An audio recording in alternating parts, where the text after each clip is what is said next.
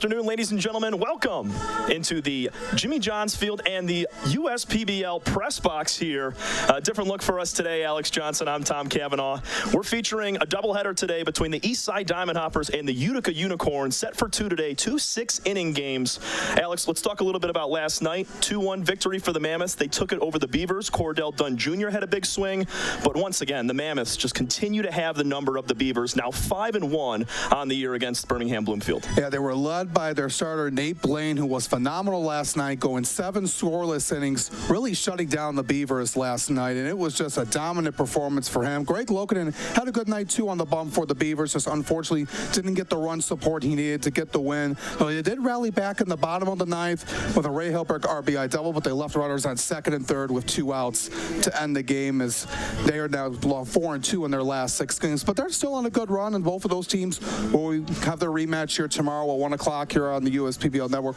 We'll have you covered for that. But we're looking forward to 2 really good games here today against the second and third place teams for the Unicorns and the Hoppers, respectively. Coming in at 14-13 on the year are the Utica Unicorns. 14-10 on the season are the Eastside Diamond Hoppers. You said it, second and third place teams. We got 2 of the best starters going at it today, too. Pierce Banks for the Eastside Hoppers, and then Andrew Severini for the Unicorns. I love what I've seen all year long from Pierce Banks. 1 or 2 of the top pitchers in the entire league, along with Greg Lokinen, who we saw last night. But Banks, 47 strikeouts and about the same amount of innings. He's been awesome all year long, and he's going to give Ryan Kotke and these Hoppers the best chance at victory once again. Yeah, absolutely. Pierce Banks has been dominant all season long. We've been covering him throughout the course of the season. ERA under 2, been striking out a lot of guys. Really strong thrower on the mound, and he's going to be really good at a tall task for these Unicorns here, too. Also revamped, their lineup and team at the senior showcase. We'll talk more about them in just a few moments, as Andrew Severini's going to take the bump for the Utica Unicorns, who's had some good numbers as well.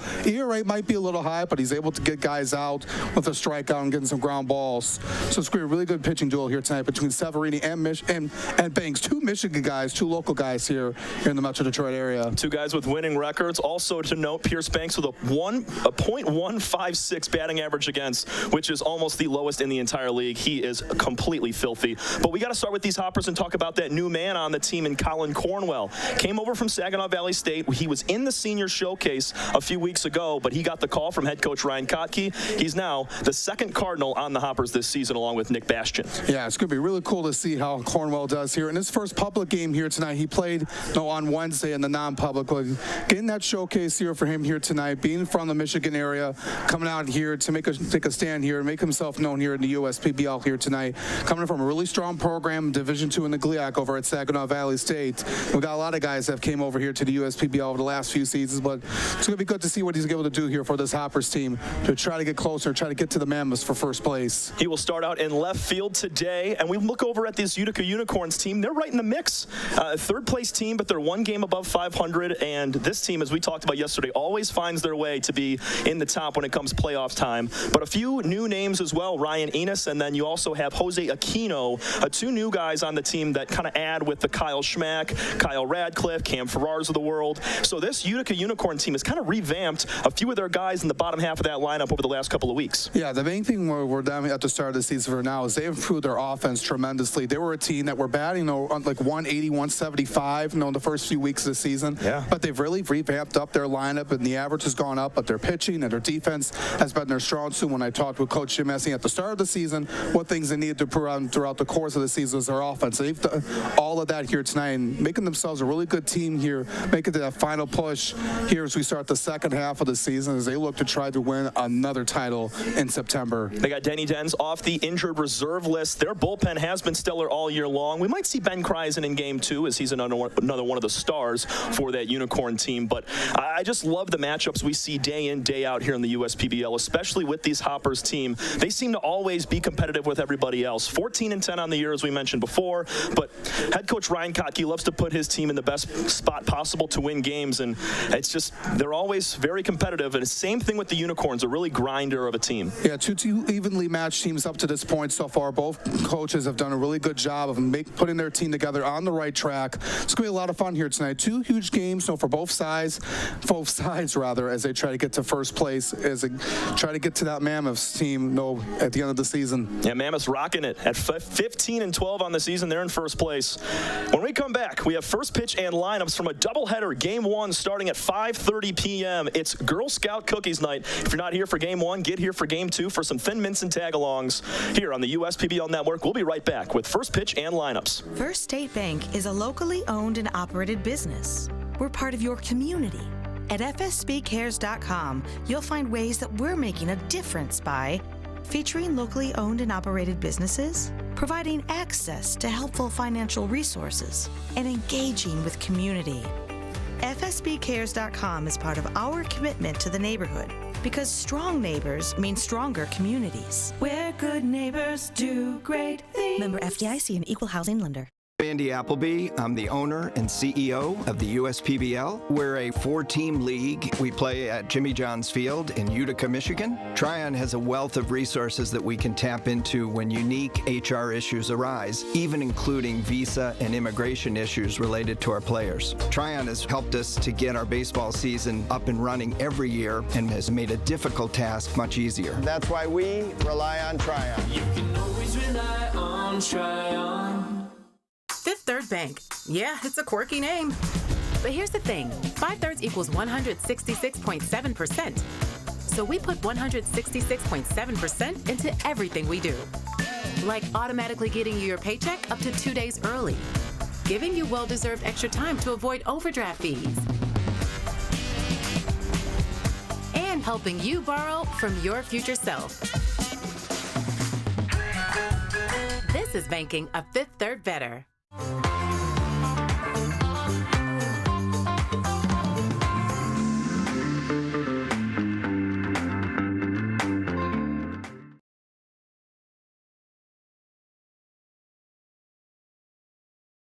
Afternoon here in downtown Utica at Jimmy John's Field from the USPBL. Set for 2 today, 2 6-inning ball games between the Utica Unicorns and the Eastside Diamond Hoppers. Alongside Alex Johnson, I'm Tom Cavanaugh. It's going to be a great day of action. Alex, we were here last night, got to see a 2-1 win for the Westside Woolly Mammoths over the Beavers. We talked about that in the pregame. We're going to see those two teams tomorrow in a rematch from Sunday. Yeah, that was a really good game last night between both of those teams here.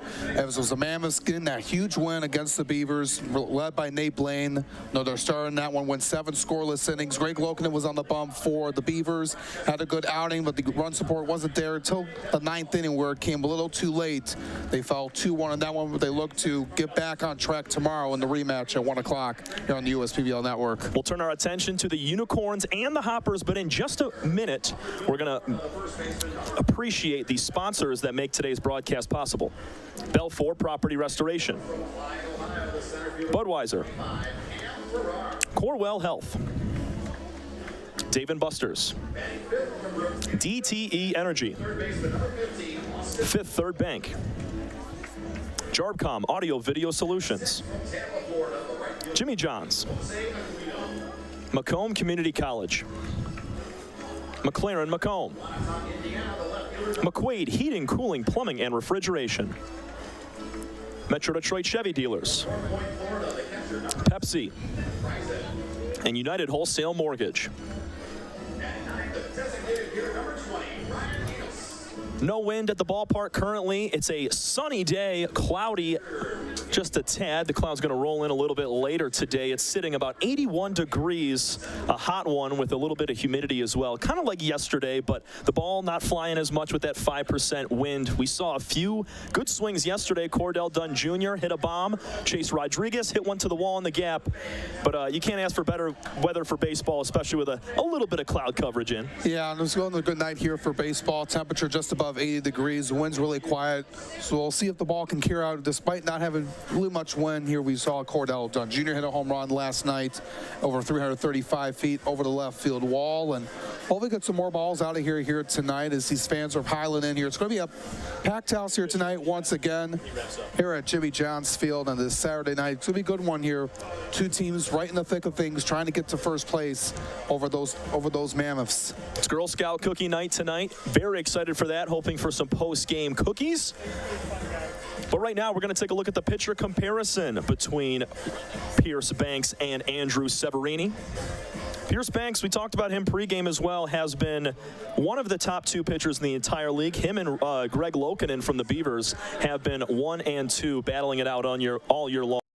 That 1.96. That kind of tells the story, along with that bottom stat at 47 strikeouts and 12 walks. Pierce has been stellar this entire season. Yeah, he really has been. Really one of the dominant pitchers throughout this entire league, right up there with Greg Lokinen, who we saw last night. And Banks does it all for this team.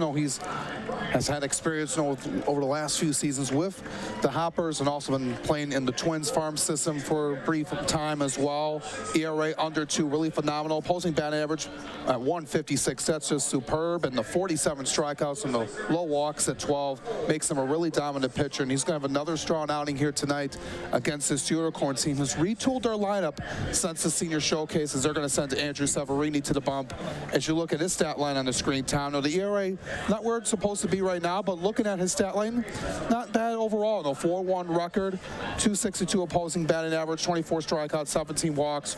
Really good, solid numbers, for the man out of Madonna University and from the Clinton Township, Michigan area. Yeah, we got 2 Macomb County guys battling it out. Pierce Banks, he's coming from Sterling Heights, and out of Clinton Township, as you mentioned, Alex, Andrew Severini. So good to see a couple of hometown kids getting the start today. But I want to look at that number for Severini, 4-1 on the year. If you're winning ball games and your offense is coming through for you, you are the right man on the mound. And for Banks, that .156 batting average against, he has been almost unhittable all year long as he now hops onto the bump as we're set for the national anthem. We'll be back with the first pitch from Game 1 of our doubleheader between the Hoppers and Unicorns from the USPBL network.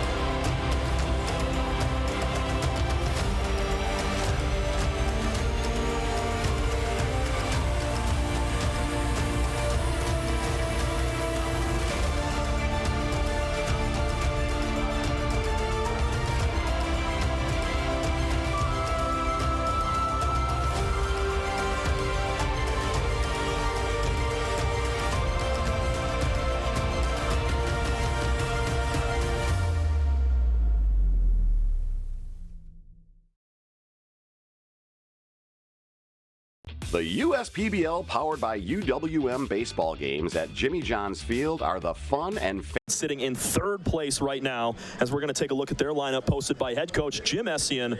Andre Demetral, he'll lead off and play second base. Patrick Baggett will bat second at shortstop, one of the top middle infields in the entire league. Jared Weber at first base. He had a big 3-run shot in the All-Star game a few weeks ago. Cam Ferrara is the cleanup man in center field. Austin Ochoa at third, batting fifth.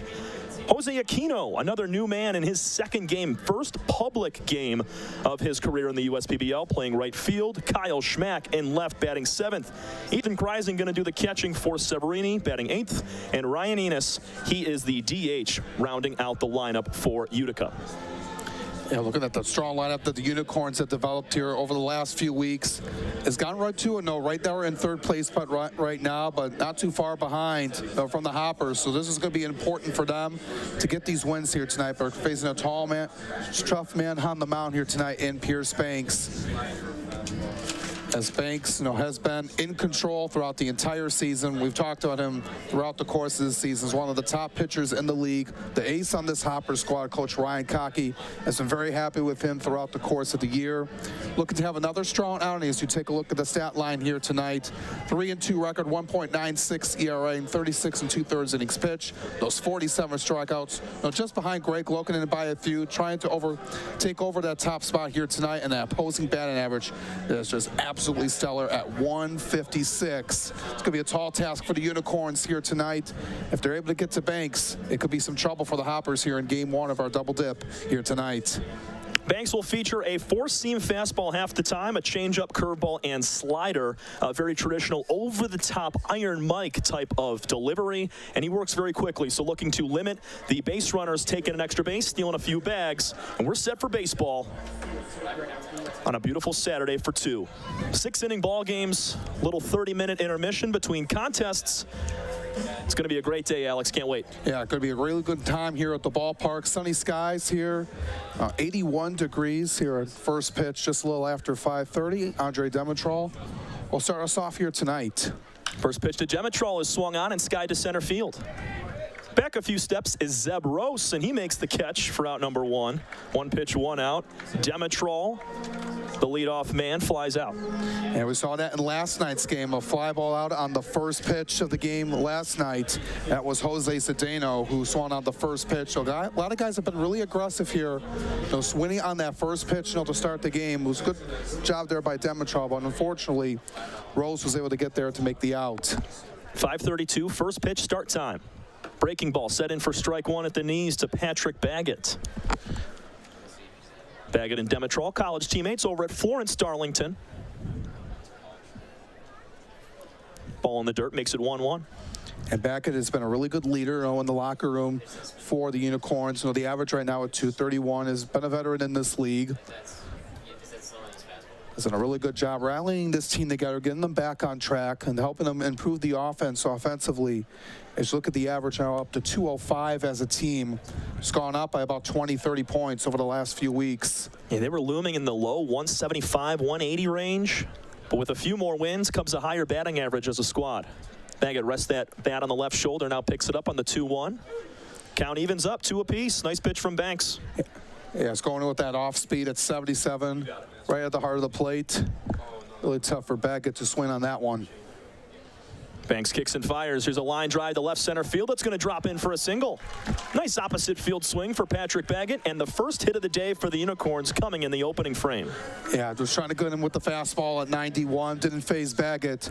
It went over the head of the shortstop, Grant Stevenson, who couldn't make the play, but a good job, good swing by Baggett to get him on with a 1-out single. Take a look at the three-dimensional services group. Defense for the Hoppers. Whit Hughes behind the plate doing the catching. Todd Maddox at third. Grant Stevenson at shortstop. Bailey Martin over at second, and Ben Ferguson at first. In your outfield, Colin Cornwell in left, Zeb Rose in center, and Bryant Schellenbarger filling in right field. First pitch to Jared Weber is high for a ball. Had a really good showing at the All-Star game. Had that 3-run homer, like you mentioned. And the catalyst offensively for the Unicorns with that 4 homers and 21 RBIs this season. I mean, he leads by a ton when it comes to RBIs. 21, as you mentioned. The next closest is Austin Ochoa with 7. Quick pick over to first. Baggett is back safely, but very close. Yeah, that was just a really close play. Baggett able to get there in time. Didn't want to do what Christian Ortega did last night, where he got picked off. Yeah, him and Cedeno both. Each team with 1 guy picked off. Here's Baggett taking off for second base. The throw from Hughes is on time, and no, he didn't get him. Evading the tag was Patrick Baggett. He sneaks the left hand around. The ball beat him. Let's take another look at this. Yeah, it was a good throw by Hughes. His Baggett got a really good jump on it. But with the tag, just couldn't get there in time. The swim move with the left arm got over top of the glove on the tag from Stevenson. Yeah, Stevenson and Martin, they're unable to apply the tag on him in time as Weber goes down swinging for the first punch out of the night for Banks. Banks rights the wrong, gets the strikeout, yet there's still a runner in scoring position in Patrick Baggett. Yeah, it's the 9th stolen base in 10 attempts for Patrick Baggett this season. Doesn't get caught very often. That was one of the better throws from Whit Hughes. But it just shows how shifty Patrick Baggett is down there, evading the tag, swimming the arm over. Cam Farrar with 2 gone and a runner on second base. Blocked up by Hughes on the first pitch. 70-mile-an-hour breaking ball from Banks. Farrar coming in hitting .333 on the season. The man from Clyde, Ohio. Spent his college days over at the University of Findlay, Division II school. 1-0 set in for a strike. Another breaking ball from Banks at the knees. Andrew Severini will toe the slab in the bottom half of the first for the Unicorns. We'll talk more about him in that half inning. Banks checks the runner down at 2. The 1-1 pitch, high and inside. Really impressive numbers for Farrar over at University of Findlay this past season, Tom. 344, 12 homers, 62 RBIs in 50 games. I mean, that's swinging it, man. He's got a lot of pop loading up on that backside, resting the bat on the shoulder. Cuts and misses at a fastball at 92 down the middle. 2s all around on the board. Yeah, playing over in the GMAC. Really good competition down there with Northwood and Hillsdale.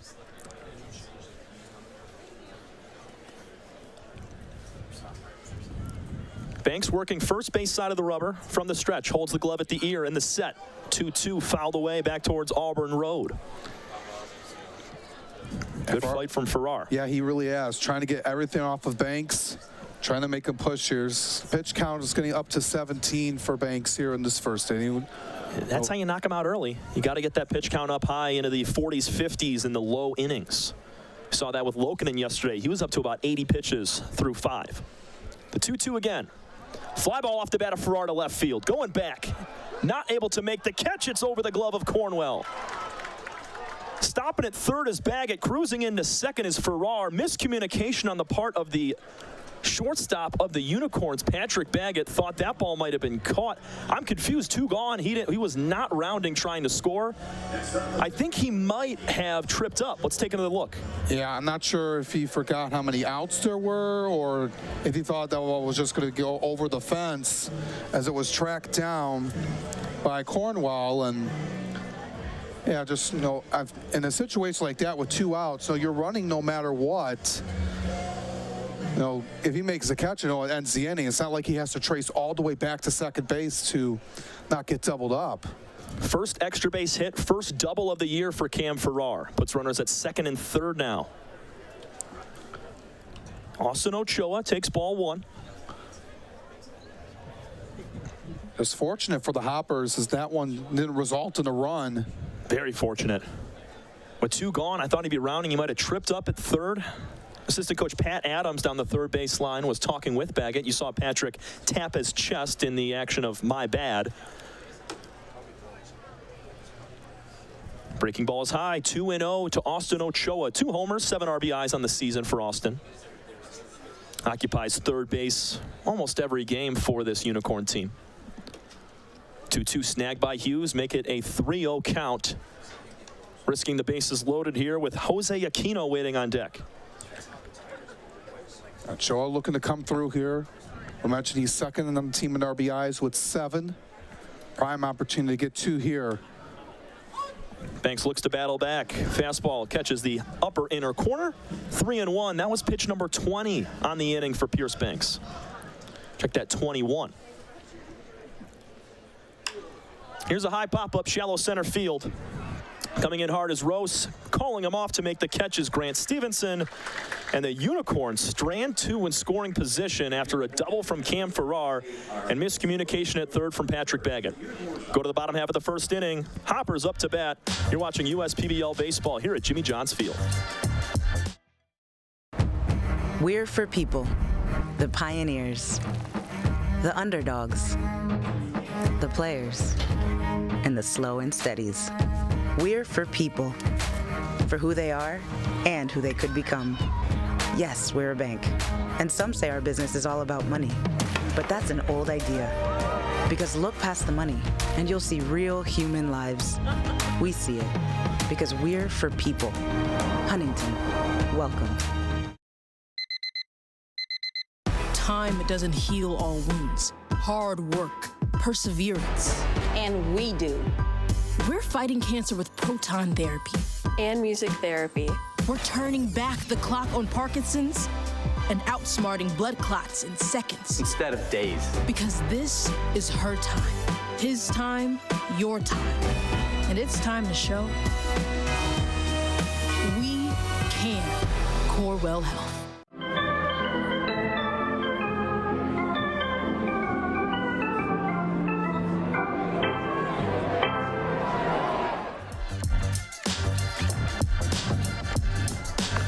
No score, bottom of the first inning. Andrew Severini takes the mound for the Utica Unicorns, facing this red-hot Eastside Diamond Hoppers lineup hosted by head coach Ryan Kotke. Bailey Martin will lead off and play second base. Colin Cornwell making his public game debut in the USPBL from Saginaw Valley State. Brian Schellenbarger bats third and right field. Ben Ferguson, your cleanup man at first base. Zeb Rose in center batting fifth. Grant Stevenson just made a play to end the frame at shortstop, batting 6th. Todd Maddox batting 7th at third base. Whit Hughes doing the catching for Pierce Banks, batting 8th. And Luke Stevenson, brother of Grant, as the DH, batting 9th. We'll be facing Andrew Severini on the bump here tonight, Tom, as we take a look at his stat numbers here so far this season. Looking at the 4-1 record we mentioned, really a strong pitcher with 27 1/3 innings pitched, 24 strikeouts, 17 walks. The ERA a little bit high right now, but looking to lower that down here. Gets his Hoppers lineup trying to get back on track here as they look to get closer to second place, trying to get closer to first place rather in the USPBL. And Severini has a 3-pitch mix, a 4-seamer, changeup, and a curveball. So nothing really, no specialty, nothing flashy or fancy, but it gets the job done for Severini. And Bailey Martin swings and taps the first pitch foul. Having a 4-1 record. Severini's able to win games, but lowering that ERA against a team like the Hoppers is a tall task. Second pitch out of the hand of Andrew is a slider down and away out of the glove of Kreisen. Yeah, the Hoppers have a team has been really strong throughout the course of the season, hitting 256 as a group. Martin hitting 243 right now with a homer and 8 runs driven in. Martin squared up with a fastball right in the backside. Leadoff man aboard. In Martin with the hit by pitch. That pitch just got away from Severini a tad. Yeah, it did. It just didn't get the right idea, right approach in mind as it got Martin on the side, and not what you want to do, get the leadoff man on.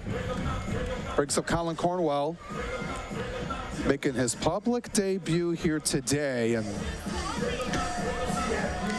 the man out of Saginaw Valley State, local guy. Grew up in Sterling Heights, played over at Utica Ford High School down the road. Always a really strong program over there. And first pitch to Colin, high and away. Got to cover some of Colin and his brother Connor. Their college summer league action last year with the Muskegon Clippers was Colin Cornwell, his brother Connor with the Michigan Monarchs. Cornwell bat a little bit away from the chest, holding it still, make it 2-0. Colin was 0 for 3 with a walk, a couple of Ks in his debut earlier this week on Wednesday in a non-public game. But now getting his feet wet in front of some fans. Quick pick over to first, back in time as Martin. Yeah, looking at the games this season, he's been over at Saginaw, 59 games, 385 average. Drove in 52 runs, the most of his collegiate career. Fouled back, 2 balls, 1 strike. To the newbie out of Sterling Heights. Yeah, Cornwell, he was a huge piece to Saginaw Valley, who won the conference, the regular season conference title, and then they went on to the Super Regional after knocking off Wayne State.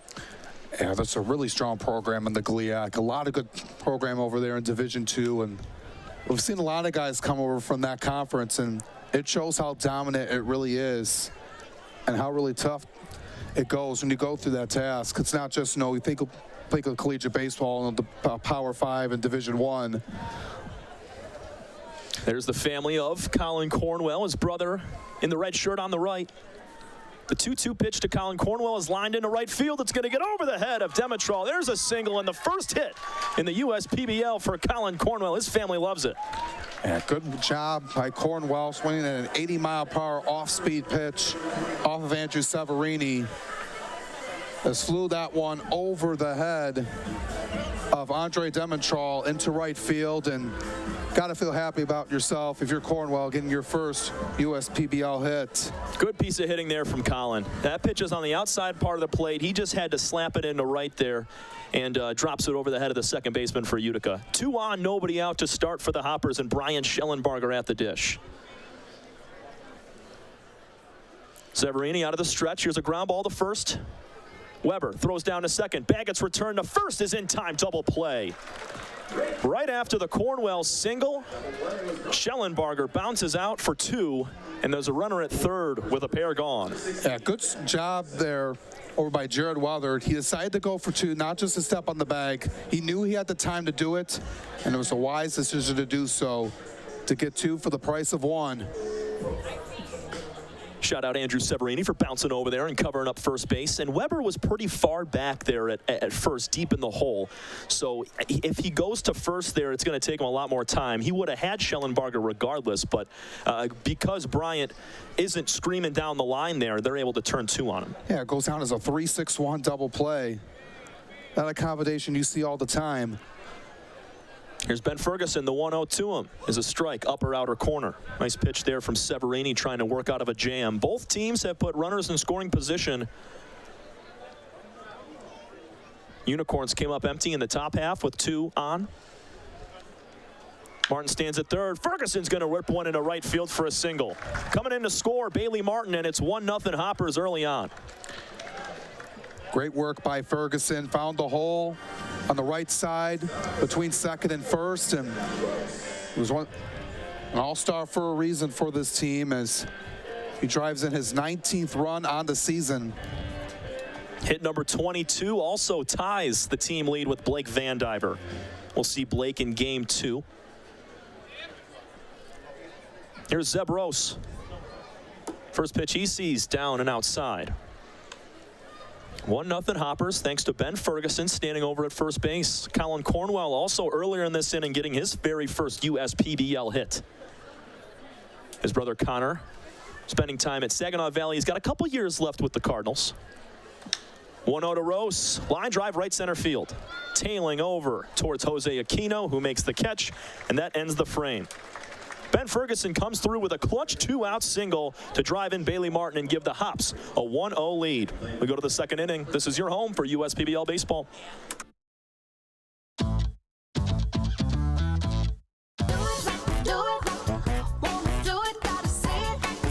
The perfect match.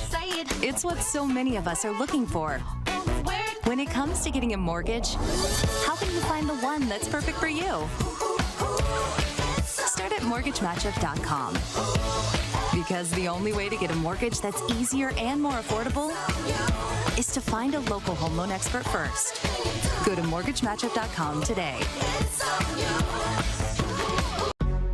With a transforming world, we can see how drastically the world is heading towards automation. And so, we need 24/7 surveillance and security systems for our homes and businesses to avoid any theft or breach of privacy. JARBCOM brings the installation of security cameras to the tip of your fingers with our state-of-the-art mobile app. JARBCOM also provides surveillance monitoring of your entire property with flexible options that offer a dependable solution to be scaled to fit any domestic or commercial need. Contact JARBCOM today for a free estimate at 800-369-0374 or look us up on the web at jarbcom.com.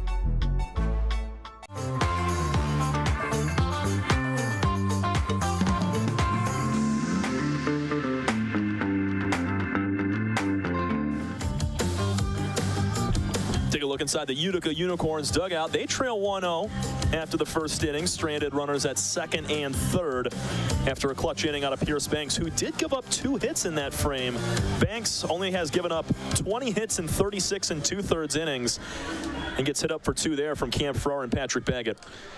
Yeah, just looking for a cleaner inning for Pierce Banks, rather, and just trying to be able to get a quick inning of work. Even though it didn't surrender a run, his pitch count a little bit elevated right now, but he knows how to get back on track. A reliable arm. He's been all season long, so nothing to panic for him right now as he faces the bottom of the order in Aquino, Schmack, and Kreisen. Yeah, he caught a big break as Baggett did not score from second base on the double off the wall from Cam Farrar back in the top of the first inning. Jose Aquino checks his swing. Did he go? No, he did not, says our field umpire down the first baseline. Aquino, pretty big guy, coming in at 6'3", 225 pounds. Played at 2 of the top JUCO schools, NAIA schools in the country. Yeah, he spent some time over at Southeastern University in Florida, one of the dominant programs, and LSU Shreveport. Sorry, I apologize. That is the NJCAA. That is JUCO baseball from both Shreveport and Southeastern. But 2 of the top programs, they're always in the top 10. So you know Aquino is a very talented player. Yeah, he really is. He had some really good numbers over in his time as at LSU Shreveport. Was really strong though this past season, and 2 balls, 2 strikes, swing and a miss from Jose, occupying right field today. Yeah, 311 with 10 homers and 42 RBIs. Over at LSU Shreveport as he goes down swinging. Second strikeout victim for Pierce Banks as he gets another one so far. Banks starting out. Second strikeout. I mean, that's just him getting back to his regular ways. Upper fastball at 92 miles an hour above the zone. Made Aquino climb the ladder. He couldn't touch it. Kyle Schmack will now bat with 1 gone. Schmack a 174 average to start the season, 4 for his first 23 with 4 walks. Swing and a miss on the first pitch, breaking ball in the dirt. Man out of Valparaiso University, standing at 6'1", 220. Has been a utility player for Coach Jim Essien throughout the course of the season.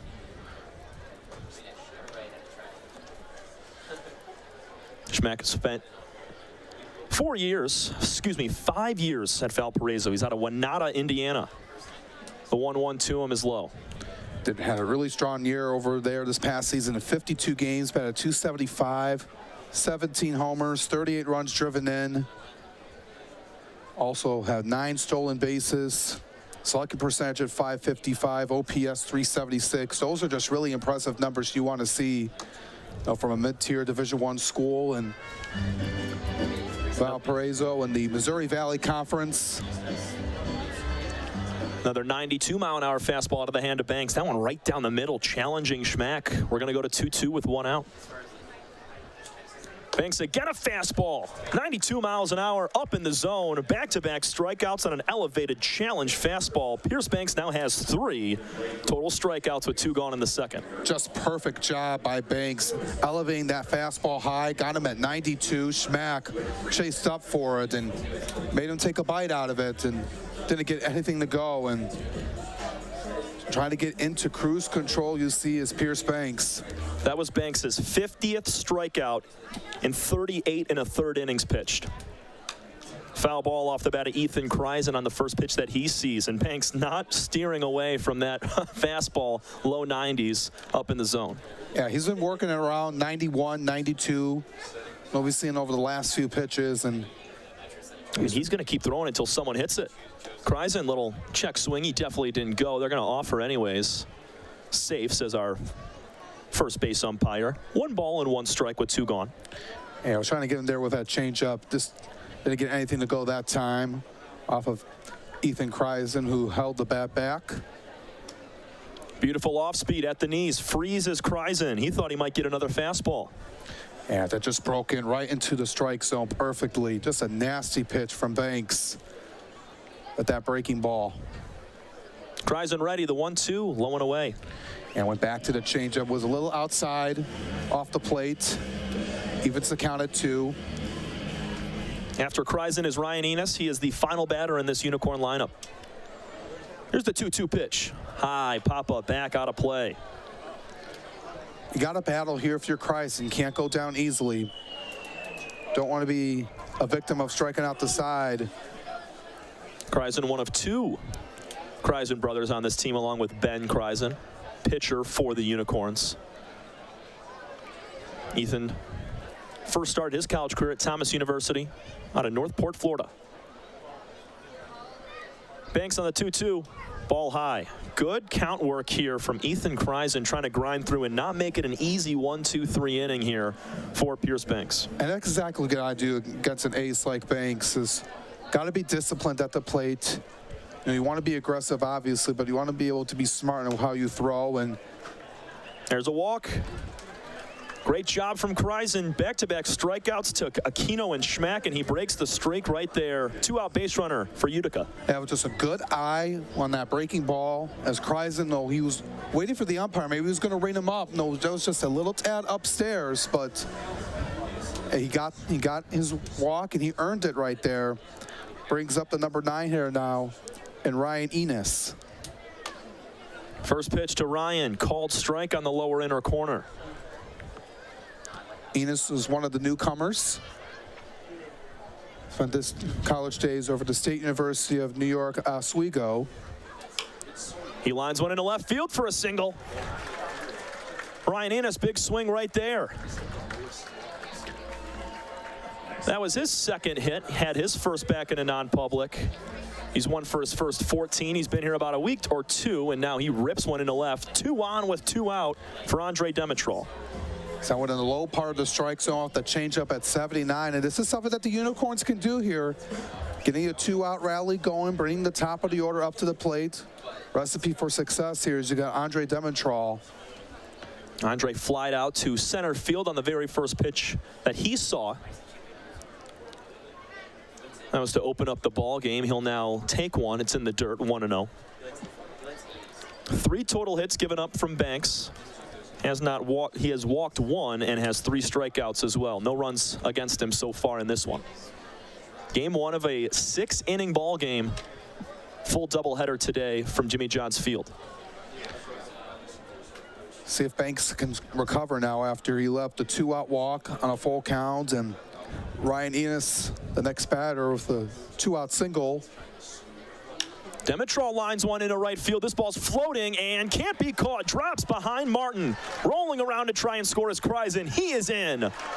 How about some clutch 2-out lightning here from the Unicorns? A walk and back-to-back base hits. Andre Demetrol ties the game here in the 2nd inning. Great work by the Unicorns. Get into 2-out rally. All goes back to that walk, that good plate appearance by Ethan Kreisen to set up the table to make that happen. That one just floated over the head of Bailey Martin. Good swing by Andre Demetrol on that 91-mile-per-hour fastball that was thrown by Pierce Banks. And some good work to tie the game up here for the Unicorns. Not done yet. Bring up their leader, Patrick Baggett, to the dish. Demetrol loves going the opposite way, and he makes it work right there. Baggett, big swing, taps it straight back. Base hit the other way last time. Baggett's another guy that loves going the opposite way. A lot of his extra base hits go the opposite way right there. You could have snuck that down the left field line. Just a guy that sprays it to all fields along with Demetrol.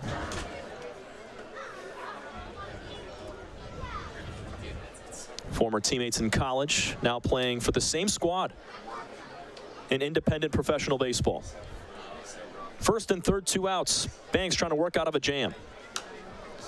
Fouled away. Going to stay at 0-2. This is uncharacteristic for Pierce Banks to kind of be in a jam the first 2 innings. Stranded runners on 2nd and 3rd in the 1st. Now gives up a walk to Kreisen and back-to-back base hits leading to a run. And it just really changes, your momentum after you get the first 2 guys swinging.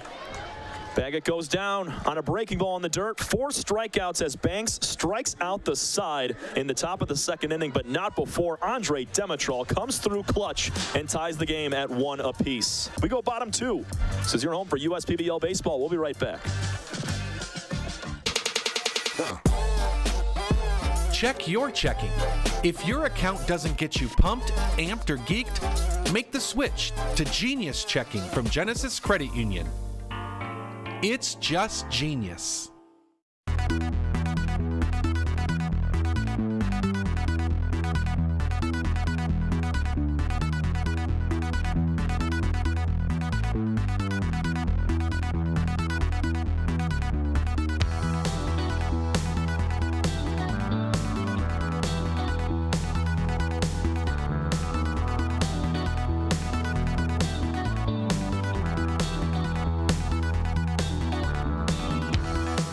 We're the financial champion of Michiganders.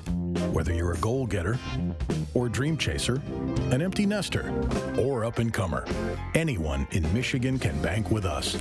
Michigan Schools and Government Credit Union.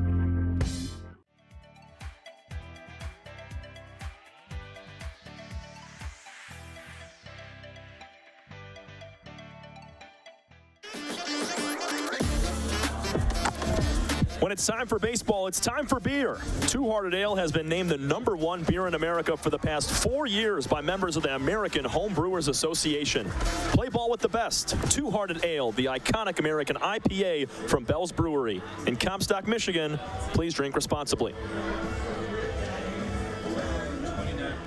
All square at 1 apiece. Hoppers were able to get one in the bottom of the first, with Ben Ferguson, and Andre Demetrol ties it up in the top half of the 2nd. Andrew Severini back on for another frame.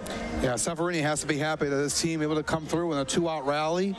That's just important for the Unicorns after they should have gotten one in the top half of the first, but all even right now here as through 1.5 as Severini will face Grant Stevenson rather, Todd Maddox and Whit Hughes here in the second.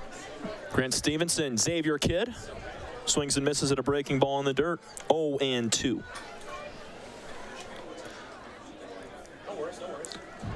Severini working really well here as Grant Stevenson an 0-2 hole early.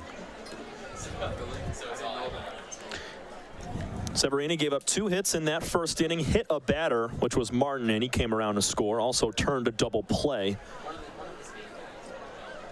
Stevenson playing shortstop today for the Hoppers, as he does most days. Ground ball up the middle, shot into center field. Leadoff base hit for the Hoppers. Grant Stevenson comes through right back up the box. Yeah, so much open space, in between second and short. Here's the three-dimensional services group. Utica Unicorns defense. Ethan Kreisen behind the dish for Severini. Austin Ochoa at third. Patrick Baggett playing shortstop. Up the middle as well as Andre Demetral. Jared Weber at first. And your outfield from left to right is Kyle Schmack, Cam Farrar, and Jose Aquino. Yeah, just good eye by Stevenson. Just hit that right up the hole in center field. Would have been tough for Baggett to make a play based on his position on the field. And that's just good work as Maddox. He gets plunked right in the back. Second guy that Severini has hit today. Got Bailey Martin to start the first inning. I mean, this gets him right in the middle of the numbers. Yeah, just not what he had in mind there on an 87-mile-per-hour pitch. Maddox doesn't love it. It's now first and second with nobody out. Got to go back to Grant Stevenson, though. I mean, this kid, 9 for his first 23 at-bats with 4 walks and 5 strikeouts. He's good for about a 380 average. That's some good stuff as you're just really interjected into the league in the middle of the season with your brother on the squad as well, and you're flourishing with now 9 hits. It's also good to have somebody on the team like your brother, obviously, and it gives you a really good boost and gives you some confidence and able to come in right away. And for many of these guys who have come in, at the senior showcase or in the middle point of the season, to try to make themselves known, get adjusted to the system, coming over from their collegiate career over to now in the USPBL is just a huge transition. And for other guys, it takes a moment to get into it. They might start out slow, but other guys come out hot right out of the gate. And for most of these guys, they have eased in pretty nicely and have made a huge impact right away coming in as the new kid on the block. Another guy in Blake Bean of the Birmingham Bloomfield Beavers. He has been red hot since entering the USPBL a few weeks ago. Here's Whit Hughes on a 1-1 count, 2 on, nobody out. Severini goes right home, and a backhand pick from Kreisen saves runners from moving up. He's going to ask for a new baseball. Yeah, that's just good work by Kreisen to make sure that ball's in check and not let one go past and put 2 runners on in scoring position. And Kreisen's got to have those hot feet, considering Andrew Severini leads the team with 8 wild pitches. Sometimes that ball might get away, as it did on the hit by pitch to Maddox and Martin. 3-1 the count moves now. And don't want to put yourself in this situation if you're Severini after your offense has gotten you to tie it up, and don't want to surrender that back right now with nobody out. Fastball high and in, the 3-1 misses, and it's a hit by pitch and a walk following the base hit from Stevenson to load up the bases. Still nobody gone here in the second.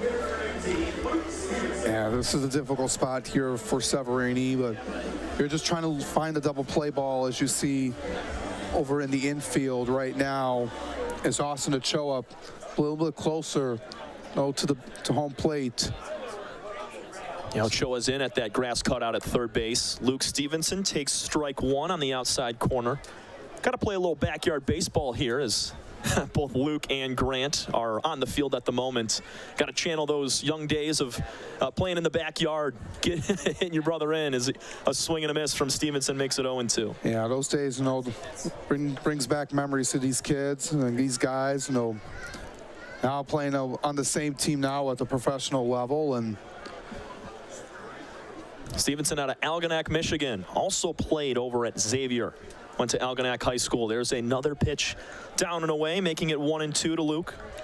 Yeah, really strong program up there in St. Clair County, and played well in the Division II, Division III, league in the Michigan High School Athletic Association. Make it 2 balls and 2 strikes. After Xavier, Luke went to Elon University for his final 2 seasons in 22 and 23. 24-year-old stands about 6'1", 210. Looking for a clutch hit here. Bases loaded, nobody out. Severini trying to return the favor with a big K. We're going to push to a full count. Yeah, just missed a few inches below the knees of Luke Stevenson. Looking to turn the table over to Bailey Martin. Nowhere to put Stevenson on right now as the bags are full. Kreisen set up outside. The 3-2 pitch. High pop up to shortstop. Back goes Baggett. He's going to make the catch as the infield fly is signaled from our home plate umpire. 1 out. Base is still juiced here for Bailey Martin. Yeah, not deep enough. Not deep enough for Grant Stevenson to score there. As didn't go too far as what Luke Stevenson hoped for, as Patrick Baggett makes the routine catch and brings up now to Bailey Martin. Need a double play ball if you're the Unicorns to get out of this mess. Caught it on the handle just a tad, tried to muscle it out there in the gap. Definitely didn't have the legs. First pitch to Martin is a slider down and outside for ball 1. Good take from Bailey. He's understanding where Severini's locating a lot of these pitches. Fastball's riding in on the hands. Slider moving way away into the other box. Yeah, Severini just hasn't really had the best control so far, to start the game, and just got to be really disciplined right now on the mound. Trying to locate precisely here and try to get some weak contact off of Martin. Severini shakes off, now nods. Working third base side of the rubber, the 1-1. High and away. And just really important, to have the communication with Kreisen right now, where you want to throw. Don't want to throw a barrel over the plate, but you got to be able to just work, the corners to make Martin think about it here. Severini's 2-1 pitch in the dirt, 3 balls and 1 strike. Got to clutch up again, just like he did against Luke Stevenson last batter. Yeah, he's just got to be smart right here. Can't afford to walk in a run early on in the game, and just want to struggle with him with the 2 hit by pitches. And Martin hacks at that one, fouls it back. Another full count, back-to-back full counts as Severini quickly approaching 35-40 pitches here in just the 2nd inning of work. Yeah, these hoppers have been going these lengthy at-bats. Full count with 1 gone. Down and away for ball 4. Hoppers lead 2-1 as Grant Stevenson crosses the dish, and it's an RBI. Martin, 2nd free pass of the afternoon. Yeah, that fastball was off the plate. Smart eye by Martin to not go after it. He knew it from the start that it was going to be a ball, and gets rewarded with a run. Brings up Colin Cornwell. Got his first USPBL hit in his last at-bat. Now trying to look for his first RBI in the USPBL here. Swings at the first pitch and pops it out of plate on the 3rd base line.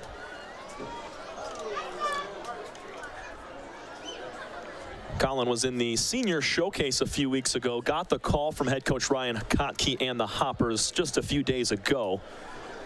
Played his first game back on Wednesday, making his USPBL public debut this afternoon. 0-1 from Severini, swing and a miss. Yeah, I was trying to go upstairs with that 88, trying to get a hack at it.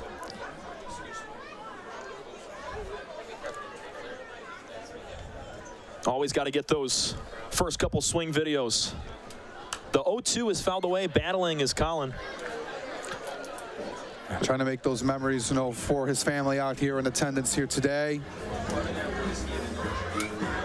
Right around this area, coming over from Sterling Heights, a few minutes from here, and I got to catch up with him pregame, considering I was able to broadcast him and his brother last year. He just loves being here. Spiked ball in the dirt, gets away from Kreisen. Coming in to score is Maddox. Wild pitch leads to another run. It's 3-1 Hoppers in the bottom of the 2nd inning. Yeah, that one, not what Severini thought was going to do. That one took a bounce over Kreisen. As I take a look at it here on our instant replay. 1 ball, 2 strikes on Colin Cornwell. He's got runners at second and third and 1 out. Ground ball up the middle will get the job done. Chokes up a tad on the bat. 1-2 pitch is shot to second. Backhand play for Demetral. He will get Cornwell, but the run scores. First hit and first RBI in his first 2 plate appearances. Have a day, big fella. Colin Cornwell makes it 4-1 Hops. That's what you got to do here. Gets the job done. You know, you didn't result in a hit there, but you drove in another run, added a cushion here for this Hoppers team. Looking to get back on track offensively. That was a hot swing down to second base, outer pitch, got a lot of barrel on it. And 94 on the miles per hour on the exit velocity. Brian Schellenbarger taps the first pitch foul, a little bit low in the zone. 3-6-1 double play. Bryant's first time up. That was last inning. Got some extra base power, especially opposite field. His 1 home run out to left field. 0-1 pitch in the dirt. Severini has allowed 3 runs this frame, 1 on a bases loaded walk, another on a wild pitch with runners at second and third, and another on an RBI ground out from Cornwell. 1-1 pitch to Bryan is fouled back. Trying to get some more insurance here. Trying to find more of that power. He was just really crucial last year. He had 3 homers in 45 games with a 271 average. Schellenbarger will call time. Well, he's known to have that power. No, you mentioned he only has that 1 so far over the halfway point of the season. Trying to heat up. You know, it's going to take some time. You don't want to force things as well, but it's been smart at the plate. That's one takes a good hop as Kreisen able to not let that one go to the backstop for another run. Able to square his chest up in front of it, knock it straight down. The first one that got away from him just hit his protector on the chest as he was kind of angled upwards and towards the second base, first base side. And that's what squirted it all the way down the first base side near the dugout. 2 balls, 2 strikes. Here's a high chopper to third. Ochoa fields at the chest, guns to first, and the Unicorns get out of the inning after 3 runs come across. Colin Cornwell grabs his very first RBI in the USPBL in just his 2nd game. It's 4-1 Eastside. We go to the 3rd inning of action. This is your home for USPBL baseball.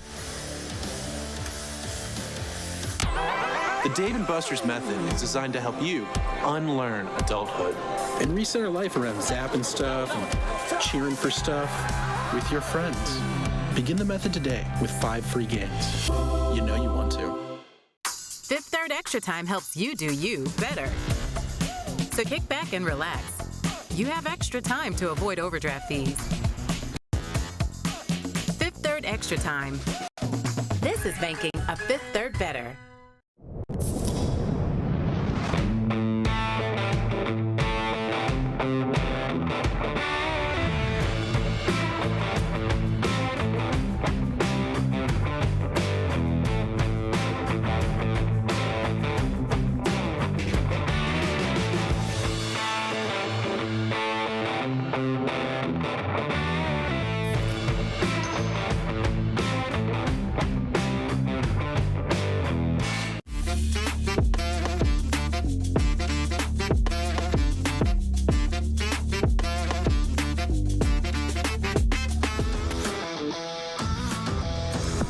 Girl Scout night at the ballpark. Shout out all the Girl Scouts giving those tasty cookies, all those treats that you get, the tag-alongs, the Thin Mints, the Samoas. What's your favorite, Alex? Do you have one? Gotta go with the cookies. Gotta go with the classic. No chocolate chip. No, they have some peanut butter. Always good flavors. No, for Girl Scout cookies. And yeah, I got to go with the frozen Thin Mints, man. I think those are my favorite. You take those, throw them in the freezer for about 15, 20 minutes, and they're perfect. So it's great day at the ballpark as we're hoping to score some cookies. Yeah. Pierce Banks back out for another inning, and he is now protecting a 3-run lead after giving up 1 in the 2nd. Something Pierce Banks is good every single time with a lead. Yeah, looking to provide some cookies and treats for the audience here today, and He's been one of the dominant guys we've talked about all season long, and look to have a clean inning of work. He's gone a little bit of a bumpy road, to start. Only allowing the 1 run, but has faced 10 batters to the first 2. Trying to ease into it now, is keeping these Unicorns in check, now trailing by 3. As they'll face the heart of the order, Weber, Farrar, and Ochoa. The 3 guys throughout the course of the season for the Unicorns have stepped it up. Strikeout swinging for Weber his first time, accounts for 1 of the 4 for Pierce Banks today. First pitch fastball high, 1-0. And if you're the Unicorns, you want to be able to just chip away at it. You don't have to get everything all at once right now, even though it's a 6-inning game and you have 9 less outs to work with. And just your mindset just is different, compared to, to the 9-inning single games. Banks, another fastball this time. A little bit upstairs, not by much, 3-0. Jared Weber at the dish from Crawfordville, Florida. Was college teammates at Florida A&M with Ben Kreisen. 3-0 is low. It's a 4-pitch uncharacteristic walk for Pierce Banks to open up the 3rd. This could start something here for Utica, like they did in the last. They had a 2-out walk by Kreisen, and resulted in 2 batters later a run in off of the bat of Andre Demetral. And now Ryan Cockey is going to talk over with Banks. We saw it yesterday with head coach Dombrowski coming out and talking with Greg Lokinen. You don't see that very often, and here's another thing you don't see is a talking to with Pierce Banks. This is just, it's nothing about control or giving him any tips, because Pierce knows what he has and what he has to do. It's just asking if he's all right, he feels okay. Because it looks, I feel like a little bit Banks might be overthrowing a tad. You can see him, he's sitting around 90, 92 miles an hour with the fastball, but maybe trying to do a little bit too much in that first opening at bat to Weber. Yeah, you don't want to be able to just get into your mind and try to second guess yourself on what you want to do. And with a 3-run lead, you don't want to be too lax right now on the mound. As Banks is not a guy like that will he'll stay put with his pedal to the metal throughout the course of the game. And double off the left field wall last time for Cam Farrar. He's going to look at a fastball at 92 upstairs. 1 ball and 1 strike to Cam after he just grabbed his first extra base hit of the young USPBL career for the kid.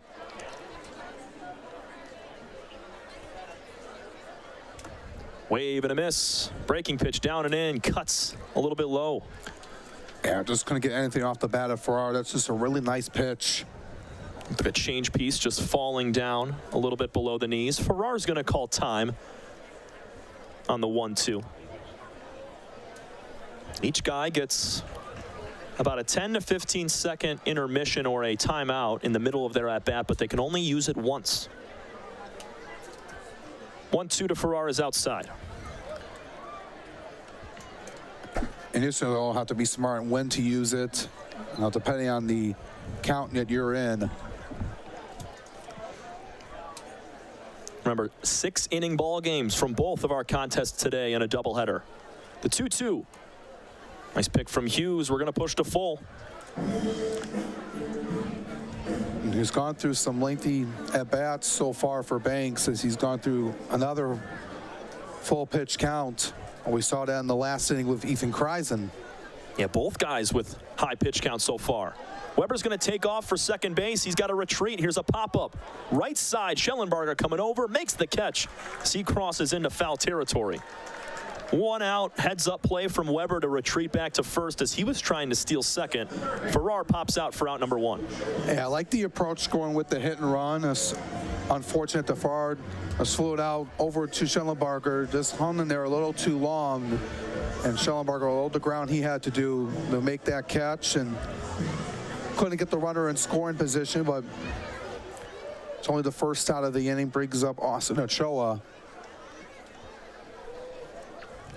First pitch to Austin is a breaking ball, getting behind Whit Hughes. Weber's going to take off for second, and he will slide in safely. Lost his footing for a moment, but he's easy into second base as that's a pass ball. I just think Whit Hughes just lost it there, and able to just get in there safely was Weber. Takes the double play ball out of the equation, and you don't really see it that much, from Whit Hughes, a veteran guy behind the dish. He's worked along with Banks for a while now and really familiar with each other. And 2-0 to Ochoa. Pierce Banks will now work with a runner in scoring position for the third straight inning to start this game. Here's the 2-0. Tap foul. I mean, Banks will get his strikeouts. He's at 51 on the year, has 4 in this game alone. But it just a couple walks. He's got 2 and then 3 hits. Early in the game, he usually has 3 or 4 hits through 5-6 innings. Here's the 2-1. In and out of the glove of Hughes. That's a ball. 3 balls and 1 strike. Hitters count for Ochoa. And games like this happen here and there, especially, it happens to anybody, everybody. 100%. Lokinen, I think he pitched 5 innings not too long ago, a few weeks ago, gave up 7 runs on 5 hits. So, I mean, it can happen to the top pitchers in the league from time to time. They can't find the control or they get hit a little bit, as it's going to turn to a 3-2 full count with 1 out and a runner at second. And it's just tough knowing when you get into a game like this where things are not going your way, but you just got to be able to to get back on track. And for a guy like Banks who has done that, we've seen every game, as this one is going to go out of play, and you just want to be able to see how Banks responds from this. And Coach Cocky has a lot of faith in his ace. Yeah. He knows these kind of situations, and once he gets into a little bit of a bump, a little bit of difficulty, the bumps in the road, he knows how to get out of it with no problem. John Kelly was the man warming up in the Hoppers bullpen, the right-hander. He'll be on next. 3-2 pitch on the way to Ochoa. Outside and low for ball 4. That is the 3rd walk for Pierce Banks today, and it puts runners on first and second with 1 gone for Aquino. Yeah, just below the knees, a few inches downstairs, and it's not what you wanted to see, from Banks right there, but Unicorns get men on base any way they can. A walk to Weber. Took second on a pass ball. And now Ochoa works a full count walk. Aquino struck out swinging on a fastball high as last time. Now leaves ball 1 outside. The command not the same as we're used to with Pierce Banks on the mound. 1-0 pitch to Aquino is lasered, fouled on the left field line. A lot of pop in this right-handed bat right now in Jose Aquino. Yeah, came off at 104 on the exit velocity, Tom. That is just impressive, but even though he sent that one out into the concourse on the third base side, and this is what the Unicorns got to do here. Got to take advantage of this opportunity and the mistakes that Banks has made so far with the 2 free passes this inning. Want to be able to get to the bullpen of the Hoppers as soon as possible. 2-1 pitch. A little bit high. Not by much. Banks has missed about 2 or 3 inches above the zone multiple times in these first couple of frames. It's close. And just the difference, how the inning goes. 3-1 on the way. Line drive off the bat of Aquino. Fading in the right center gap. Coming over as Rose makes the catch. No tag from Weber at second. There's now 2 gone. That ball was ripped from Aquino, but right at the speedy center fielder of the Hoppers. Yeah, low part of the strike zone in the middle part. And Aquino had a good ride, but Rose able to make the routine catch and keep the runners in check, as Weber unable to move to third. Get another chance here. Can't afford to go empty-handed in this kind of situation if you're Utica. 4-1 ball game. We're in the top of the 3rd inning. Unicorns have left 4 runners stranded over the first 2 innings. They have 2 more on the base paths here. Ground ball to shortstop picked up by Stevenson. He'll underhand flip over to Martin at 2. Bouncing out is Kyle Schmack to end the frame. 2 more stranded on the base paths for the Unicorns. That was the 5th third out of the ball game. And now coming with that is JJ the Water Boy.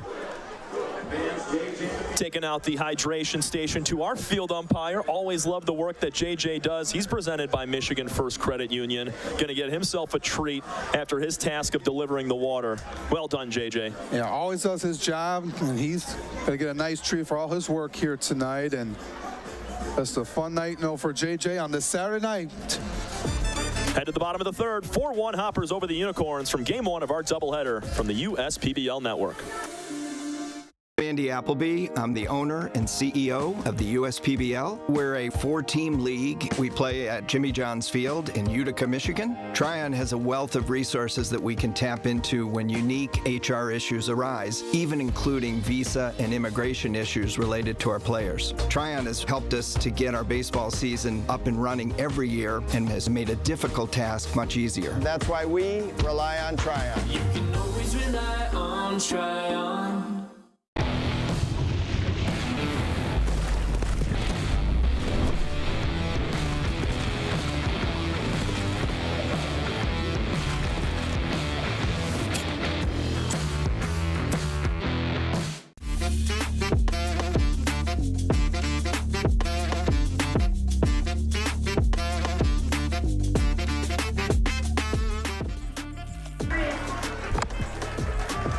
The third inning and a 4-1 lead for the Eastside Diamond Hoppers as they come to the dish. There's Colin Cornwell right there on that left side taking off the glasses.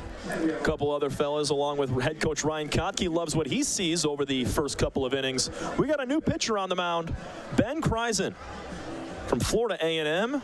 He's going to be the first reliever out of the pen, taking over for Andrew Severini, and will pitch to his brother Ethan behind the dish. Yeah, Ben Kreisen looking to come in, keep the score where it's at. The Hoppers got on to Severini with 4 runs, through 2 innings of work.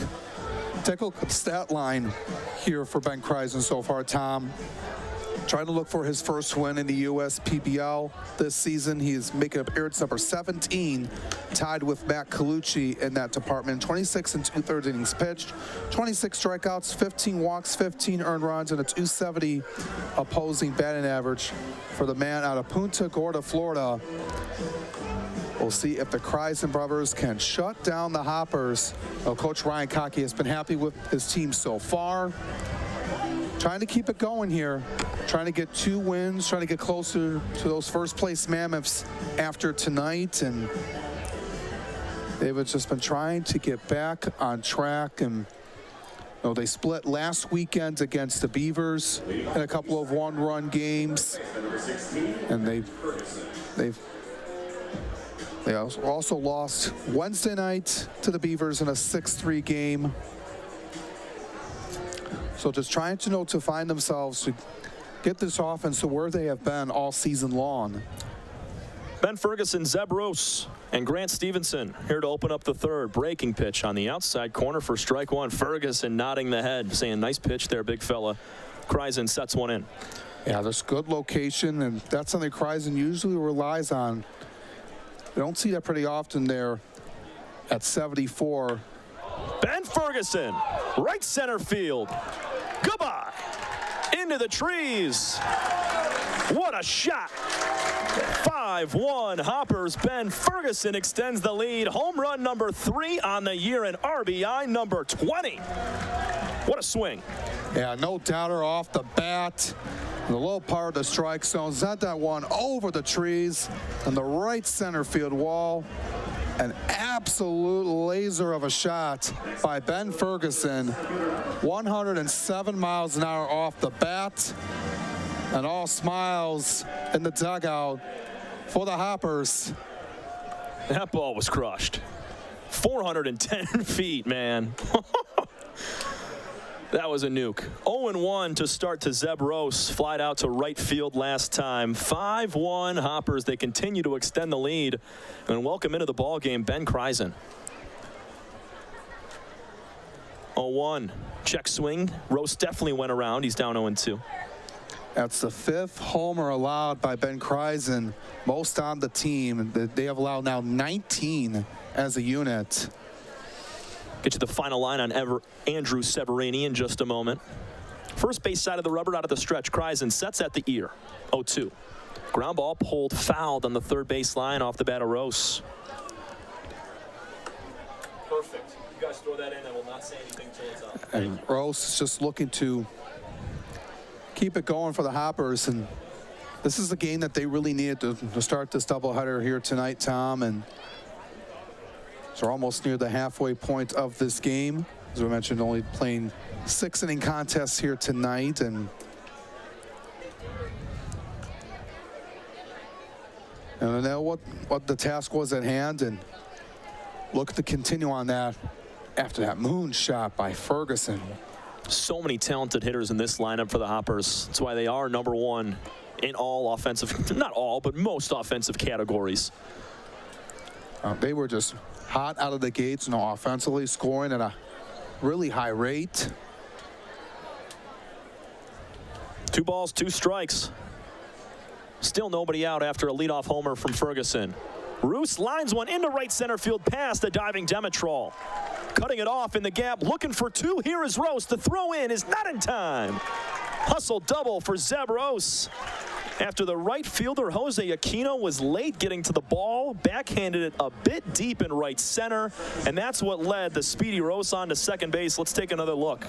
Yeah, Demetrol unable to make the play, and then you look at Aquino just trying to get to it. As he was getting away, there was Cam Farrar, and Rose able to stretch out one out for a double, as that one was popped out of the glove, I think, of Patrick Baggett. Would have been a bang-bang play if held on to. Rose with a double, 1 for 2 on the day now, as Grant Stevenson looks at ball 1 outside. Base hit, came in to score last inning, part of a 3-run second frame for these Hoppers. They lead it now 5-1. Kreisen grips the ball in his throwing hand, hangs it down, now by his knee, now comes set. Will turn back towards Zeb at second. First disengagement. Remember, folks, you get 3 disengagements off the rubber towards base runners. If you don't get them on that third, it's counted as a balk. Roos is going to take off for third base. High pop-up off the bat of Stevenson. Shallow center field. Making the catch is Baggett, and retreating to second is Rose. Tough play right there. Yeah, this good work there as Baggett had to run over. That one hung in the air too long, and Rose was trying to be able to get to third. Had to trout back. There's your final line on Andrew Severini. Gave up 1 hit, walked 2, did not strike anybody out. 2 innings, gave up 4 earned runs in 44 pitches.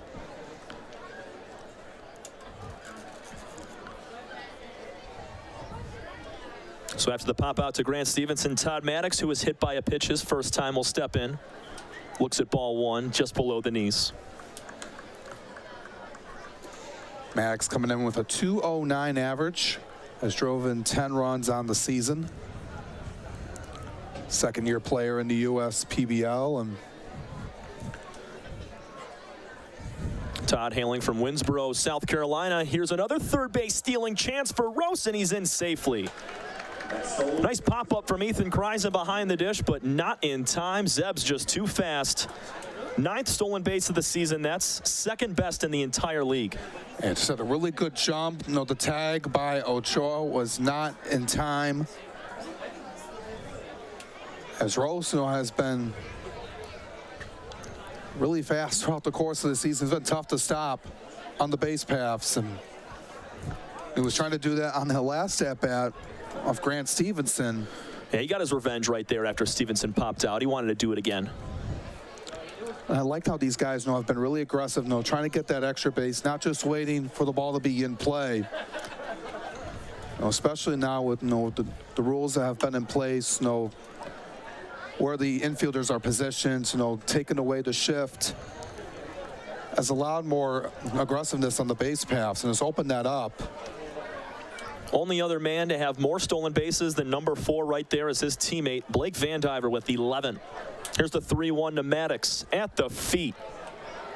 Home run, double, and now a walk to Maddox. Runners on first and third, turning into quite the inning for the Hoppers offensively. Yeah, looking to pound some more here. Witt walked, came around to score last inning.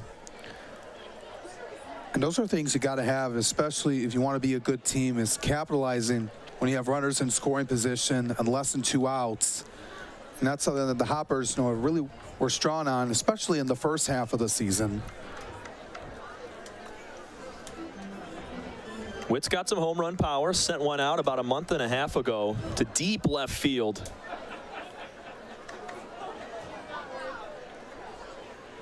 Holds that bat softly over the right shoulder. Kreisen set for the 2-1 as he steps off. He'll reset right here. First disengagement once again. Really needs a double play ball if you're Kreisen. Needs to limit the damage. Here's the 2-1. Make it 3 balls and 1 strike. Severini had command issues. Kreisen opening up the same way after a walk to Maddox and giving up a home run to Ferguson, and Rose, his double, stands at third. Maddox going to take off for second base on a steal attempt. Throw is not in time. That was strike 2 to Hughes, so the count will go full. I like that right there from Todd Maddox, because if that's ball 4, he gets second base regardless. And Kreisen really wanted to kind of frame that and hold it on for a strike to make sure it was strike 2. So well done from Maddox on that steal attempt. Great chance to do it. Yeah, good job. If the ball was in play. Hughes to right center field. This should get the run in. Coming over is Farrar. He will track it down and make the catch. Scrambling onto the warning track. Both runners will tag. Rose scores. Onto third goes Maddox. 6-1 Eastside in the 3rd inning after the sac fly from Whit Hughes. Yeah, gets the job done by Whit Hughes. Moves Maddox up to third base as well on the play. And Maddox isn't getting there if he doesn't steal second right there. So good base running from Todd. And an even better job from Whit Hughes, down on 2 strikes. Battled to a full count and lifted one deep out to right center.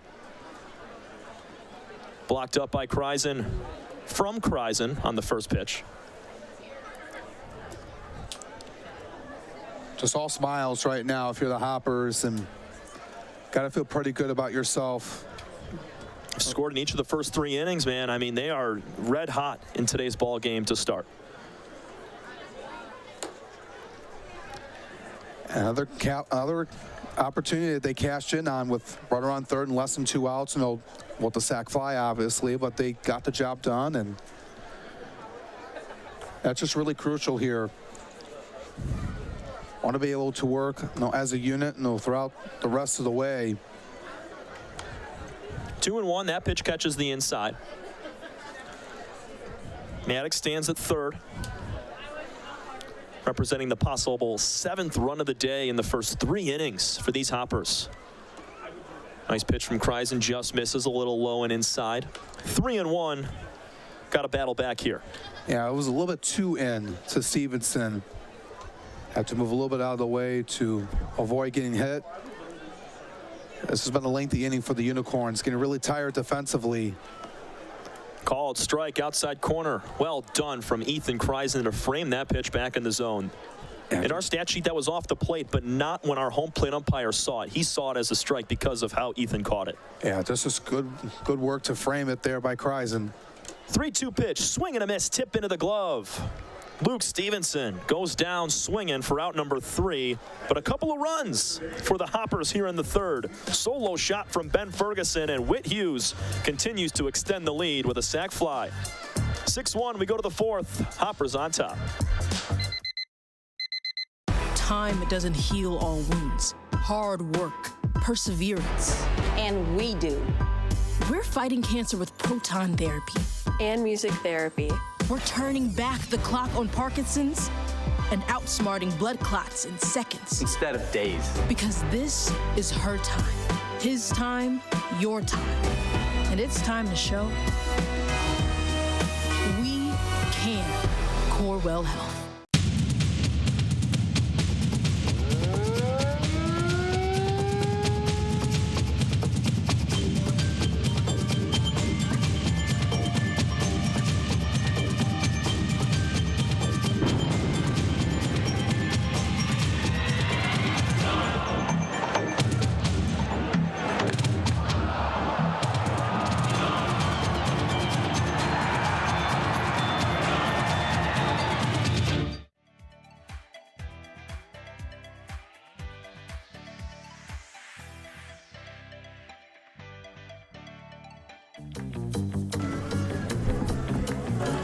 Clear skies on a sunny 81-degree Saturday afternoon. Alongside Alex Johnson, I'm Tom Cavanaugh from the USPBL Network.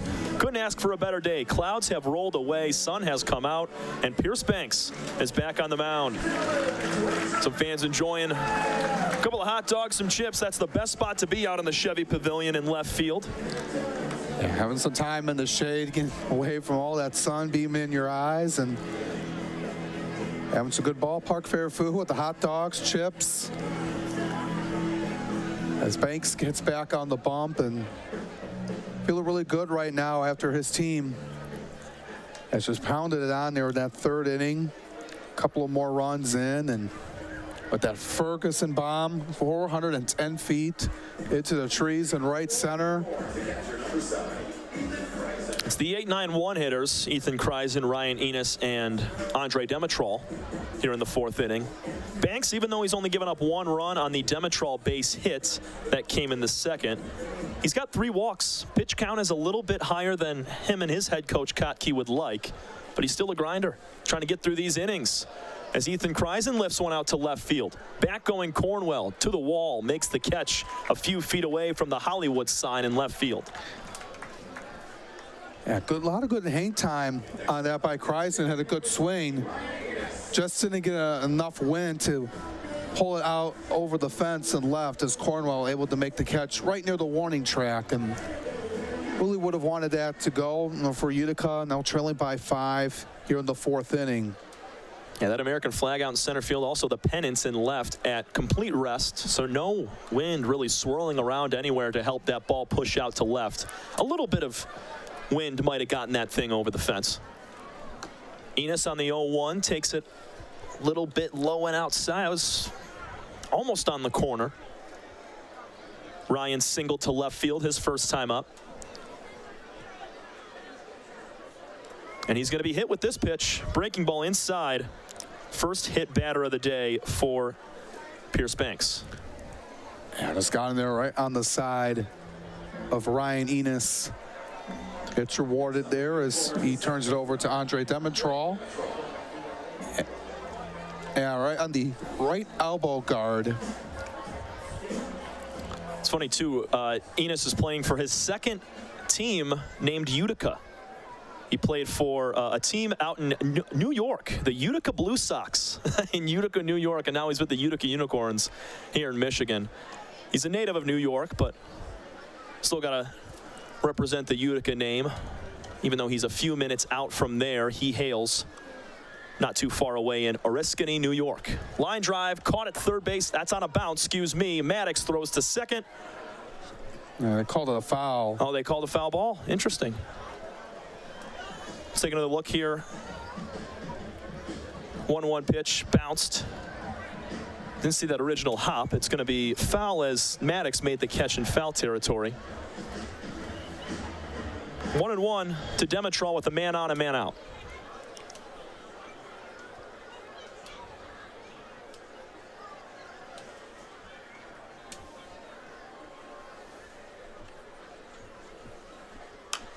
High pop-up.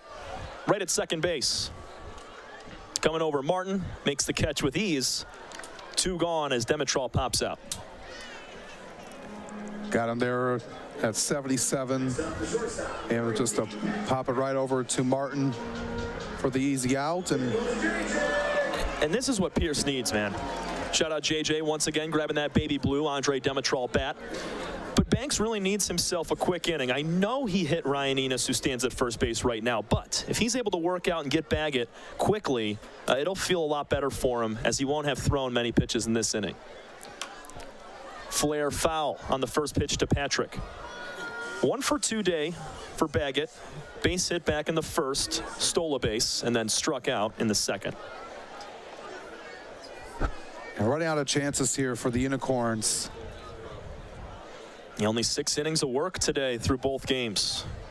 In game 2, we will see Logan Lee get the start for the Unicorns and Ryan Carolden of the Hoppers. Here's a hot shot to second base on a high hop, right at the stomach. Grabbed by Martin. Quick flip to first will end the inning. Nice job from Pierce Banks. He hits a batter, but works around that for a nice inning to get Baggett to finish. We go to the bottom of the fourth inning. 6-1 Hoppers on top of the Unicorns. You're watching USPBL Baseball. You know, they say, losing hope, that's the real disaster.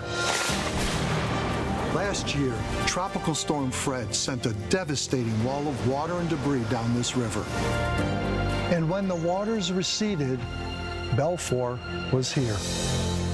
Not just to rebuild, but to help restore the life of this community.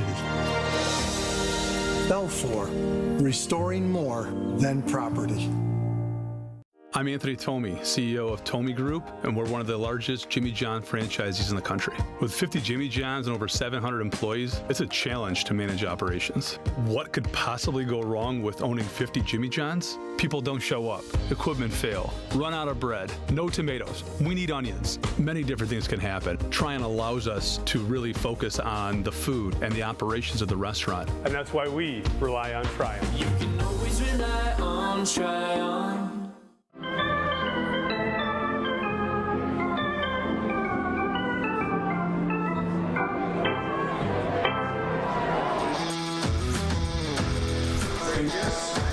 New man on the bump for the Utica Unicorns. It's Garrett Bonnet, the right-hander, taking over for Ben Kreisen. Kreisen goes 1 inning, gives up 2 hits, 2 runs, 1 walk, and 1 strikeout. Glad to see the fans always enjoying their time here at the ballpark, especially on a weekend. Get that full day of baseball on Saturday, starting at 5:30 p.m. Eastern time. Gotta love it. Yeah, it's always a great time being at the ballpark, especially on the weekend, approaching the late in July, and it's just been a fun night here at the ballpark throughout the course of the season. We take a look at Garrett Bonnet, who's on the bump right now for the Utica Unicorns. Got some work to do. But the pitching has been strong for the Unicorns all season long, and Bonnet is one of the reasons why. 3-1 record, making his 15th appearance and 10th out of the pen. 26 innings of work, and has 23 strikeouts, 18 walks, 167 opposing batting average, and has a 3-1 record for the man hailing from Rockport, West Virginia.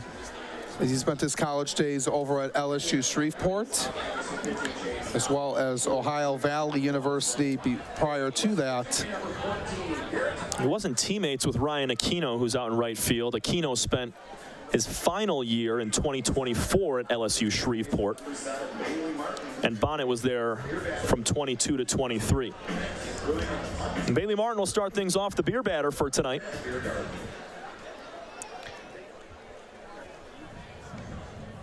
Oh for 0 day for Bailey.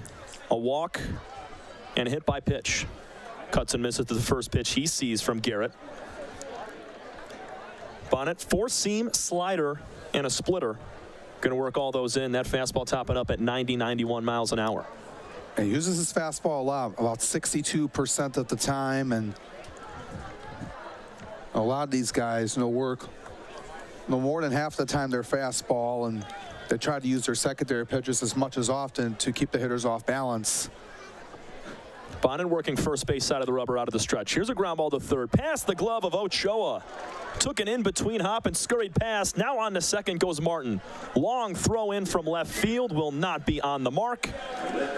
Leadoff double for Bailey Martin, and the good times keep on rolling on for the Hoppers. Another runner in scoring position. They're leaping their way through here tonight, Tom, as that one couldn't get a wholly good grip on it off of the glove of Austin Ochoa. Goes all the way down to the left field wall, right by the 315 sign and the UWM sign. As strolling into second base, Bailey Martin keeping it going here for the Diamond Hoppers, and it's been all of them here tonight so far in this first game of this twin bill here in Utica, Michigan, as Colin Cornwell has made himself known here tonight, going 1 for 2. Swing and a miss at the first pitch he sees. 1 for 2 with a base hit and an RBI ground out. So a couple of hits and RBI. First couple of accomplishments, you could say, fouls it off 0-2. Yeah. 3 total extra base hits today for the Hoppers so far. Yeah, once you get that first hit, you get into a groove, and for many of these guys, they try to get it as quickly as they can. And for Cornwell, was in his 4th at bat. He got his first hit, and that first one to get you that sigh of relief, and got to feel pretty good for Colin Cornwell here tonight. And he's going to sky one in the air to left. Coming over, Ochoa into foul territory, makes the catch. 1 out.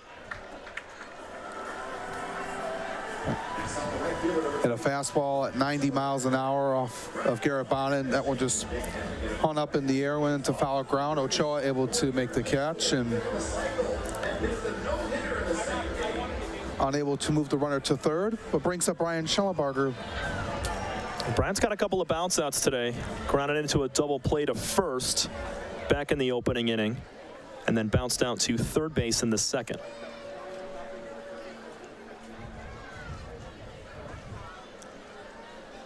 Pretty decent lead for Martin down at 2. Schellenbarger's going to shoot one into center field. Coming around third and scoring easily is Bailey Martin. RBI base hit for Schellenbarger. 7-1 Hoppers. Came out hot off the bat, read it perfectly. Schellenbarger outs that one into center field, bringing the 7th run of the game and the 7th hit for the Diamond Hoppers. 101 miles per hour on the exit velocity. Just really good work by Brian Schellenbarger. His 10th ribby on the season. Feels pretty good to get his first hit of the night. Yeah, that was a rope. Now the first 4 batters in the Eastside Diamond Hopper lineup have all had RBIs. First pitch to Ben Ferguson, who went deep his last time. 2 for 2 on the day, base hit and a homer. 2 RBIs as well in this game. Now has 20 RBIs on the season. His 3rd dinger. Came in his last at bat. 2 balls, no strikes. Bonnet being very particular in where he wants to throw this next pitch, or all of these pitches, to Ferguson.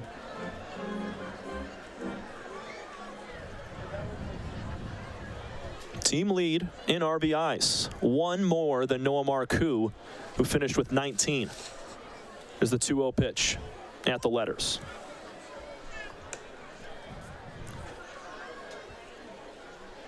Just want to be able to be cautious with Ferguson after they allowed the home run his last time up. Kid out of Chandler, Arizona. We'll have to wait a moment for the next pitch. 2-1 as Bonnet steps off. Belmont Abbey College Division II for Ferguson for 3 years, spanning between 2021 to 23. Set on the 2-1 pitch, flares it right back into the netting.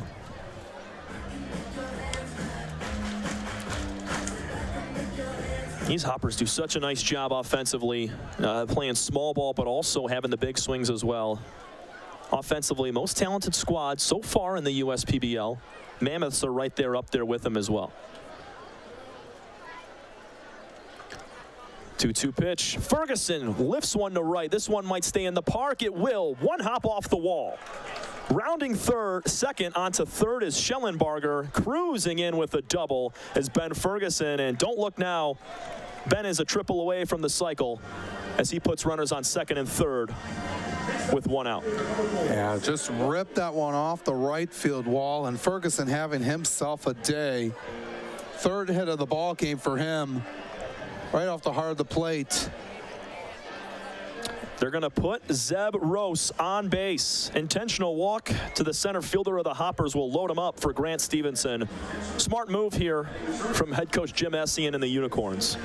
Yeah, just trying to get the double play ball. Is looking at that last pitch. They've been coming out hot here with the Hoppers. Another pitch with the exit velocity, that time 102 off of Ben Ferguson. He has just had himself a night here so far, and it's been good to see for Coach Ryan Cockey.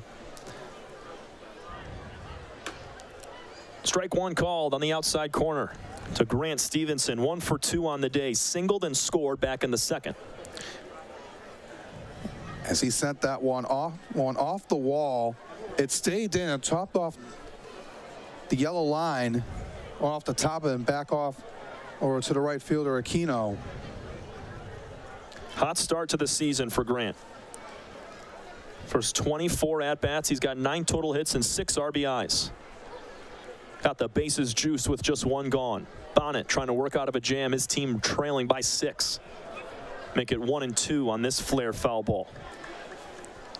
Just trying to add some more here for the Hoppers. Well, they do it again here. They capitalize with a runner on third and less than 2 outs.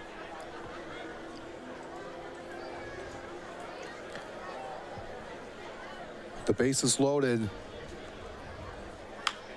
Ground ball to shortstop, could be 2. Baggett flips underneath to Demetrol. Throw to first is not in time. RBI for Grant Stevenson as he beats out a ground ball double play from Baggett. Good turn, just not in time to get the speedy Stevenson. Able to bring in another run. Schellenbarger scores. 8-1 Hoppers. They've scored in every inning, multiple runs in the last 3 frames. 3 in the second, 2 in the third, and 2 so far here in the fourth. Todd Maddox looks at strike 1. And like I was saying before, Stevenson grounded into a fielder's choice. They're only hitting 158 with the bases loaded for the Hoppers coming into today, and just crucial to get another run here. I know in an 8-1 game, but you like to get as many runs as possible to get yourself a cushion, and that's exactly what the Hoppers have done here today. They've been nearly perfect, as Maddox went a little too far, going 0-2 now on the count. And 1 run, 4 hits, no errors for Utica. 8 runs on 8 hits, 0 errors for Eastside. Showing why they're one of the top 2 teams in the league at 14-10, looking for win number 15 right here. They'd have the most wins in the USPBL. Maddox stays alive if they win this game here today. And it just shows how they've been all season long, and it's been a really good group. They've had a lot of chemistry, you know, between on both sides of the ball, and exactly what you want to have here in the home stretch of the season. Everyone working together and contributing. 0-2 pitch just off the plate. Unicorns were headed for the dugout. Kreisen could not steal that strike. And the home plate umpire said it was a little bit outside. You got to understand that. Yeah, a little too far to try to frame back in. The last one that Ethan got was much closer. The 1-2. Ground ball between first and second. Demetrol charges, gobbles, flips. That's the inning. 2 more runs come across. Brian Schellenbarger comes through with an RBI swing, and a fielder's choice from Grant Stevenson with the bases loaded makes it 8-1 Hoppers. We head to the 5th on the USPBL network. First State Bank is a locally owned and operated business. We're part of your community. At fsbcares.com, you'll find ways that we're making a difference by featuring locally owned and operated businesses, providing access to helpful financial resources, and engaging with community. FSBcares.com is part of our commitment to the neighborhood, because strong neighbors mean stronger communities. Where good neighbors do great things. Member FDIC, an equal housing lender. The Dave & Buster's method is designed to help you unlearn adulthood and discover the funner you hidden within you. The you that doesn't think about adult things and stuff. Ashley, I don't want to hear anything about your car registration when we're at Dave & Buster's. Okay. The you want to be. Let the Dave & Buster's method illuminate you. Begin the method today with 5 free games. You know you want to. What are the odds that we're neighbors, where you've known each other our whole lives, and both tear the exact same things in this exact same knee? So an ACL tear is an injury to the main stabilizing structure of the knee. You want a good team around you, because then you know that what you're doing is going to help you in the long run. My message to everyone who's helped me, thank you so much, because you guys helped me progress so much. Also hearing it from a friend that's went through the exact same thing, I think sort of helps that know that there's a bright side at the end. Pretty good cushion here for the Eastside Diamond Hoppers. Scored 2 more in the 4th inning, tacking on, making it an 8-1 lead. Look at these pups going crazy right now. Catching some frisbees, looking like Zeke the Wonder Dog from Michigan State. New pitcher on the mound as well for the Eastside Diamond Hoppers in John Kelly. Pierce Banks, he goes 4 strong innings. We'll get you his numbers in a little while. Only 1 run against him. And now John, he's going to look to kind of finish out this ball game. Unicorns down to their final 6 outs, and that's what Kelly is tasked of getting here. Yeah, he's looking to just get the job done. His team is up by 7 runs.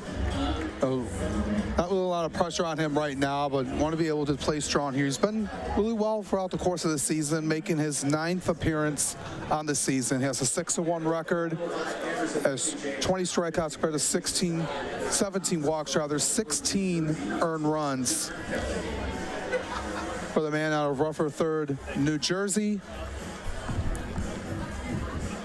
And he spent his time over at Coastal Carolina University and Oklahoma State. This is John Kelly's first performance in front of fans in the last couple of weeks. He pitched in non-public games, but he's no stranger to big crowds, as you mentioned, where he played college baseball as a Cowboy and a Chanticleer. So, you know, when you're taking a few days off and you're playing non-public games, nobody in the crowd, and then you get 1,000 or so fans here watching you, it could change things a little bit and maybe amp that velocity up a couple extra ticks. First pitch to Jared Weber is lined into left field. Cornwell coming in, can't make the catch, but snags it on 1 bounce. It's going to be a base hit for Jared Weber to start things off. Could have been a lot worse. Nice play from Cornwell. Yeah, you like the effort trying to make the diving play, but unfortunately took a hop into his gloves. But keeping Weber at first base, that's just the best case scenario in that regard, and not letting that one go near the wall and getting Weber a double, maybe in the triple on that. So. Yeah, he could have easily had 2, even 3, as you mentioned, if that ball goes all the way and Cornwell's on his belly after trying to make the play. But nice job kind of playing first base a little bit, picking it and keeping it in front. And going back to what you mentioned about Kelly, his last few outings have been in non-publics and now playing in front of fans here for the first time in a while. He was used to that, in his college days, where many of these Division I programs attract many fans, thousands of fans. Throughout the course of time, and especially with all the coverage they get, with the NCAA and ESPN and everything else. I got a lot of eyes on you, and especially if you make a big run, in the College World Series. And Coastal did that this year, knocking off Vanderbilt. Here's a hot fastball at 93, almost hits Cam Farrar. Gets away from Hughes. That leads Weber down to second base on the wild pitch. Yeah, it's been really good to see, especially for college baseball to get more of attention, as a lot of the fans in the NCAA world have put their attention to football and basketball, obviously, but trying to get into the other sports and grab a lot of attention, especially for these players who are trying to move on to the next level. And the 2-1 pitch to Farrar.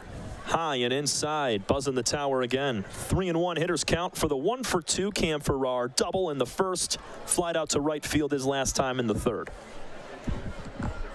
8-1 Hoppers in the 5th inning. Unicorns got to get a chunk here with just 6 outs remaining. 3-1 is low and inside on the slide piece. That's going to be a walk after the base hit to Weber. So 2 on with nobody out. Unicorns looking to stir something up here late. Yeah, they got some ground here. They're down 7 with 6 outs remaining.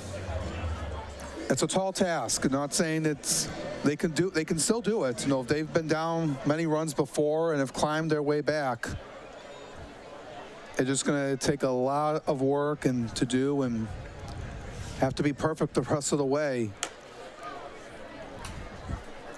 Austin Ochoa is 0-for-1 with a walk. That came back in the 3rd inning. Takes pitch 1 upstairs. 2 on, nobody out. 8-1 trailing are the Unicorns. Make it 2 balls, no strikes. And you can never assume the game is out of reach, for any team, even in this 7-run game right now. And you just want to be able to just play hard to the finish. You're the Hoppers, can't play loose anymore. Flair, line drive to second, caught by Martin. They're going to call that an infield fly as it got high enough. 1 out. keeps Weber and Farrar on first and second base. Get you the final line on Pierce Banks. He goes 4 innings, gives up 4 hits, 4 strikeouts. He did walk 3, just gave up 1 earned run. 78 total pitches for Pierce over those 4 innings. He didn't do terribly, but for his standards, that walk rate might be a little higher than he had hoped. But regardless, I mean, he just exceeded 50 strikeouts. He's at 51 now. Tip your cap to Pierce for being so consistent all year long. Yeah, a good outing for Banks. The walks were a little bit high, but he got the job done. His offense stepped up behind him with 8 runs here tonight so far, and you got to be pleased by that. Jose Aquino looks at a slider on the lower part of the plate for strike 1. 0 for 2 for Jose's strikeout and a line out to center. Hit it hard last time. Make it 0-2. And even for guys, they'll have their off days, even if it's not, if their stat line or final stat line isn't where they want it to be, even if they allow 2 or 3 runs, but they're able to get those 6-7 strikeouts. Aquino, hot shot to shortstop, picked up by Stevenson. 6-4-3 double play. Nice turn on the hot shot from Aquino to end the frame. Well done from Stevenson to Martin over to Ferguson. Let's see it one more time. Yeah, just good work there to get the double play. Good stop by Stevenson. Underhand throw to Martin, and then over to Ferguson for the 6-4-3. We have the Genesis Credit Union Take Me Out to the Ball Game. We come back.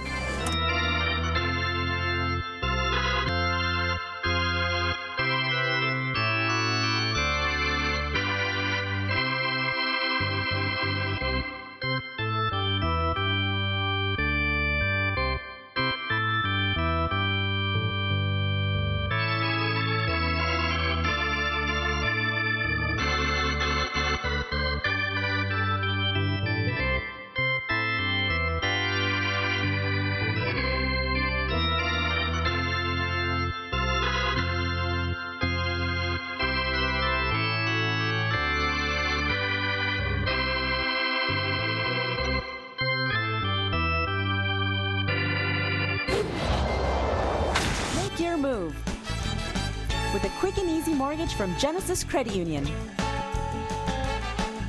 We have mortgages to fit your life. Genesis Credit Union. Visit us today. After singing about peanuts and Cracker Jacks, we are back. Bottom of the 5th inning alongside Alex Johnson. I'm Tom Cavanaugh. Big lead for the Eastside Diamond Hoppers, up 8-1. They've scored in every single inning so far. They're looking for more in the bottom half of the 5th. Remember, folks, it's a 6-inning ball game, so Unicorns on the field at the moment. They'll be down to their final 3 outs in the 6th. Yeah, well, huge reason why I know for the Unicorns, so they've stranded 8 runners on base, and the Hoppers have capitalized on those miscues by the Unicorns for not scoring on those chances, and it's resulted in a different ball game that would have been differently if the Unicorns cashed in on some runs. But 4 out of those 8 left on base have been in scoring position as well. So you're right. One clean swing could have really changed the course of this ball game. I'm not saying it's over, obviously. We still got some baseball left to play as Whit Hughes comes to the plate. But, I mean, that's just kind of the telltale sign when you look at the numbers and see how many were left on. A lot of those guys, if they come around to score, it's a lot tighter of a ball game. Yeah, and you got to be able to clean that up here in this part of the season. A lot of guys have come in and come out in this league and just trying to know their role, and they're not going to be able to capitalize on it every time, but I'll say one thing. Even though Banks had a little bit of a control issue with 3 walks and a hit a batter, it's so hard to score runs against him. He's only allowed 8 earned runs in over 39 innings of work, 40 innings of work, I should say.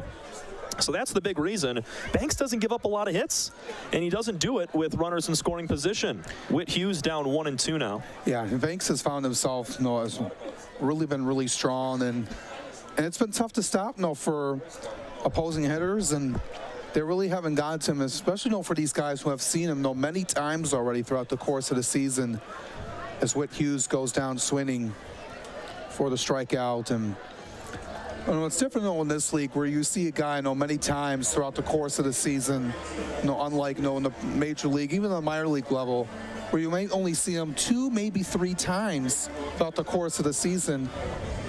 But for a lot of these guys, they've been really familiar with Banks, what he's going to throw, and it just takes some time to adjust, for some people, but you get a good idea of what he's going to throw at you on a certain pitch. And he's just been so stealthy, even when he has his off days, which 4 strikeouts, 1 run through 4 innings. He'd probably tell you he didn't have his greatest stuff today, but boy, did he limit the Unicorns tenfold.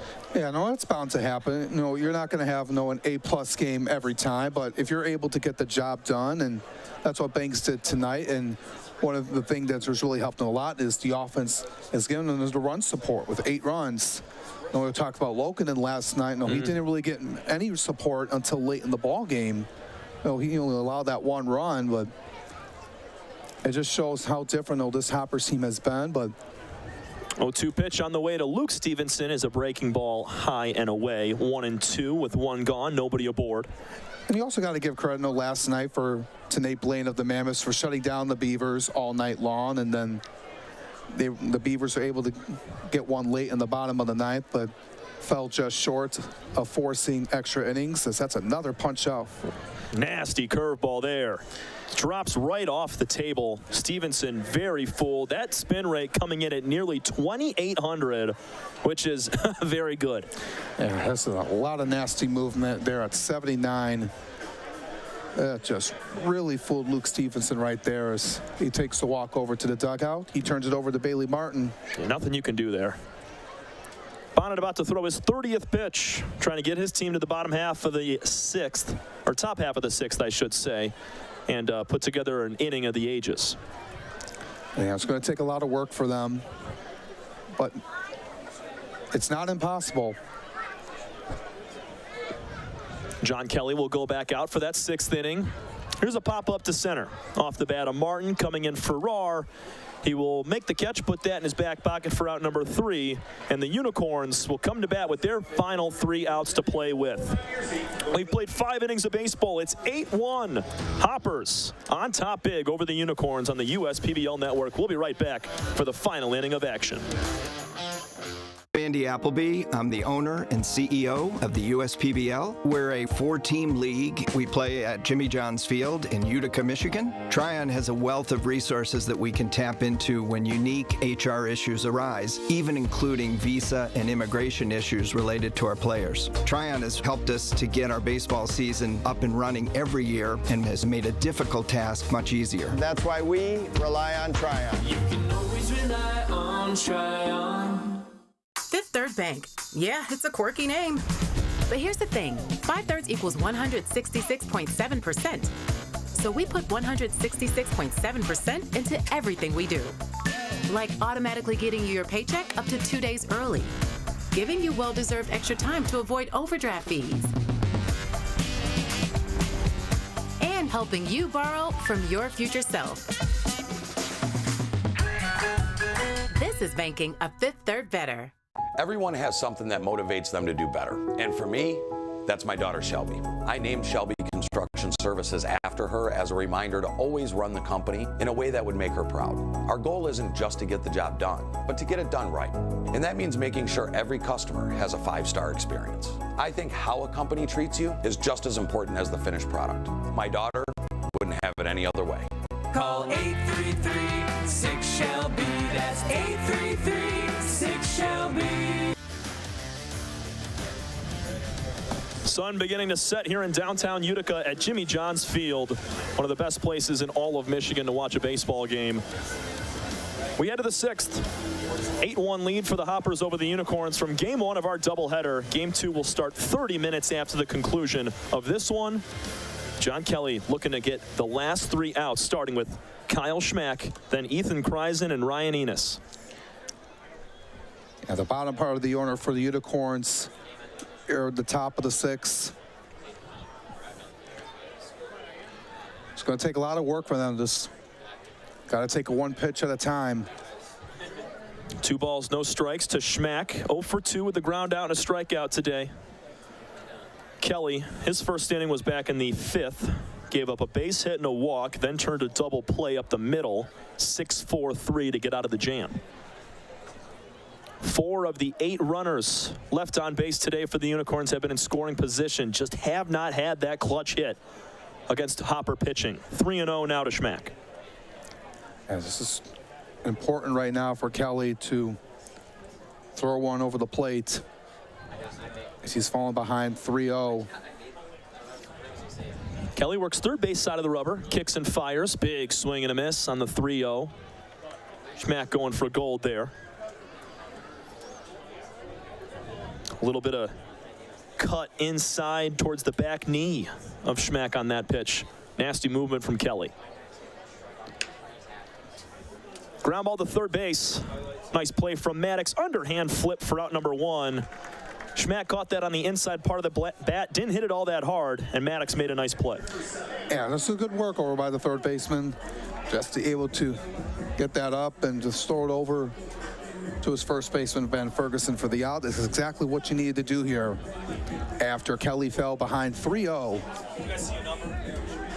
Looks like Tyler Shin will be the pinch hitter for Ethan Kreisen. Shin is going to be the catcher in game 2, going to bat 8th and catch. And he's going to have a chance to bat here in game 1. Looks at the first pitch outside, 1-0. Coming in from the man from Woolwich Township, New Jersey, coming in 169 on the season with 5 RBIs. Played at Salem University in West Virginia, where he hit .349, 12 homers, and drove in 69 runs in his final year at Salem University. 1-1, called strike. Reminds me of Jorge Posada as a catcher with no batting gloves on.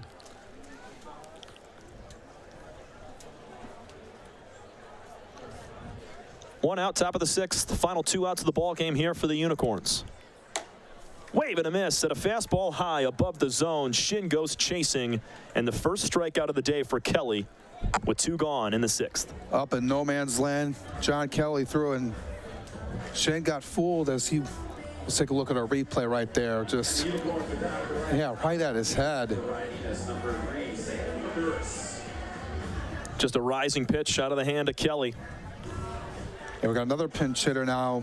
Sam Baduras, he's going to bat here in the 9 spot, Jinx, instead of Ryan Enos. Shorewood, Illinois native. Baduras is going to bat 9th and play center field in game 2, about 30-40 minutes from now.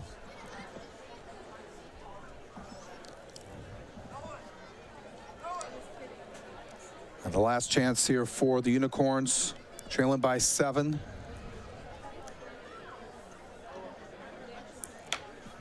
Make it 2 balls, no strikes. Kelly has retired the last 4 in a row after giving up a base hit and a walk to start the 5th. He's looking to end his day on a good note. After Banks went 4 innings, he's in line for the win after a monstrous first game offensively from these Hoppers. Swing and a miss by Baduras makes it 2-1.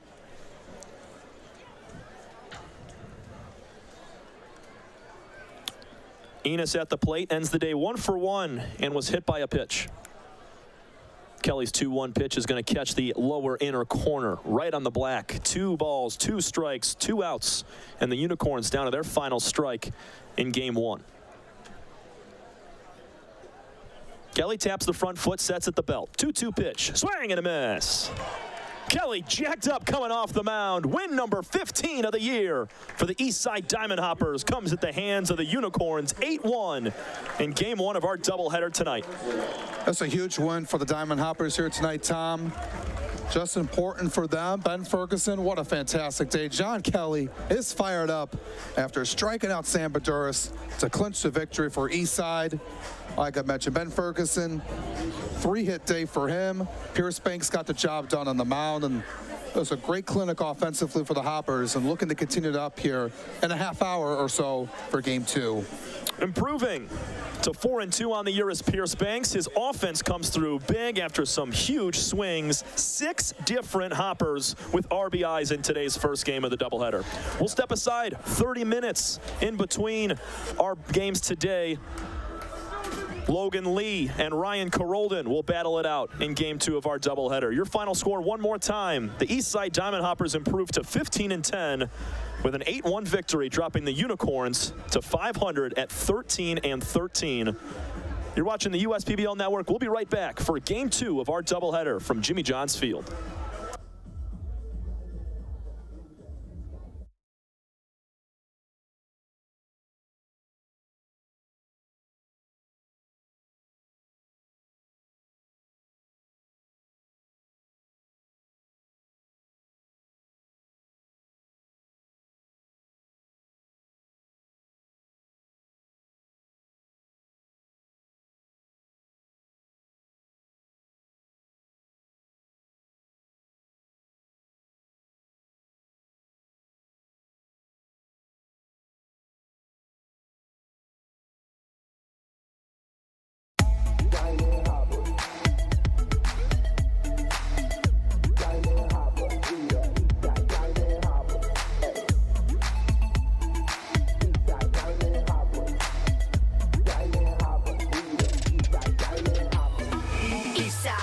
Diamond Hoppers, ain't too many of the teams can defeat us. You on the sideline, warming up the benches. Need a lesson, I can show you, I can teach ya. You see a Diamond Hopper fan, point 'em out, ayy. Fly ball, catch a frog, walk it out, ayy. Every time we score, I'm throwing up my diamond. Both hands in the air, same timing, let's rock. Diamond Hoppers, Eastside Diamond Hoppers. Diamond Hoppers, we the Eastside Diamond Hoppers. Diamond Hoppers, Eastside Diamond Hoppers. Diamond Hoppers, we the Eastside Diamond Hoppers.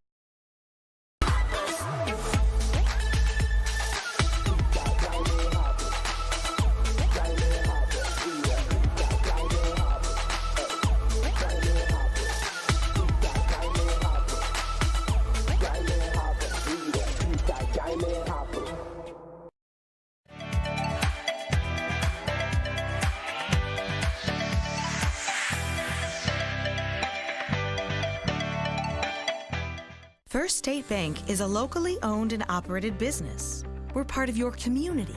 At fsbcares.com, you'll find ways that we're making a difference by featuring locally owned and operated businesses, providing access to helpful financial resources, and engaging with community. fsbcares.com is part of our commitment to the neighborhood because strong neighbors mean stronger communities. Where good neighbors do great things. Member FDIC, an equal housing lender. The perfect match. It's what so many of us are looking for. When it comes to getting a mortgage, how can you find the one that's perfect for you?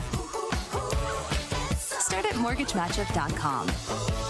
Because the only way to get a mortgage that's easier and more affordable is to find a local home loan expert first. Go to mortgagematchup.com today.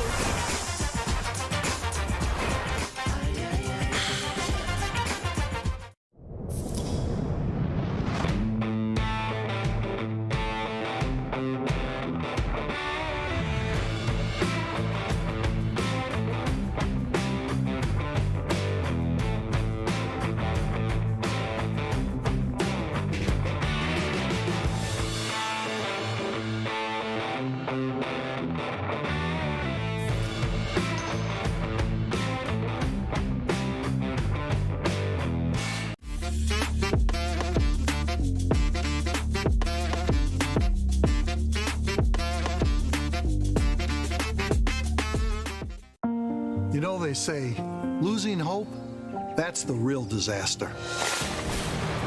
Last year, Tropical Storm Fred sent a devastating wall of water and debris down this river. And when the waters receded, Belfour was here. Not just to rebuild, but to help restore the life of this community. Belfour, restoring more than property.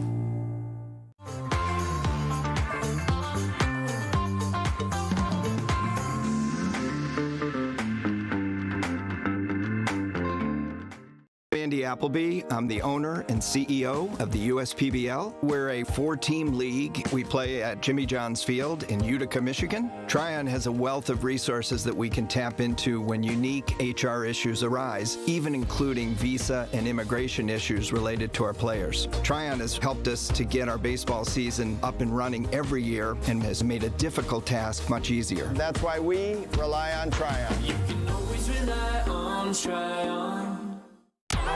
The Dave & Buster's method is designed to help you unlearn adulthood and reset our life around zapping stuff and cheering for stuff with your friends. Begin the method today with 5 free games. You know you want to.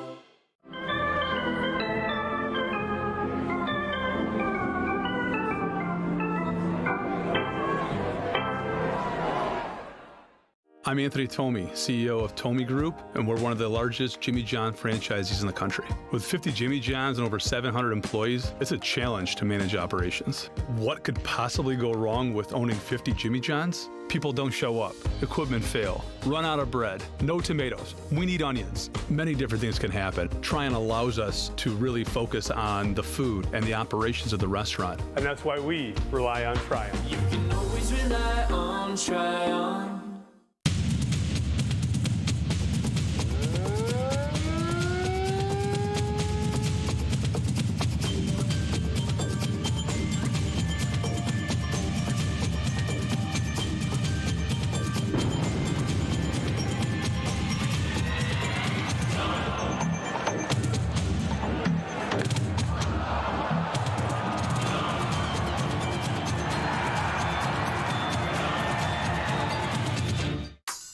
Extra Time helps you do you better. So kick back and relax. You have extra time to avoid overdraft fees. Fifth Third Extra Time. This is banking a Fifth Third better.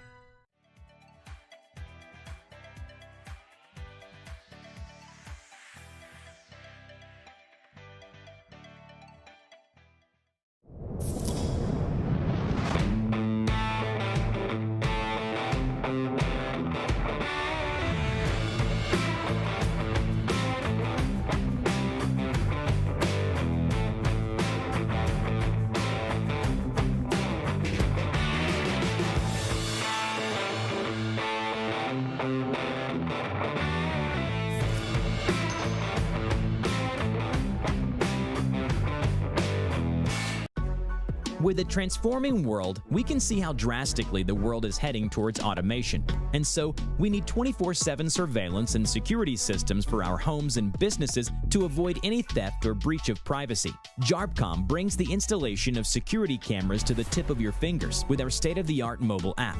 JARPCOM also provides surveillance monitoring of your entire property with flexible options that offer a dependable solution to be scaled to fit any domestic or commercial need. Contact JARPCOM today for a free estimate at 800-369-0374 or look us up on the web at jarpcom.com. Fifth Third Bank. Yeah, it's a quirky name. But here's the thing. 5/3 equals 166.7%. So we put 166.7% into everything we do. Like automatically getting you your paycheck up to 2 days early. Giving you well-deserved extra time to avoid overdraft fees. And helping you borrow from your future self. This is banking a Fifth Third better.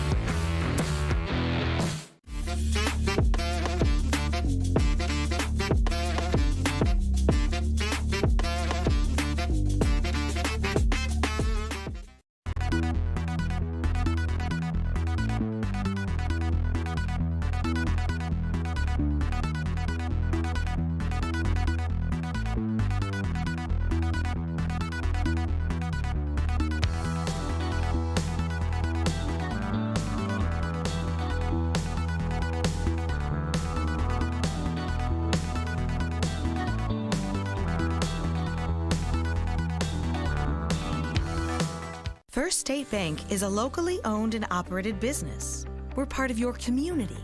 At fsbcares.com, you'll find ways that we're making a difference by featuring locally owned and operated businesses, providing access to helpful financial resources, and engaging with community. fsbcares.com is part of our commitment to the neighborhood because strong neighbors mean stronger communities. Where good neighbors do great things. Member FDIC, an equal housing lender.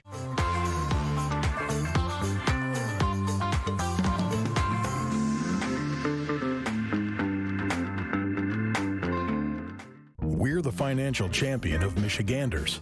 Whether you're a goal-getter or dream chaser, an empty nester, or up-and-comer, anyone in Michigan can bank with us. Michigan Schools and Government Credit Union.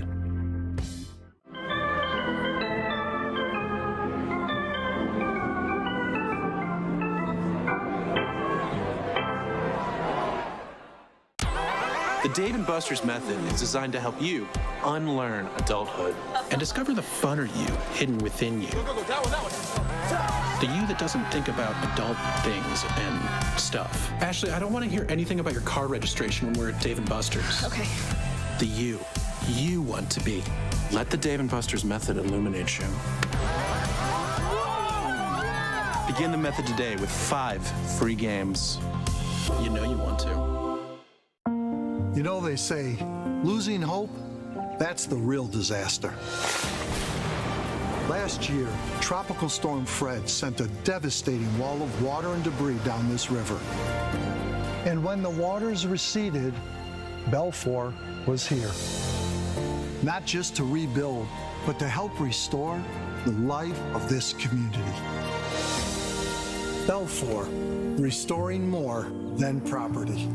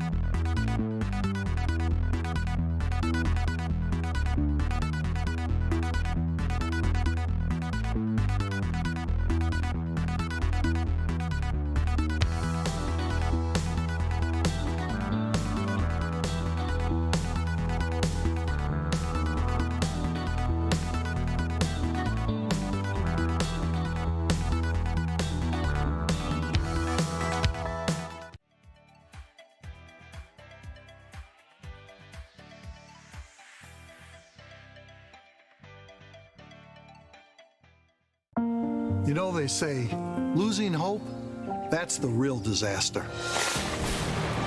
Last year, Tropical Storm Fred sent a devastating wall of water and debris down this river. And when the waters receded, Belfour was here. Not just to rebuild, but to help restore the life of this community. Belfour, restoring more than property.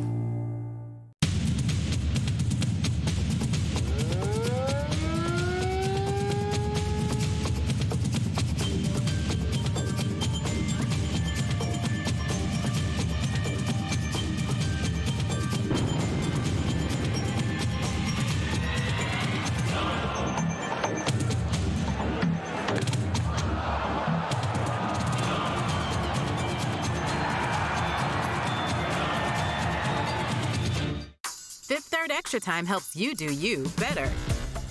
So kick back and relax. You have extra time to avoid overdraft fees.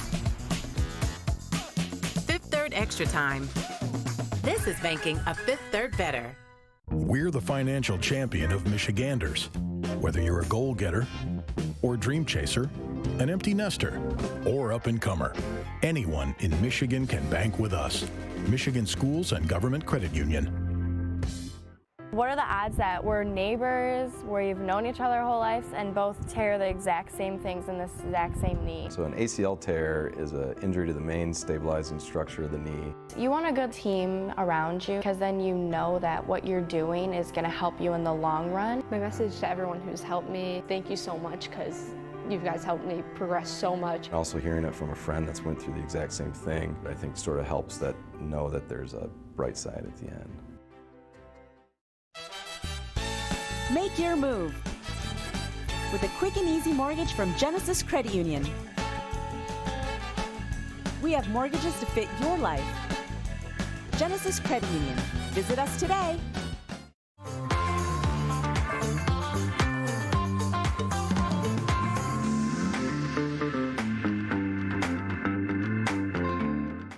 Everyone has something that motivates them to do better. And for me, that's my daughter Shelby. I named Shelby Construction Services after her as a reminder to always run the company in a way that would make her proud. Our goal isn't just to get the job done, but to get it done right. And that means making sure every customer has a 5-star experience. I think how a company treats you is just as important as the finished product. My daughter wouldn't have it any other way. Call 833-6-SHELBY. That's 833-6-SHELBY.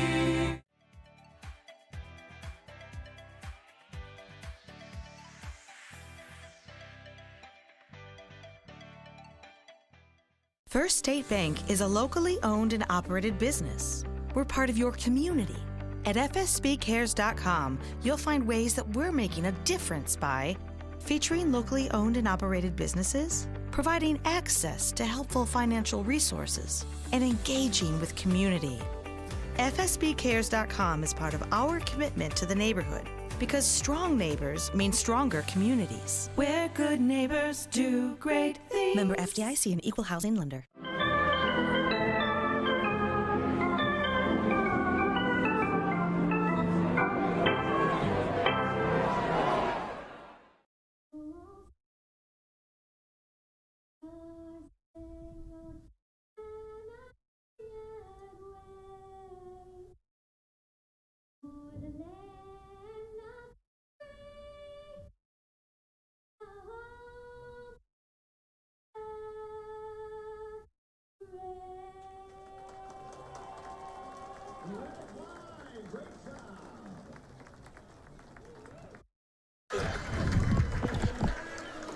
Second national anthem of our doubleheader day gets baseball started.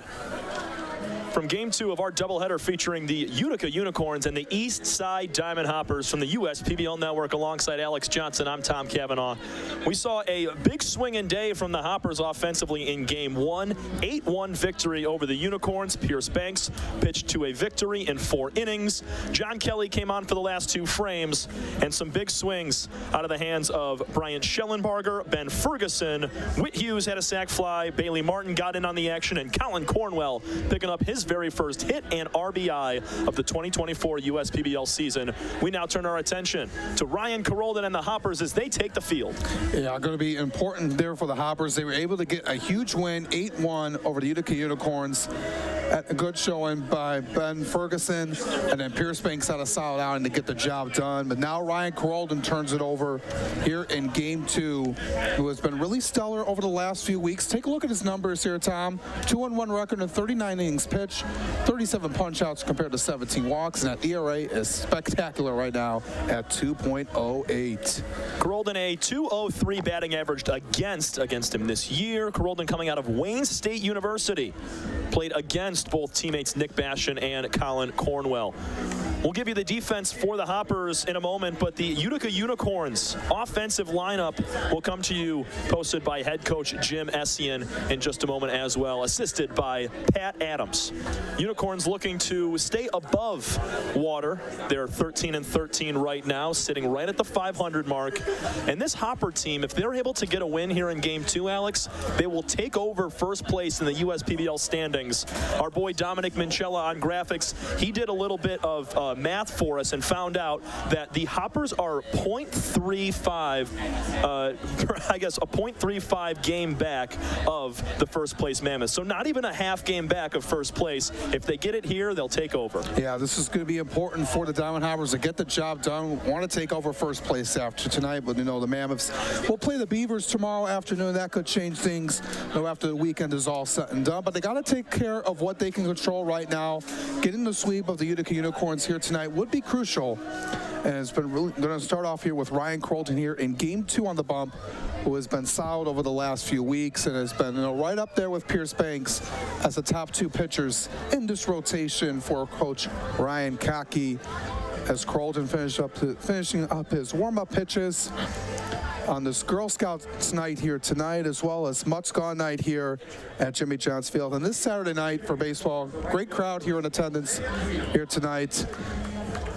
Had a great crowd for Game 1. They've stuck around here for Game 2, a full 6 innings ahead as we start just a bit after 8 p.m. Jose Aquino will get us started, followed by Andre Demetrol and Patrick Baggett here in the first.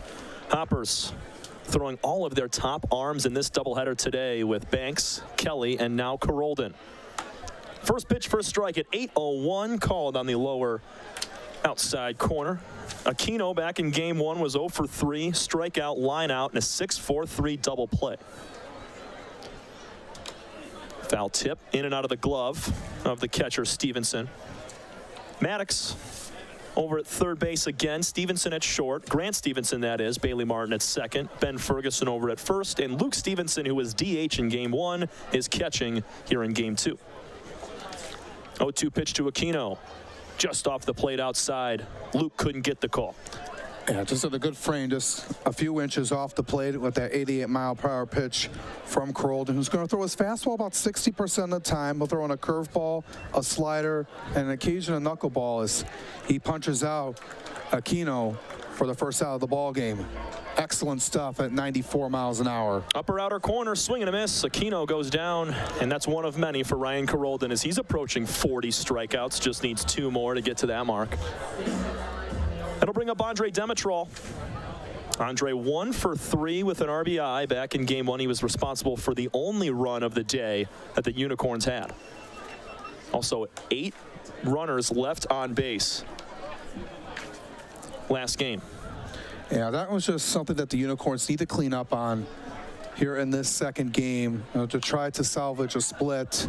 Ground ball to shortstop, picked up quickly by Stevenson, guns to first, and Demetrol is out. Too quick up and down here for Carrollton and the Hoppers to start up Game 2. CEO. Yeah, Grant Stevenson has done well over at shortstop here tonight, making another routine play over to Ferguson for the out. And you like seeing that from them. And trying to finish up my point from the Unicorns is when they're able to get base runners, got to be able to cash in on those opportunities. You won't win many ball games when you leave 8 guys on the base paths. Patrick Baggett looks at a breaking ball for strike 1 at the knees. Yeah. Pat, he was 1 for 3 in Game 1 as well. Cut and a miss, 0-2. Yeah, came out with the heat of 93 right there. After going off speed on the last pitch, he throws a dart. 93 miles an hour with that pitch. Fastball misses high and away. Yeah, tried to bring the heat up there again, just a little upstairs from Carrollton. Sun's starting to set over the left field line, posing some issues for the right side of the infield and outfield with sunglasses on and shadows being cast. Wave and a miss at a breaking ball in the dirt. Making the grab is Stevenson. Baggett is out, and 2 strikeouts in the first inning for Ryan Carrollton. Starts things hot for Eastside. We head to the bottom of the first inning, no score. Blake Van Diver will lead things off for the Hops when we come back on the USPBL Network. I'm Anthony Tomey, CEO of Tomey Group, and we're one of the largest Jimmy John franchisees in the country. With 50 Jimmy Johns and over 700 employees, it's a challenge to manage operations. What could possibly go wrong with owning 50 Jimmy Johns? People don't show up, equipment fail, run out of bread, no tomatoes, we need onions. Many different things can happen. Tryon allows us to really focus on the food and the operations of the restaurant. And that's why we rely on Tryon. You can always rely on Tryon.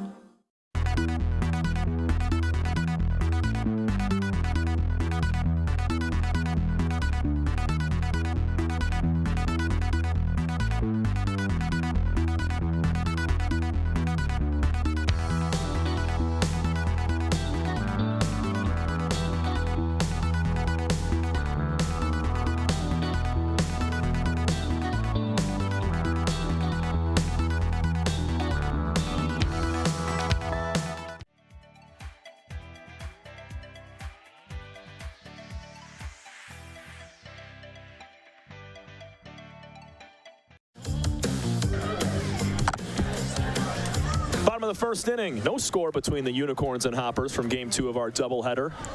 A new man on the mound, making his very first appearance in the USPBL. Logan Lee, man out of Rockport, Michigan, spent time at Northwood University in Michigan for 3 years and then finished up at Middle, Georgia for his final season in 2023.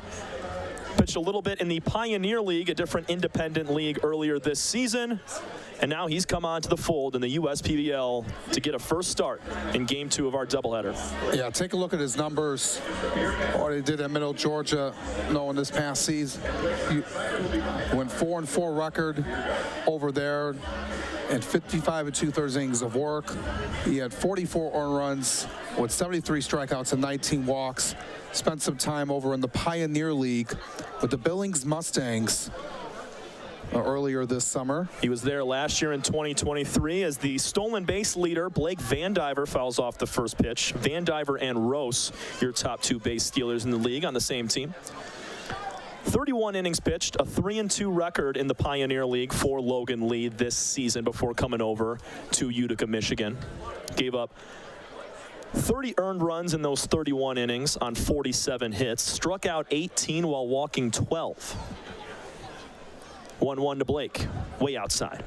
Coming in about 91, 92 with the fastball. He's going to throw a four-seamer, a sinker, a slider, a curveball, and a changeup. And good stuff to his arsenal. On the ground. Demetrol, waist-high grab, flips to first. 1 up, 1 down to start for Logan Lee. And I'd like to see what he's able to do here. Is another guy from Michigan coming over from the west side of the state over at Rockford High School. As we take a look at the rest of the Hoppers lineup here tonight, Tom. And Blake Vandiver will lead off in left field as you saw him bounce out. Bailey Martin bats second, playing second. Brian Schellenbarger will bat third and right. Ben Ferguson, the cleanup man who went deep in Game 1 at first. Colin Cornwell will be the DH and bat fifth. Seb Rose in center field batting sixth. Grant Stevenson batting seventh at shortstop. Todd Maddox will play third and bat eighth. And Luke Stevenson rounding out the lineup, catching.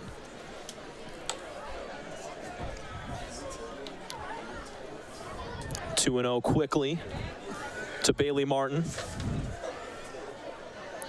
It's 1 for 2 with a walk and a hit by pitch. Had an RBI on that walk as the bases were loaded.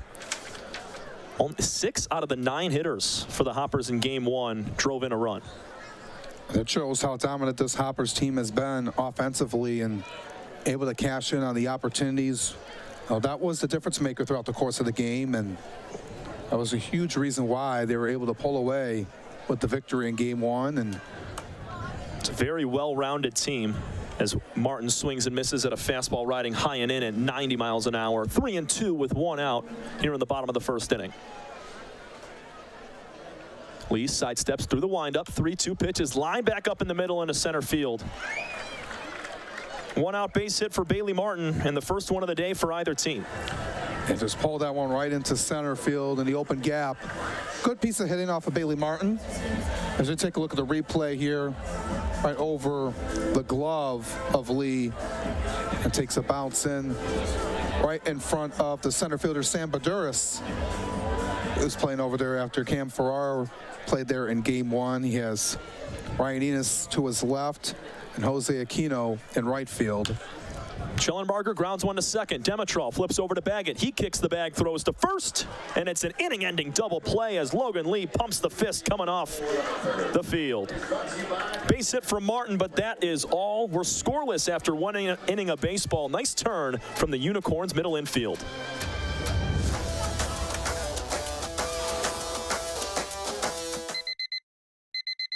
Time doesn't heal all wounds. Hard work, perseverance. And we do. We're fighting cancer with proton therapy. And music therapy. We're turning back the clock on Parkinson's and outsmarting blood clots in seconds. Instead of days. Because this is her time. His time, your time. And it's time to show we can. Corewell Health. Andy Appleby. I'm the owner and CEO of the USPBL. We're a 4-team league. We play at Jimmy John's Field in Utica, Michigan. Tryon has a wealth of resources that we can tap into when unique HR issues arise, even including visa and immigration issues related to our players. Tryon has helped us to get our baseball season up and running every year and has made a difficult task much easier. That's why we rely on Tryon. You can always rely on Tryon.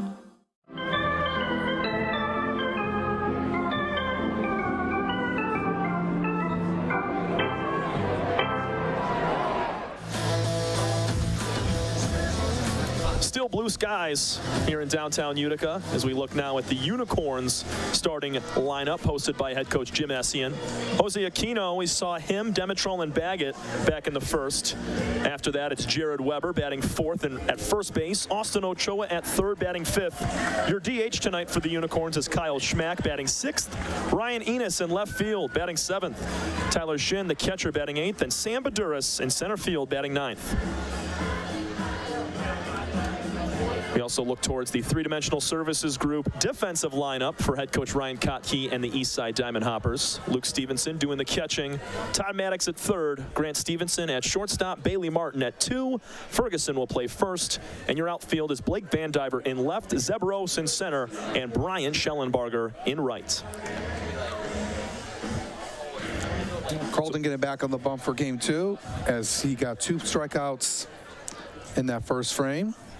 He's cruising. Yeah, 1-2-3 inning. Swing and a miss. Weber chases the first pitch high and in on the corner. 1 for 2 with a walk in game one for Weber. Had a single. He'll now hit a high chopper between short and third. Backhand play for Grant Stevenson on the transfer. He loses the baseball. That'd have been a bang-bang play because of how softly he hit it and how high it went, but we'll see how they judge it. It's going to be a hit for Weber. Yeah, it would have been a difficult play. No for Stevenson on that high hop. I should have had to get it into his glove to make the throw over to Ferguson. That's unfortunate right there. You had to be quick with the hands. I mean, you had to. Because of how high the ball was hit, Weber screaming down the line, he had to be real fast. As Weber now takes off for second base, the throw from Luke Stevenson is high, and in safely goes Weber with a stolen bag. That is number 3 on the year for Weber, has yet to be caught. Yeah, just being aggressive for the Unicorns, and good read by Weber. It was a high throw over to Bailey Martin from Luke Stevenson, and takes the double play ball out of the equation, and Unicorns trying to get on the board. 17 total hits on the year for Austin Ochoa, 2 of them homers. He'll pull the first pitch he sees foul, the second pitch he sees rather, 0-2.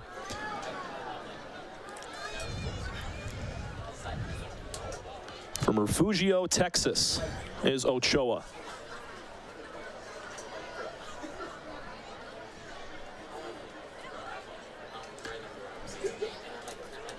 Carolden pauses for an extra second. The 0-2 lifted out of play back towards the street.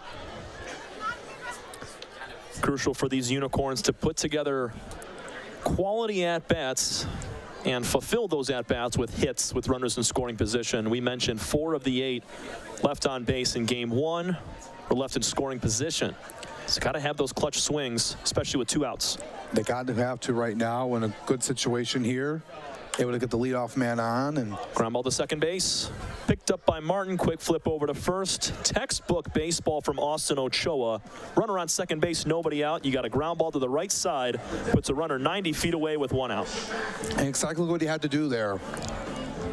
Just move the runner over, get a sac fly opportunity here with Kyle Schmack at the dish. That's what you got to do here in these situations. And you could tell just by his swing, he wasn't trying to do too much at all. He was trying to guide that baseball to the right side, and that's exactly what he did. Kyle Schmack with an RBI chance here. First pitch from Carolden, 93, down and away. Nice snag from Stevenson. Yeah, I just want to be able to just keep that in line. If you're Stevenson, can't that one go to the backstop? Unicorns allowed a run in game 1 off a wild pitch. 1-0 to Schmack. A little bit high, 2-0.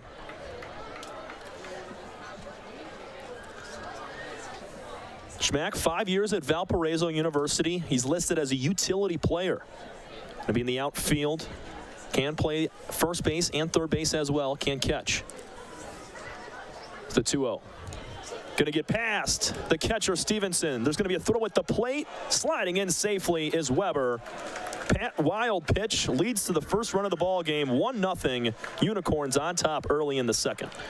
Yeah, good work as Carolden unable to get the tag. As you take a look at it, I didn't think he got anything on him. That was a bang-bang play. It was close. It's just Carolden was a little bit too tall there. It didn't reach down in time and tag that foot. Weber, I think he tore the back of his pants as well. Oh, yeah, that's a gash. They're going to need to grab him a new pair of pants in between innings. The 3-0 pitch to Schmack is fouled back out of play. Yeah, trying to celebrate, after Unicorns have to leave for the first time here tonight and able to get on here early, capitalizing. That run doesn't score if Austin Ochoa doesn't hit a ground ball to second. The 3-1 is ball 4, high and away. Schmack draws a walk with 2 outs. Excuse me, with 1 out. And just losing the command a little bit is Carolden here in this second inning. It just was a difference maker on that ground ball that was bobbled out of the glove of Grant Stevenson, and it would have been a tough play either way. So we got another Unicorn on the move. Taking off for second, throw down from Stevenson, not in time. Kyle Schmack swipes a bag. These guys running at will on Ryan Carolden, and that was on Carolden. Took too long to come to the plate. Watch the leg kick. Very high, dramatic leg kick that took a few extra half seconds, which led to Schmack being able to get down there in time. That was Schmack's first stolen base of the year. Make it 1 ball and 1 strike. Yeah, you got to be alert, especially if you see Schmack on the move. And that leg kick took a little too long for Carolden. It gave Schmack an extra second or two to get there safely. That's all you need. Even a quarter of a second is going to be the difference. The 1-1 swung on and tapped foul down the third base line. More towards the sweet seats underneath that you can see with the netting. Hit that right off the brick. 1 ball, 2 strikes now to Ryan Enos. And I think Luke Stevenson was aware of the situation. It's just tough. You don't want to get yourself, when you're in the windup, to throw someone off-putting if you see a runner in motion. 1-2 pitches in the dirt. Nice block from Luke. 2-2. Enos was 1 for 1 with a hit by pitch back in game 1. He was pinch hit for by Baduras back in the 6th inning. He was the final out of that contest, was Baduras. But he'll be up in a couple of batters, getting the start in game 2 in center field.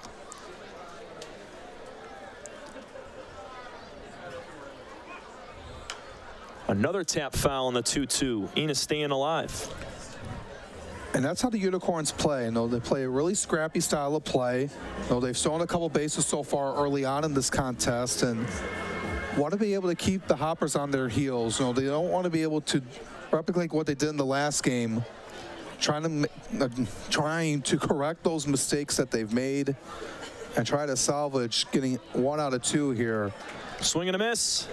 Got a fastball up and in. Enos goes chasing for out number 2. Big strikeout there for Carolden, his 3rd.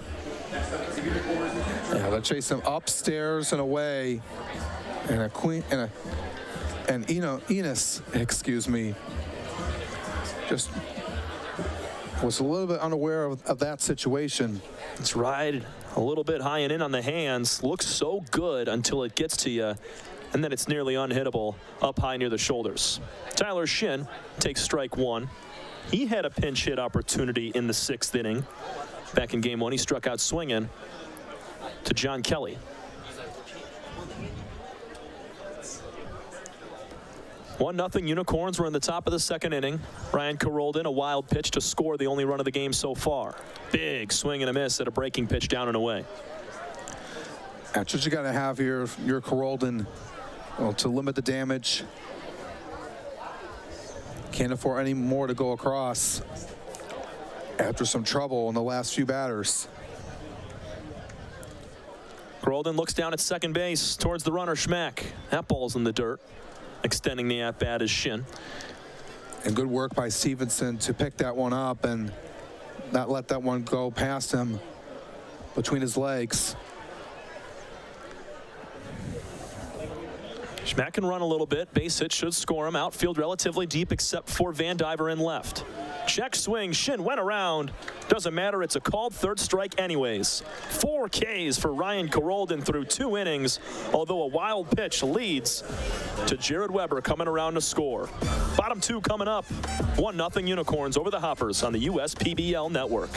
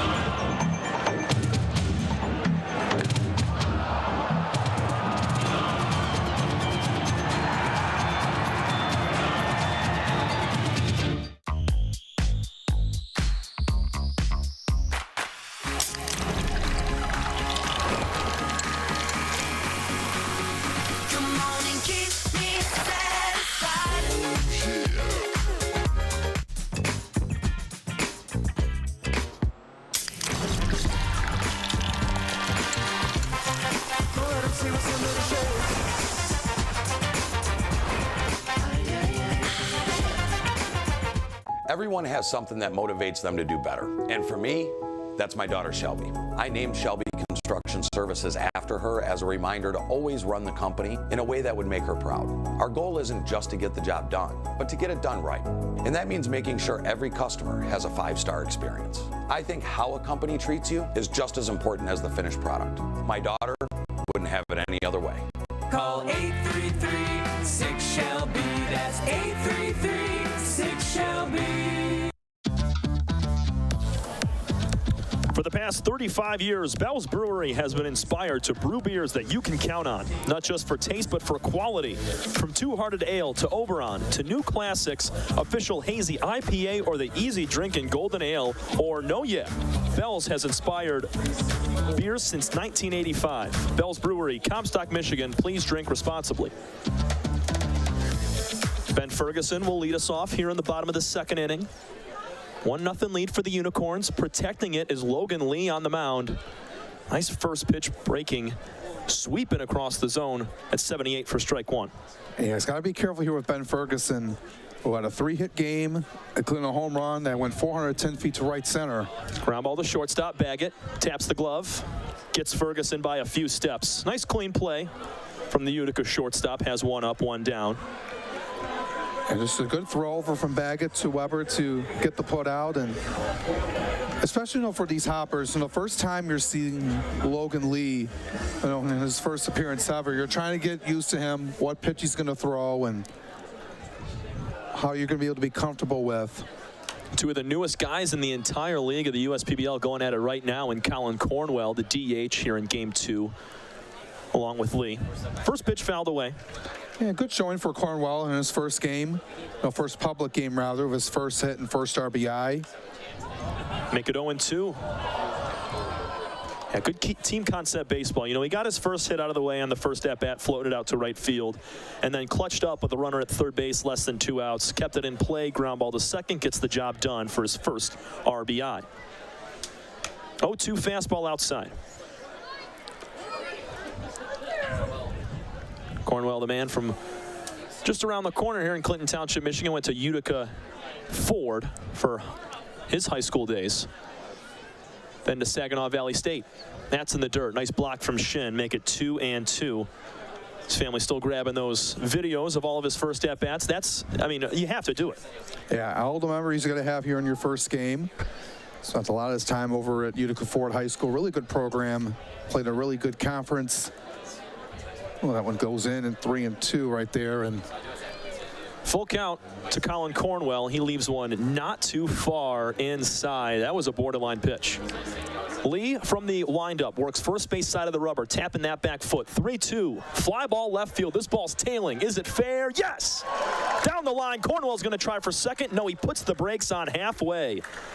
Well done from Ryan Enos in left field to get there and haul it in quickly. Could have been the first extra base hit for Cornwell. Instead, his second hit of the day. Man, this kid's on a roll to start. Yeah, going opposite way, too. That one dropped right fair in the left field line, and for his second hit in the USPBL, and just placed perfectly on that fastball thrown by Lee. And you can see right there was Enos looking it over. Not sure, I think it was just going to go foul, but it just barely stayed fair. And yeah, he didn't have a chance to make that catch, so well done catching on that one hop and get it in quickly. Cornwell at first can run very well, so thought he was going to head on to second as they pick off towards him. He's back in safely.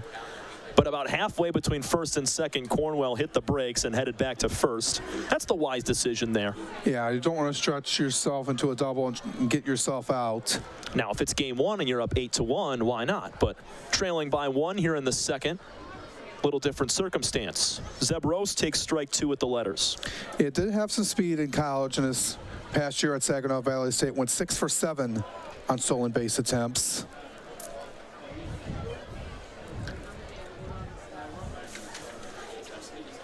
Rose waiting on the 0-2, little bit high, a little bit outside.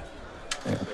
Rose was 1 for 2, excuse me, with an intentional walk. He doubled and scored back in the 3rd inning of our opening contest here on a Saturday.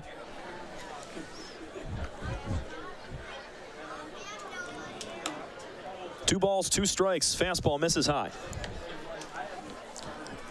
Yeah, just trying to be disciplined here is Rose. Trying to move Cornwell over.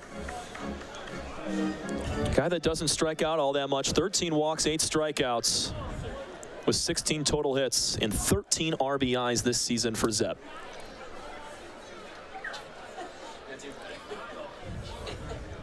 Another pick towards first. Second disengagement towards Cornwell. If Lee goes over one more time, it's going to be, he needs to get him out, because if he doesn't, Cornwell will be awarded second base. That's something to keep in mind. Cornwell could take off. He does not. 3-2 the count goes. Off speed, high and in towards the elbow guard of Rose. Nice count work here from Zeb, going all the way back. Yeah, just being smart at the plate.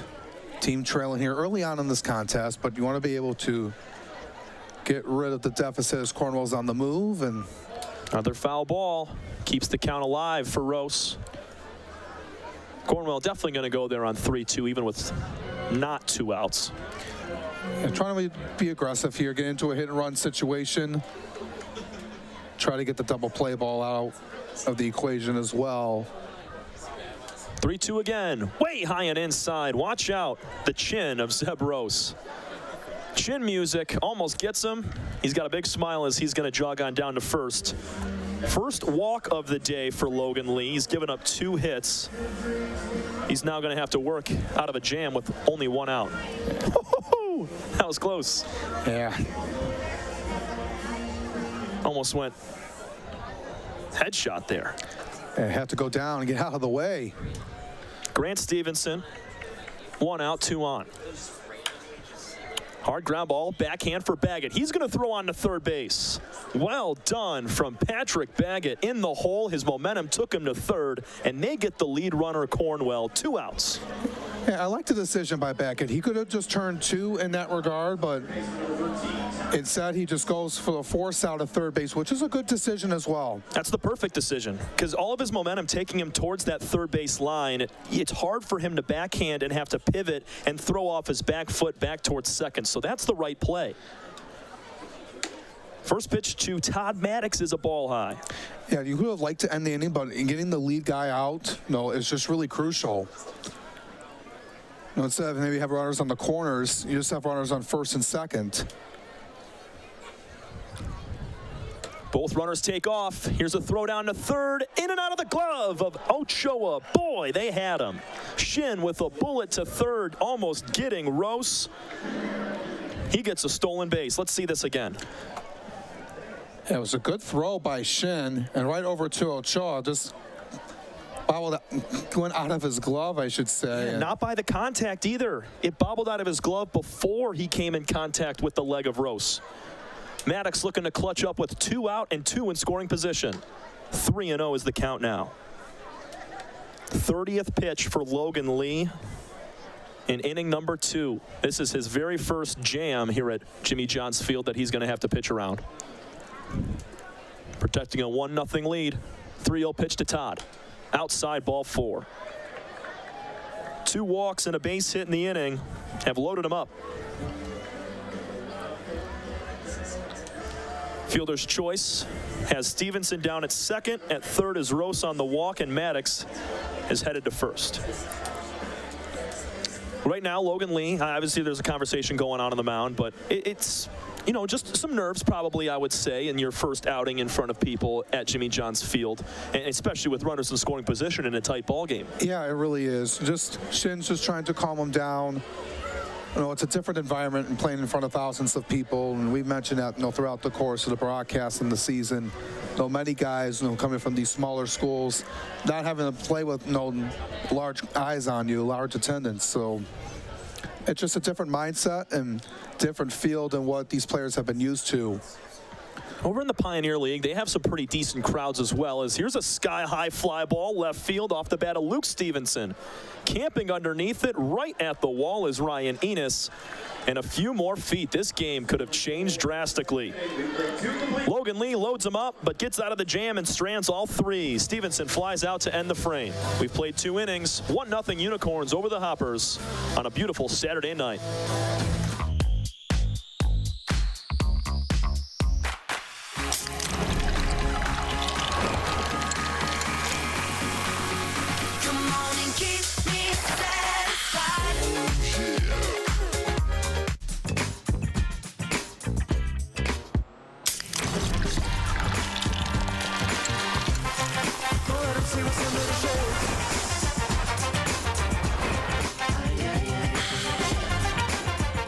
Everyone has something that motivates them to do better. And for me, that's my daughter Shelby. I named Shelby Construction Services after her as a reminder to always run the company in a way that would make her proud. Our goal isn't just to get the job done, but to get it done right. And that means making sure every customer has a 5-star experience. I think how a company treats you is just as important as the finished product. My daughter wouldn't have it any other way. Call 833-6-SHELBY. That's 833-6-SHELBY.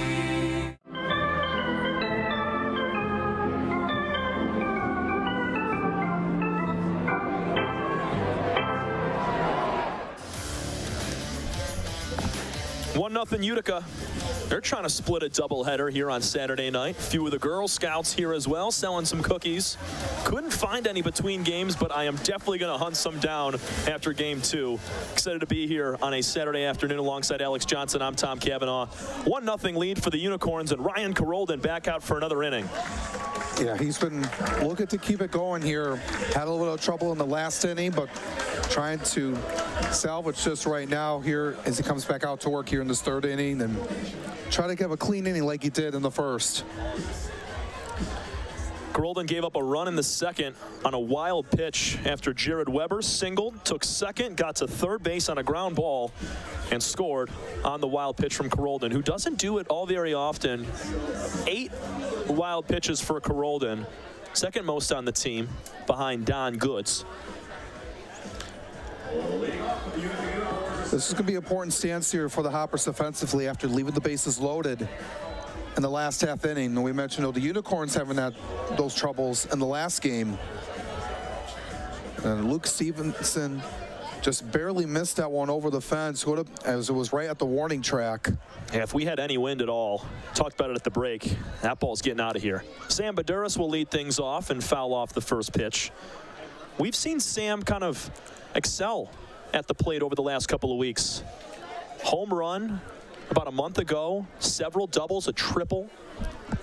0-1 is high. He won player of the game a few weeks ago as well. Average looming right under 200. 6 RBIs as well for the kid and 13 hits. Yeah, he's been trying to get back on track. A man from Shorewood, Illinois, and this Unicorns team in general, well, they've been having a really good style of play, throughout the course of the season, and it's been working for them.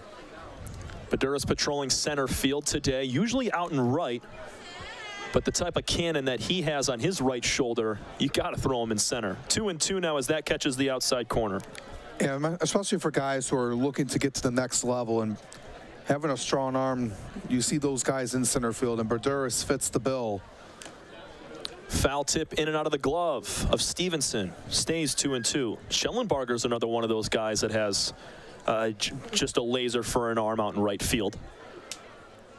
Whenever Baduras or Schellenbarger get a ground ball or a fly ball with a tag situation, I'm always entertained because it's usually a good throw with a lot of velocity. 2-2 is high and away.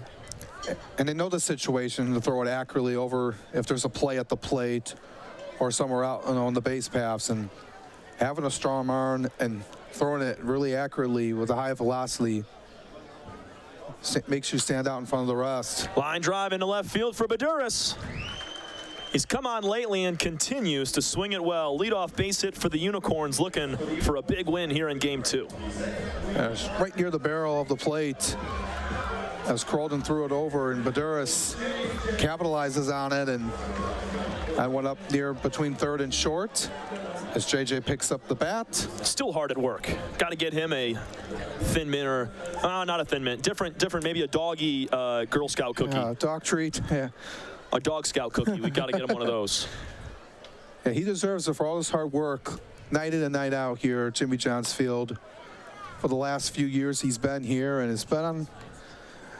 he has been the star of the show here at Jimmy John's Field, night in and night out. And decent lead at first for Baduras. It's actually a little small. He's going to take off for second, though. Throw from Stevenson is airmailed over the tipped glove of Martin into center field. Ran down by his brother Grant, and it's a stolen bag for Baduras. He had a small lead, but with all his speed, got there, and the throw also a little high. Yeah, we'll take a look at the replay here. I didn't think Stevenson needed to throw that a little bit lower, as it was off the glove of Bailey Martin, but a good recovery by Grant Stevenson to not let that one go too far into the outfield and move Baduras over to third. And that's been the struggle here, for Stevenson, hasn't been able to throw accurately over to either Martin or Stevenson. Jose Aquino with a 2-1 count out of Tampa, Florida. Time called at the dish. Yeah, he spent his time over at Southeastern University. Really strong program, as well as LSU Shreveport. Those schools are both in the NAIA. Two of the best. And that's why Aquino, an absolute monster at 6'3", 225. He had good numbers there as well, playing for two of the top colleges. Southeastern, former NAIA World Series champions. LSU Shreveport has done that as well. 3-1 to Aquino. Runner on second base in Sam Baduras with nobody out. Here's the pitch. Outside, ball 4. Aquino finds his way on base for the first time today. And it's first and second, nobody out in the third with a 1-0 lead for Utica. Yeah, just good take off the plate by Aquino, and we mentioned all his work he's done throughout his collegiate days, playing at two really pristine NAIA institutions. There's been a lot of players that have gone through those really talented programs in the NAIA. Greg Lokinen over at Georgia Gwinnett. There's been some guys over at Madonna, and Drew Fleming over at Concordia. Just a lot of the good talent, throughout the course of this league we've seen. Demetral attempts a bunt, doesn't get it down, and it gets a piece of our home plate umpire right in the foot. And yeah, got to put respect on those northern NAIA schools, but it's just a different animal down south. I mean, the amount of professional talent that is drafted from those schools like Gwinnett, like Southeastern, I mean, there's a handful of them. There's a lot.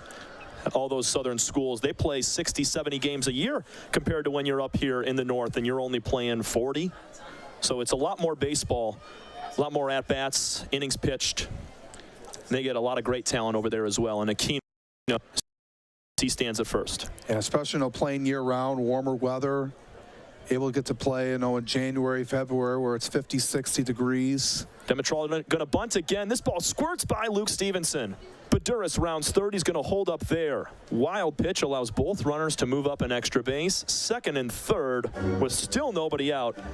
1 ball, 1 strike.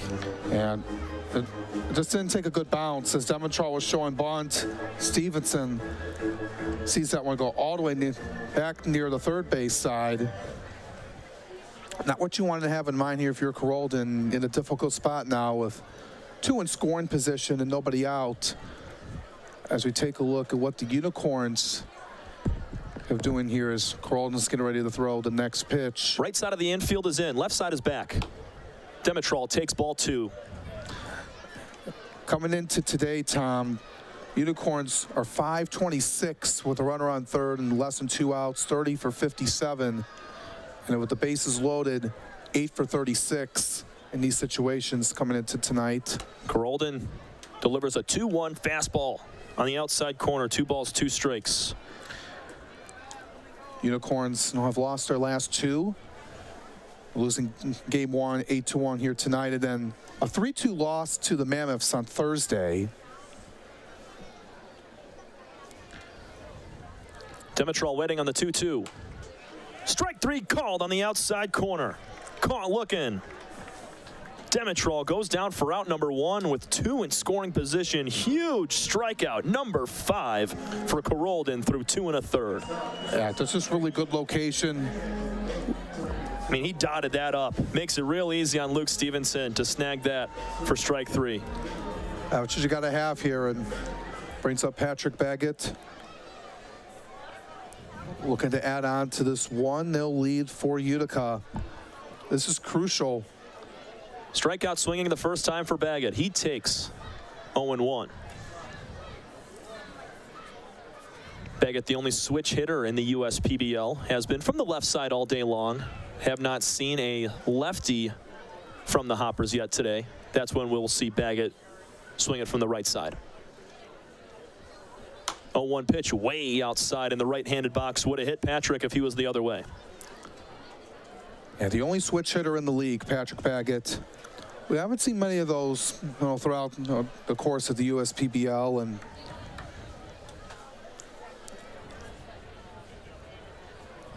hard to come by these days. 1-1 breaking pitch outside. You see a lot of guys will be switched for a while, and then when they get into college ball or professional baseball, they kind of rely on one side over the other and try to have that be, because it's tough to spend time hitting on both sides of the plate. Dedicating your time to one side can make you a lot better as well, but not for Patrick. He likes both, as that's strike 2. Another off-speed catches the corner. Yeah, just really good work there by Carolden. And there's also been a rarity of switch pitchers. There was one drafted in the MLB draft this past week. Being ambidextrous, so. Gerangelo Sinche from Mississippi State. Hope I'm saying his last name correctly as well. Line drive to left for Baggett. Catching the ball in left is Van Diver. No tag over at third for Baduras. He hit that much too short. Nice play from Van Diver scurrying over to make the catch. 2 outs, 2 on. Yeah, Baduras had to get back 2 before he would able to tag in, but it would have been too late. So he had to stay put. Good choice by Baduras, to just retreat back. Just too short of a fly ball off of the bat of Patrick Baggett to get a sacrifice fly. And he'll try to do it here with Jared Weber, the man you want to see at the plate in these kind of situations. Singled and scored, stole a base back last inning. Only run of the ball game so far. Strike 1 at the letters. Unicorns in their purple road jerseys. Utica Unicorns script across the front, USPBL patch on the left side.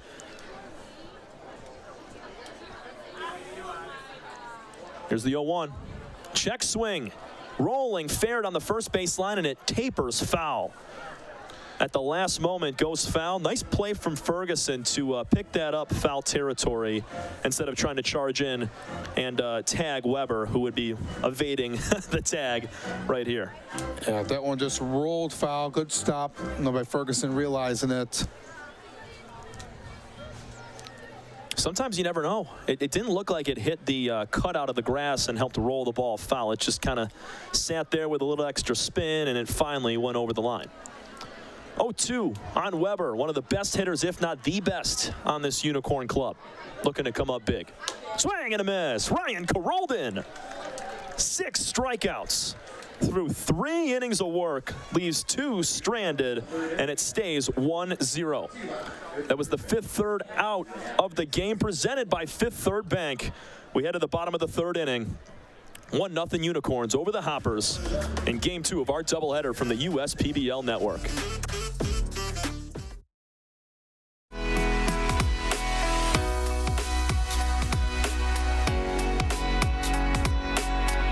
I'm Anthony Tomey, CEO of Tomey Group, and we're one of the largest Jimmy John franchisees in the country. With 50 Jimmy Johns and over 700 employees, it's a challenge to manage operations. What could possibly go wrong with owning 50 Jimmy Johns? People don't show up, equipment fail, run out of bread, no tomatoes, we need onions. Many different things can happen. Tryon allows us to really focus on the food and the operations of the restaurant. And that's why we rely on Tryon. You can always rely on Tryon.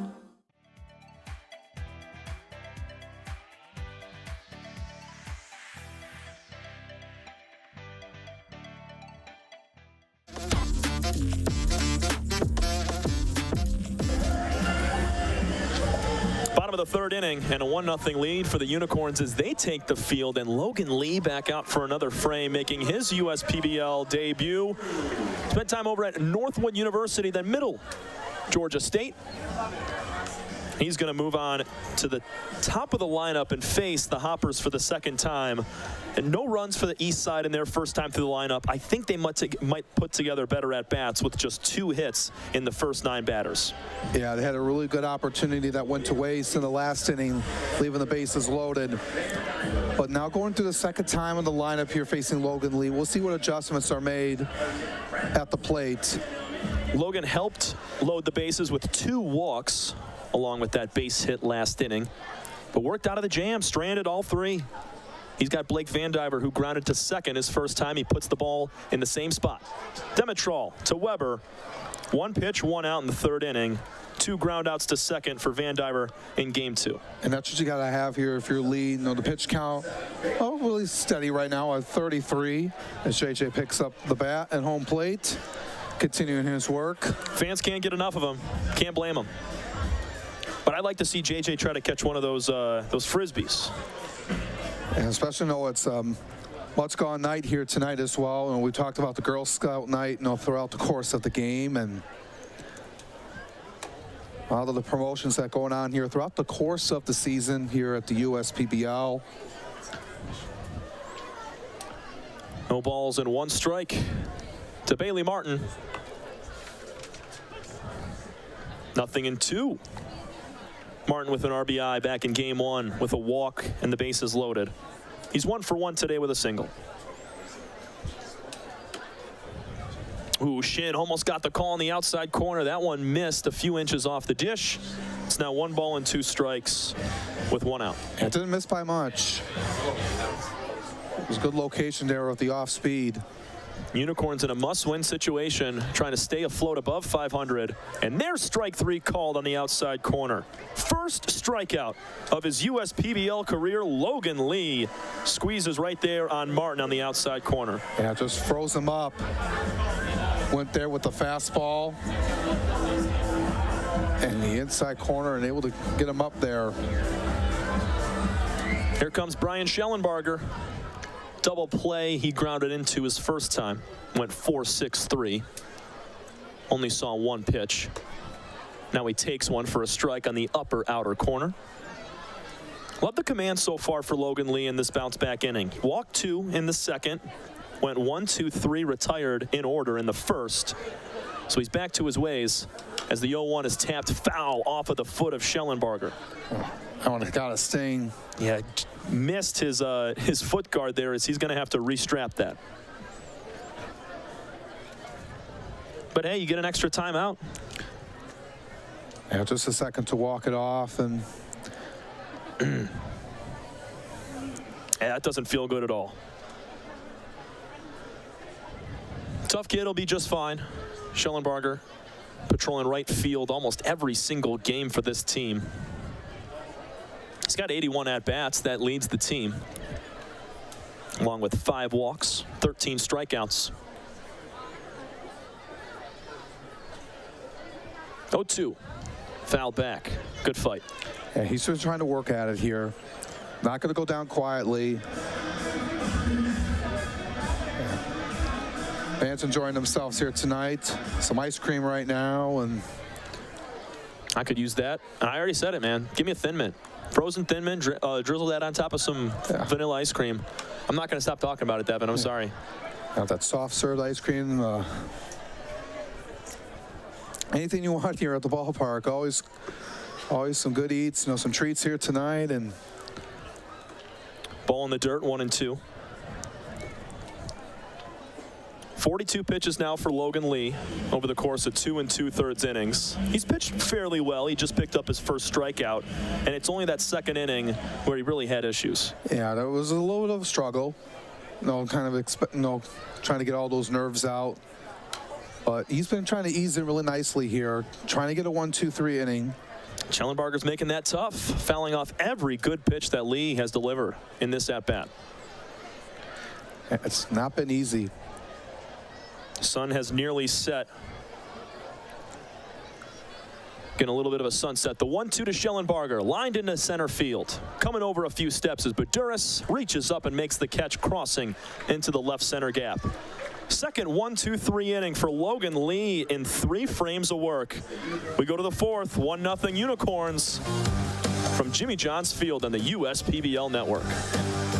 I'm Anthony Tomey, CEO of Tomey Group, and we're one of the largest Jimmy John franchisees in the country. With 50 Jimmy Johns and over 700 employees, it's a challenge to manage operations. What could possibly go wrong with owning 50 Jimmy Johns? People don't show up, equipment fail, run out of bread, no tomatoes, we need onions. Many different things can happen. Tryon allows us to really focus on the food and the operations of the restaurant. And that's why we rely on Tryon. You can always rely on Tryon.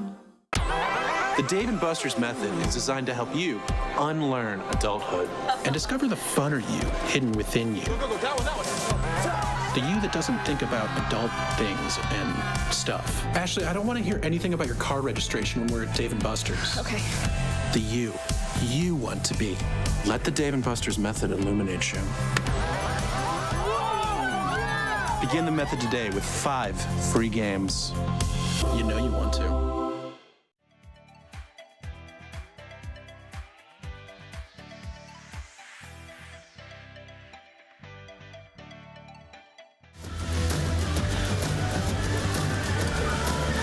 Shout out Jeremiah Green, third baseline camera, giving us some love here up in the press box. Got to have the pregame show up here alongside Alex Johnson. I'm Tom Cavanaugh. It's been a great day of baseball. Alex, your family's here. We're all hanging out. Got to see a great first game, and now game 2 is a lot more competitive. Yeah, really good game throughout here tonight. It's been good working with you, Tom, all season long. It's been a really blast. Been a blast here tonight. And this Girl Scout night, Mutts Gone night. Mutts. I'm losing my word in here for a second, folks. I apologize.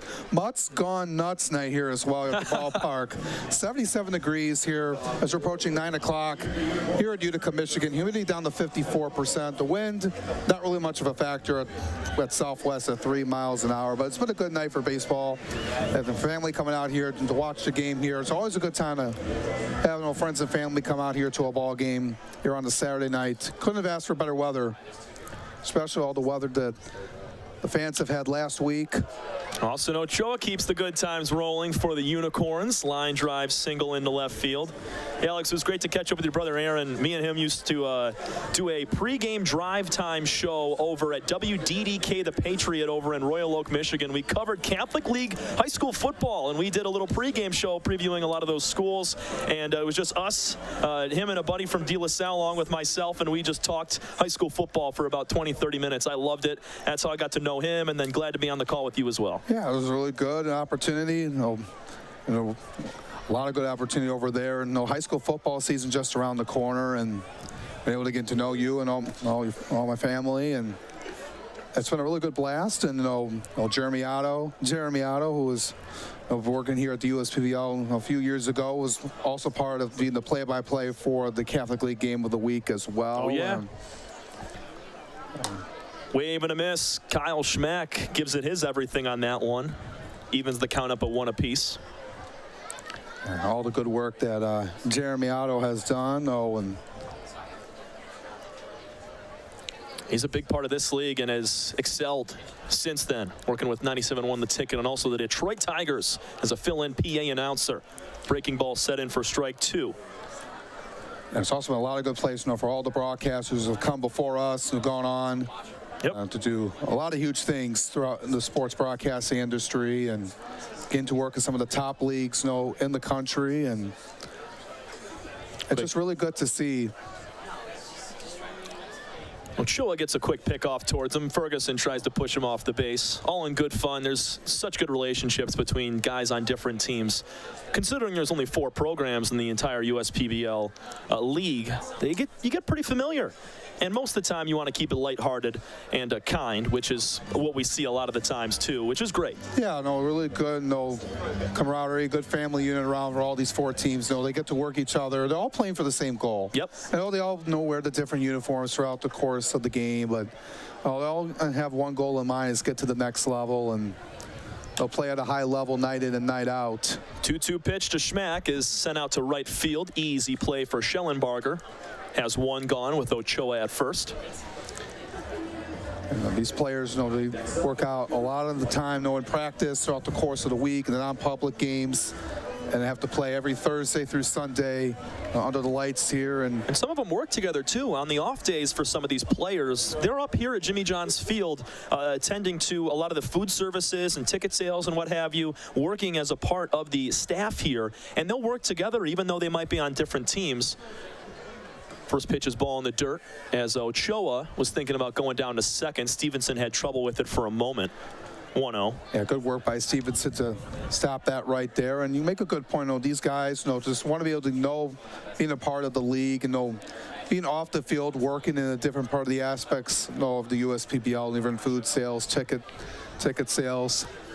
You get to know the players more. The fans come in through the gates every night, and get to know the players. Like, hey, if I was watching you the other night, why you're working in ticket sales today, or giving me a hot dog or something?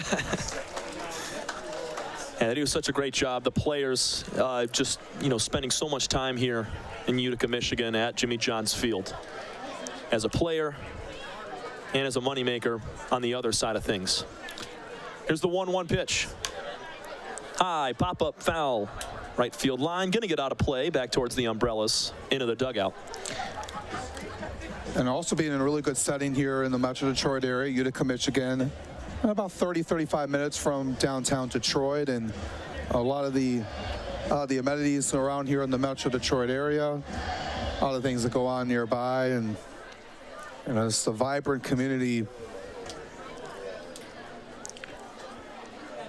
And for all these players to be a part of and looking to get to the next level. And 1 on, 1 out for Ryan Enos. He's going to ground one to shortstop. Tough play. It gets past the glove of Grant Stevenson into left center field. Going first to third is Schmack. Check that Ochoa. He's in there at third base. It's going to be a single for Enos. That ball just popped over the shoulder of Stevenson, took a bad hop, and heads up base running from Ochoa to go first to third. Yeah, it's the second time we've seen that from Grant Stevenson, as that one just took a difficult hop off of his glove. We saw that back in the second when Jared Weber was at the plate. it might be just me, Alex, but it looked like he played that on the side a little bit. It wasn't square between his legs, kind of shaded to the left foot side up the middle. And I guess his body was still squared to the ball a tad, but it got by him right past that left shoulder as he wasn't fully squared up. Taking off for second base will be Enos. The throw down, they're going to cut it off to the plate, and Ochoa is safe. Over to third base, Enos. He's going to be tagged out trying to go second to third. A lot of base running happening right now as Ochoa scores on the throw down to second. You see him cut it off. Martin caught it through home. Ochoa just a tad too fast. 2-0 Unicorns here in the fourth. Oh, that's important there, getting a huge run here in this fourth inning. And so that goes 2-5, 2-4, 2-5 for the out on Enos. Yeah, that's a lot here to do. So to get an out, but Enos, he stole second on the play, and then Ochoa stealing home on the relay over, and then Enos, thought he was going to get an extra one there, but they realized that at the right moment, and the bases are clear and 2 outs. They do get another run off of that, so it's well done from the Hoppers to try to cut that off in Bailey Martin at second base, cutting in front and throwing back home. But Ochoa, he must have had a pretty strong secondary lead and got home as soon as the ball was released. Line shot other way, diving play for Martin to his feet, onto first, they got him. Bailey Martin robs Tyler Shin of his first hit of the afternoon. 2-0. Austin Ochoa comes in to score on the base running marathon we saw towards the end of this inning. Nice play from Martin. We go to the bottom of the fourth, 2-0 Unicorns. Fifth Third Extra Time helps you do you better. So kick back and relax. You have extra time to avoid overdraft fees. Fifth Third Extra Time. This is banking a Fifth Third better. We're the financial champion of Michiganders. Whether you're a goal-getter or dream chaser, an empty nester, or up-and-comer, anyone in Michigan can bank with us.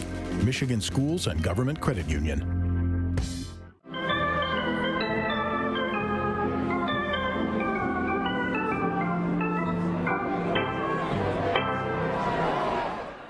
We build roads, bridges, wind farms, and pipelines, schools to skyscrapers. Our members create monuments. We operate. We're the operators and mechanics behind the advanced heavy machines that move Michigan forward. We maintain boilers and HVAC.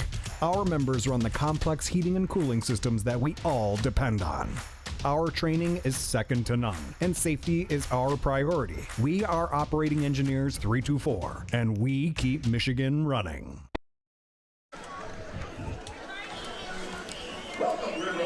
Bottom of the fourth inning. Welcome back into the USPBL Network. Alongside Alex Johnson, I'm Tom Cavanaugh.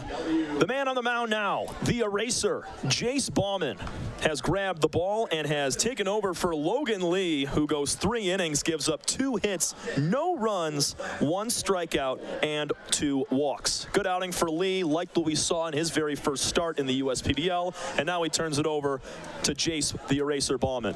Yeah, good start by Lee, in his USPBL debut. Had a little bit of trouble in that second inning, but came out unscathed. He got the job done. Now he'll turn it over to Jace Bauman. His impressive numbers so far here this season, Tom. Going to be making his 17th appearance, and his 15th out of the pen.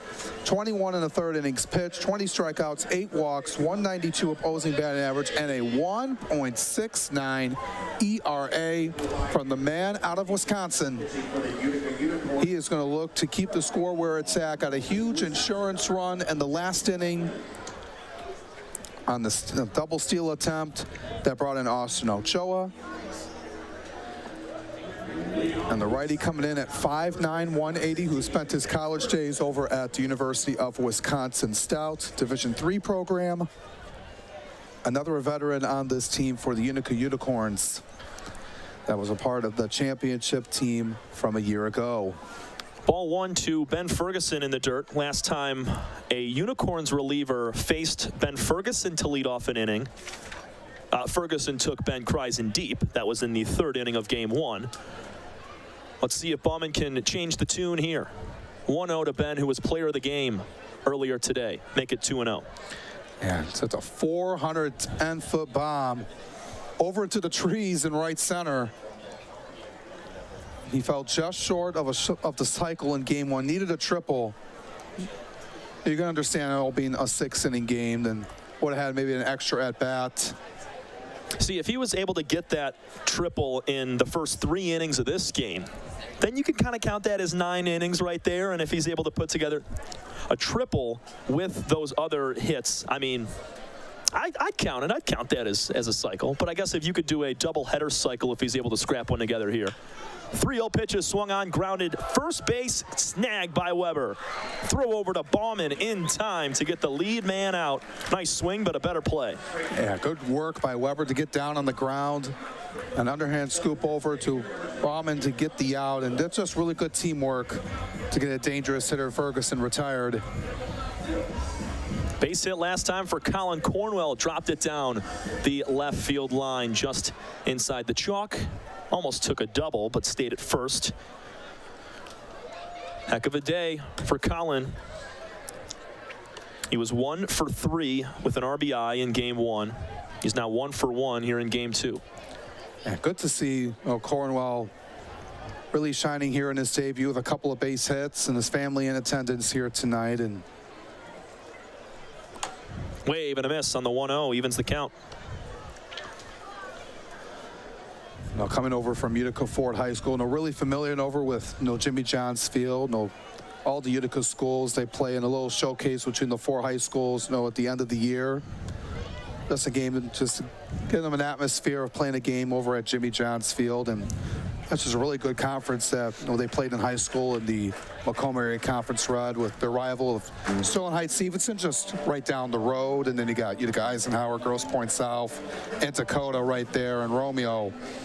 That's just a gauntlet of a conference with all those teams being really competitive. Cornwell chokes up just a tad on that bat with 2 strikes. Bauman leaves it a little low and away. 2-2 to Colin.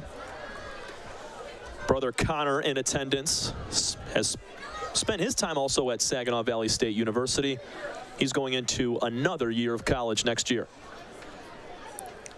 Could see him in future years in this league, as here's a flare back. 2-2, the count stays. Hopefully that happens, and maybe they can have another chance to have 2 guys on the same team, brothers. That's funny, we got 2 of those today between the Kreisens and the Stevensons. It's a family affair out here at Jimmy John's Field. Yeah, always good. At the professional level, having no brothers on the same team, and it just feels pretty good, and you'll remember that forever. Another base hit for Colin Cornwell. Boy, this kid is hot. What a welcome to the USPBL. 2 for 2 with 3 singles on the day. Fired up is their family after he shoots one back up the middle. Tip your cap to number 23. Yeah, he's making himself known here in the USPBL, and sent that one right near the barrel at 92 miles an hour off his bat. He has just been stellar here tonight in front of the crowd. Love to see him try to take off for second and challenge the arm of Tyler Shin behind the dish as Zeb Roast takes strike 1 at the letters. I was following Saginaw Valley State's super regional run this past season, and every time I looked at a tweet, Colin Cornwell's name was in there somewhere. So he was a major impact to the Cardinals when they made a deep run in Division II this year. 1 ball, 1 strike now to Rose as that misses. And a lot of these guys, especially from D2, D3, and the IA, who are really huge players and made deep runs into the college tournament, it just really shows that there's a lot of different avenues, to get to the next level. We've seen a lot of guys, you can still be successful, in the Division I program over in the SEC or the Big Ten. But for a lot of these guys coming, from the other routes, I mentioned, they can still be a really talented player. And for these guys, maybe not really, you try to get an understanding of where they are at and what the scouts are trying to look for, but anything you could bring to the table, doesn't matter where you came from, where you played for, or what division you played in, you can still make an impact. And for Cornwell being over at Division II Saginaw Valley, a really tough conference in the GLIAC, that's something to not look over and Foul ball from Rose, and he gets a piece of the hand there, so he's going to drop the bat immediately. Looks to be just fine as we move to a full count. Let's look at it one more time. I mean, it got him right on the fingers. Yeah, right there. Or maybe not. I think it just rattled the hands because of how close it was. You know how it is when you swing an aluminum cold bat or also a wood bat, you get it on the very end or right on the inside part. It can sting the hands a little bit. But back to your point, Alex, I mean, you look at this 2024 draft, 81% went to college. 2% came from Division II that were drafted. Almost 4.5% came from junior college, and a little bit from D3, and 1% from the NAIA. So, I mean, you can still find your way into the minor leagues, major leagues from that, as Rose. That one definitely hit him. So Bauman taps his chest, doubled down as he missed inside to Rose, almost on the hands, and now he's finally squared up. Ooh, right on the elbow guard. Yeah, that one kind of hurt.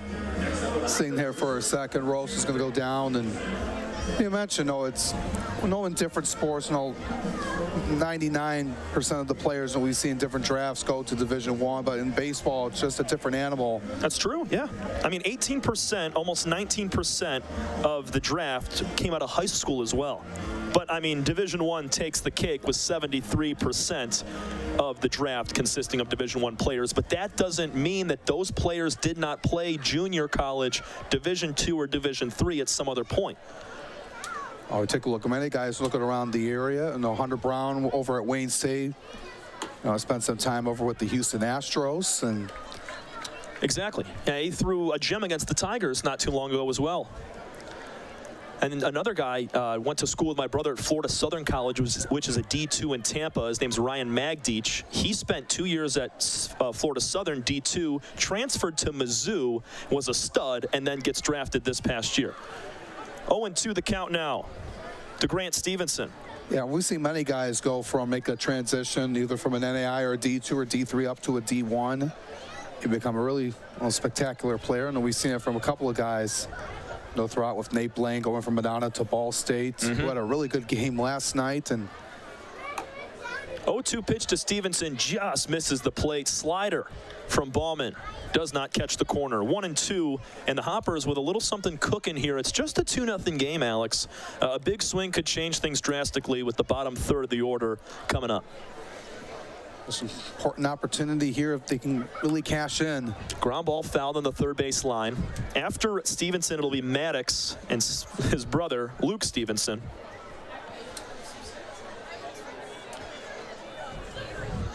Two on, one out. Grant trying to come up big. Grounded into a fielder's choice, his first time up back in the second. Here's the 1-2 from Bauman, a little bit low, blocked from Shin as he traps it in the dirt. You got to be smart at the plate if you're Grant Stevenson. Don't want to ground yourself into a twin killing double play. Want to be able to pull something between third and short. A lot of room there as Bauman steps off the plate. His first disengagement there on the rubber for Jace. Looking to turn two, Demetral shaded up the middle in double play depth. Baggett at shortstop, he is normal depth. Fouled back, 2-2, the count stays on Grant Stevenson. And this is huge here for the Hoppers. They got one out here in the fourth, and you gotta remember in this 6th-inning game, you're down to your last few outs, so you're just gonna be able to just really capitalize here after wasting an opportunity in the second, which could have really changed the game up to this point. Tip your cap to Grant Stevenson, man. He has worked this at-bat full. Looking at his 9th pitch of this at-bat after several foul balls and a couple that he has taken off the plate, not by much. And that's something that these players work on, being disciplined at the plate. That's a really difficult task to master. And for a lot of these guys, they do their job. And wow. Yeah, Grant Stevenson really worked for it right there. Got back in the count. Earns himself a walk to load the bases again for the second time tonight. It's up to Todd Maddox to get the job done. Bauman could not believe that call. He squatted down to the dirt. Could not believe that was a ball. It was off the plate a little bit low on our TrackMan stat here. But now the Hoppers, a base hit away from tying this game, a big swing away from taking the lead. Todd Maddox to the dish. He walked in the second, his only time up this game. Takes a slider, fouled on the third base line. Oh, man. That was the swing right there. Todd was waiting on that front door slider and almost roped it fair. Yeah, just couldn't get it over to the right of the line down the hot corner is Todd Maddox. Had a really good chance. Everyone has to get back to their spots.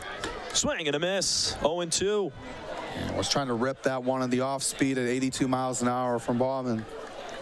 Down at third is Colin Cornwell. Zeb Rose at second. Stevenson stands at first. It's a 2-0 lead for the Unicorns.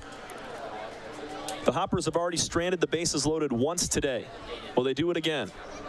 0-2 to Todd. Wave and a miss. Huge strikeout for the eraser. Has 2 gone here in the fourth. Just clutch work by Bauman. It's getting him there at 81 miles an hour away from the strike zone. Maddox frustrated about that. He doubled down. Back-to-back sliders. Down and away. Maddox waved at the first one. Got him on the next one.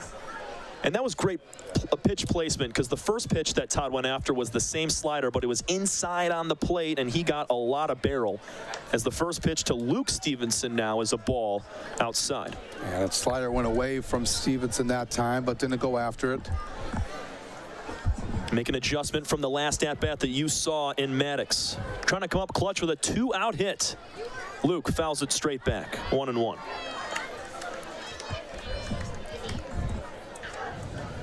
And this is something here that the Diamond Hoppers here in this game will look back on if they fail again with the bags full. We saw that a couple of innings ago.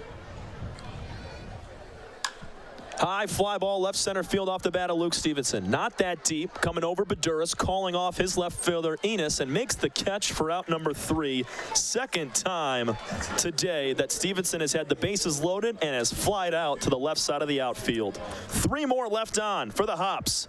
Well done from Jace Bauman to get out of the jam. 2-0 Unicorns. We go to the 5th inning. This is your home for USPBL baseball.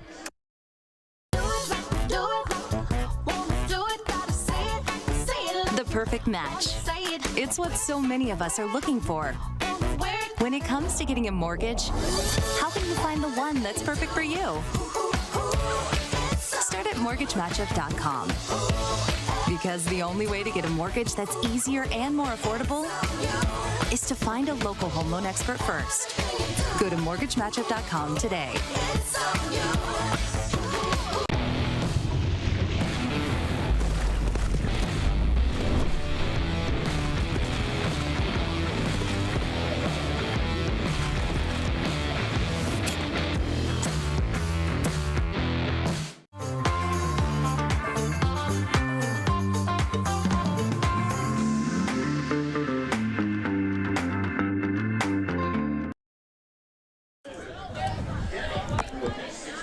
Inning of action from Game 2 of our doubleheader featuring the Utica Unicorns and Eastside Diamond Hoppers. Hoppers took Game 1 of this twin bill 8-1. Unicorns with a 2-0 lead, trying to split the DH here today as Justin Silva enters the fold, taking over for Ryan Carolden after 4 innings of work, giving up 2 runs. Yeah, solid performance, by Carolden.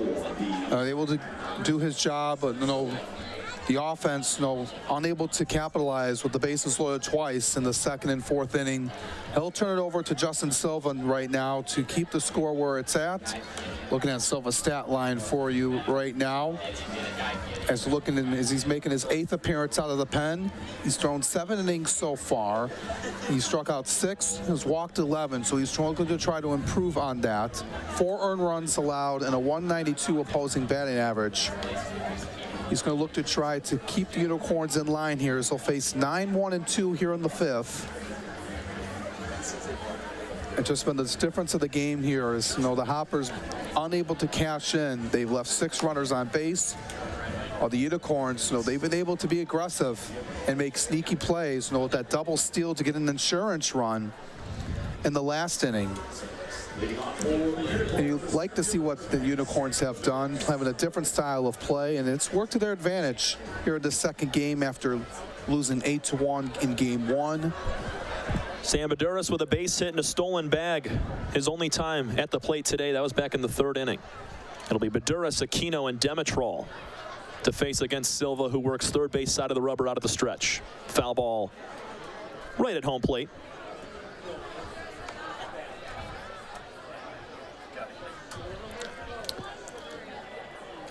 Both innings, the last 3 innings, I should say. Leadoff base hits from the Unicorns, so they're finding that leadoff man aboard. Baduras did it back in the 3rd. Here's the 0-1 to him. Slow tapper back to shortstop. Grant Stevenson in between play. Throw to first, not in time. Miscommunication between Maddox and Stevenson. Infield hit.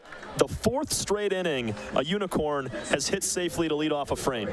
Yeah, that was just hit really soft. Just 40 miles per hour off the bat of Baduras. And that as Stevenson had no chance to get Baduras out right now. And turns it over to Jose Aquino, and you don't really see that really often. Exit velocity of 40 miles an hour. That was just it's a tough play. There he goes. Baduras taking off for second. There will be no throw. The ball bounces all the way back, halfway between home plate and the pitcher's mound. Second stolen base for Baduras today.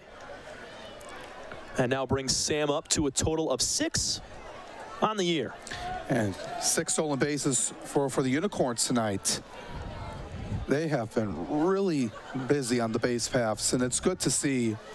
It's just really good, a part of the game that has really changed a lot, with the rules, where the defensive players have been positioned, get more balls in play, especially people trying to steal bases as well, and that's opened them up more. There goes Baduras for third base. Oh, he pump fakes. He went about halfway. You could see Stevenson behind the dish. He tried to gun down to third. He held it as Baduras went back. Nice little pump fake there from Sam. And I'll offer you this, Alex. Think about the pitch clock and what that does to a mental of a pitcher. You have less time in your mind dedicated to the base runners. You have to think more about getting that pitch off in time. Yeah, that's something you got to worry about too, not getting a pitch clock violation. And there's just a lot at you with a pitch. You're trying to beat the clock. You look at the runner. Exactly. There's so much going on. You're trying to get the sign from your catcher.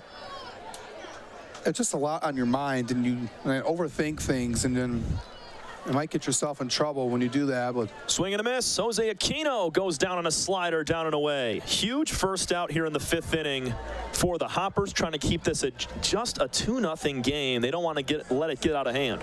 Yeah, absolutely. They don't want to go down even more. And you just got to be able to rely on Silva here to get the job done. Silva, heavy slider, throws it about 65% of the time. That's what you just saw there. Baduras will now take off for third. The throw is not in time. Sliding in safely. And the pick by Maddox, who frustrated as Baduras is now to third base after back-to-back steals. Boy, that's Little League baseball right there, and I mean that in the best way, because Baduras, back in Little League, if you're able to steal bases back in young travel ball, you steal second real fast, and then you steal third. Boom, a base hit gets you to third base in a couple of pitches. It's exactly what just happened. Yeah, just really good work here, by both managers, Jim Essien and Pat Adams, to get these Unicorns on the move. Trying to mix up the playbook and open things up. Try to be aggressive here and just taking opportunities, taking risks. Infield in, swing and a miss from Demetrol. Moves the count to 1-2. That one upper outer zone. Got Demetrol to chase, who doesn't chase very often. Has a really good eye at the plate. Silva folds the red glove on his right chest pec and now comes set up at the ear. The 1-2 to Demetrol.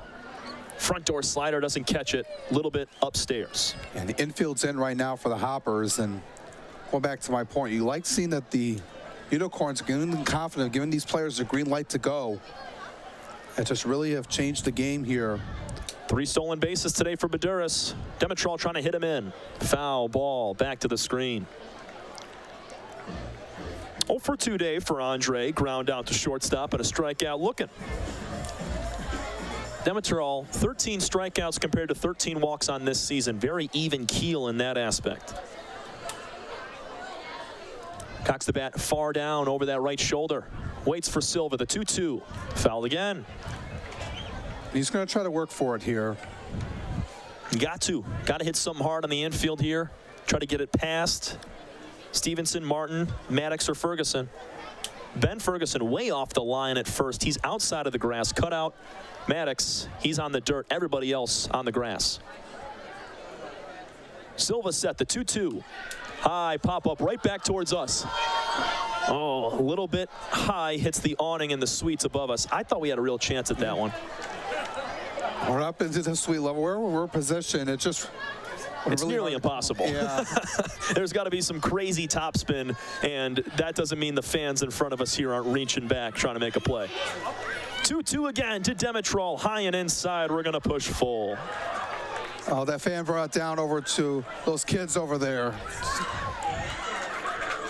Getting one of those foul balls. They were just excited to get that one. It's what up to the suite level.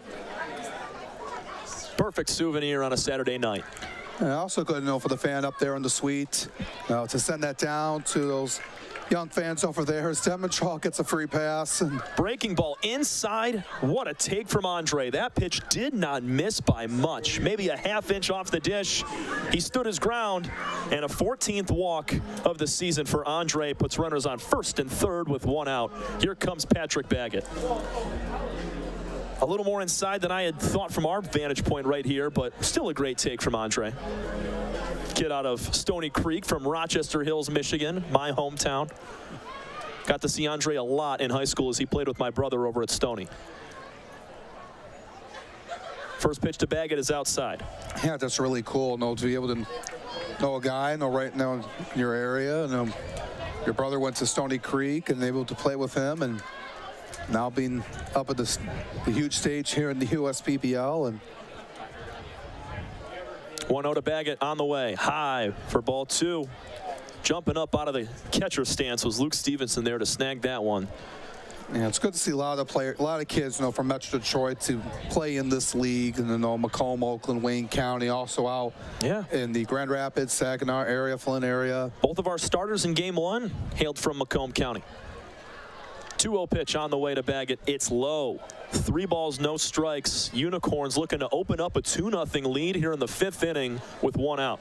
A lot of the people who sponsor this USPBL to make it happen. A lot of the businesses within the Tri-County area, mostly in the Macomb and Oakland County.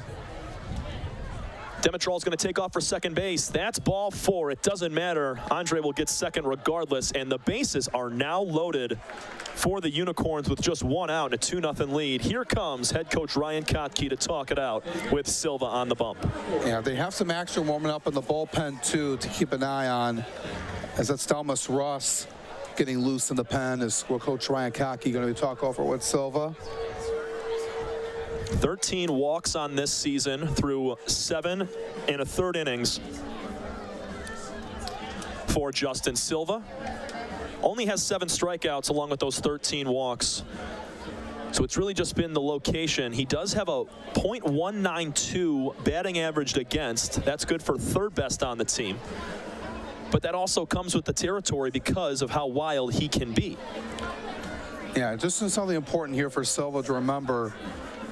It's got to be able to be accurate on how you throw. Doesn't get any easier with Jared Weber at the dish. Yeah, not the man you want to see at the plate. Weber is 1 for 2 today. Base hit, stolen bag. Back in the 2nd, he scored on a wild pitch. He then struck out swinging in the 3rd. Bases loaded with Baduras at 3rd base, Demetrol at 2nd, and Baggett, who just walked, over at 1st. Weber takes ball, strike 1. A little bit of a late call from our home plate umpire. 0-1. Yeah, that might have been a little bit too in, but home plate umpire saw it a little bit differently to get the strike call. Weber in the back of that batter's box on the right side, waiting on the 1-0 pitch. High pop-up, going to be playable. Coming over is Ferguson, battling against the twilight sky, makes the catch, and he throws it home quickly. Heads up baseball from Ben Ferguson in case Baduras was thinking about tagging up. Yeah, everyone had to hold back, and would have been tough for Baduras. You don't want to run yourself into an out at home plate.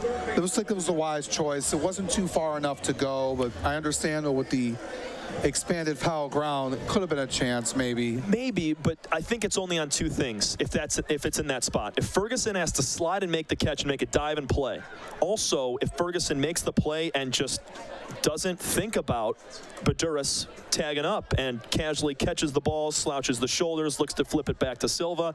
So, I mean, Ferguson did everything correctly over there at first base to try to look at Baduras. Yeah, take a look at all aspects of the situation and not just getting the out, but taking a look at the runners, especially Baduras. Ochoa waiting on an 0-1 pitch. Slider away. Unicorns looking to extend this lead, give themselves a little more insurance heading into the last inning. We're only playing 6 today from both of our games in a doubleheader. Thank you. 1-1 pitch on the way outside in the other batter's box. Ochoa going to take a twirl around the dirt. He's up in the count now. Silva trying to be the stopper. Keep it at a 2-0 game and give his offense a chance late. Sets up at the ear, now comes set at the chest. 2-2 pitch. 2-1 pitch turns to 2-2. I'm sorry. Even count. Important here for Ochoa. Twos are wild. Short lean in for Silva. Checks the runner at third. 2-2 on the way. Going to get past Stevenson, but Duras can't go anywhere as that ball ricochets all the way back to Luke Stevenson behind the plate. My goodness. That saved a run right there. The brick behind home plate on the backstop. Yeah, just one of the downsides, for the runners actually, is that behind home plate was 25 feet. As you take a look at it, right off the brick, ricochet back over to Luke Stevenson.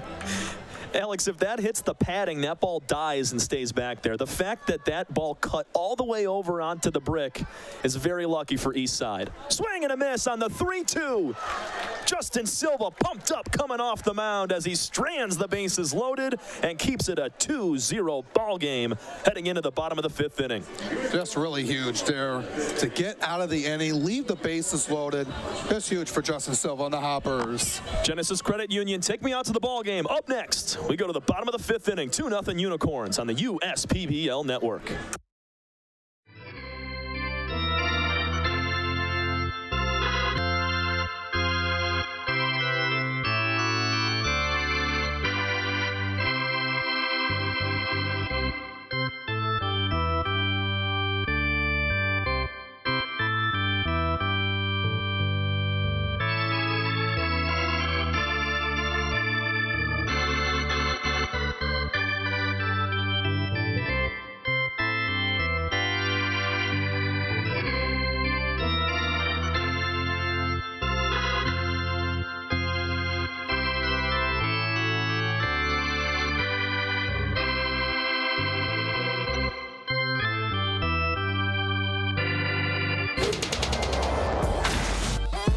Check your checking.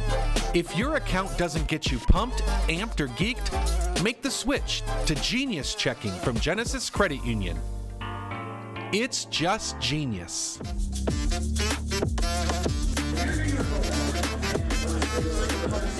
Sixth inning of action. Some fans sticking around for the late night action as we enter the 6th inning of our second game of the doubleheader. Welcome in alongside Alex Johnson. I'm Tom Cavanaugh. We've been here all weekend long and we'll be back 1:05 tomorrow as there's a rematch between the Beavers and the Westside Woolly Mammoths. But tasked with these next 3 outs is going to be Matt Colucci, right-hander, on the way, trying to get a big 3 outs here in the bottom of the 5th. Yeah, going to be able to look to get the job done here as Matt Colucci's been a really strong arm throughout the course of the season. His numbers are phenomenal here, Tom. Looking at it, his 17 appearances so far, 27 innings of work, 5 earned runs around, 26 strikeouts, 9 walks, 238 opposing batting average, and a 1.67 ERA. Just impressive stuff for the man out of Amherst, New York.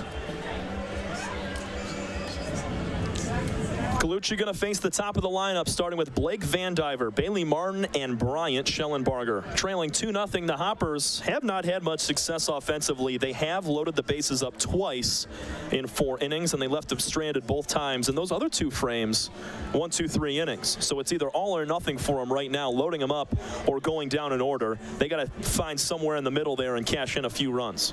Yeah, being down 2 here with their 6 outs left.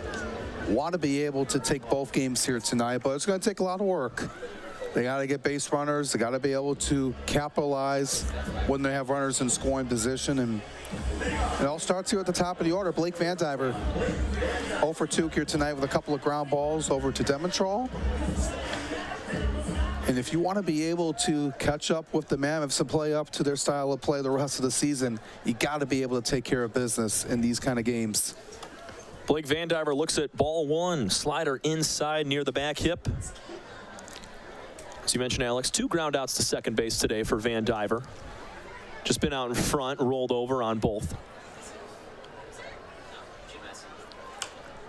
Fouled away, make it 1-1. Jace Bauman through that last frame. Got out of a bases loaded jam in the 4th, and now it's time for Colucci in the 5th, who might be tasked with the 6th. We will see, obviously depending on score.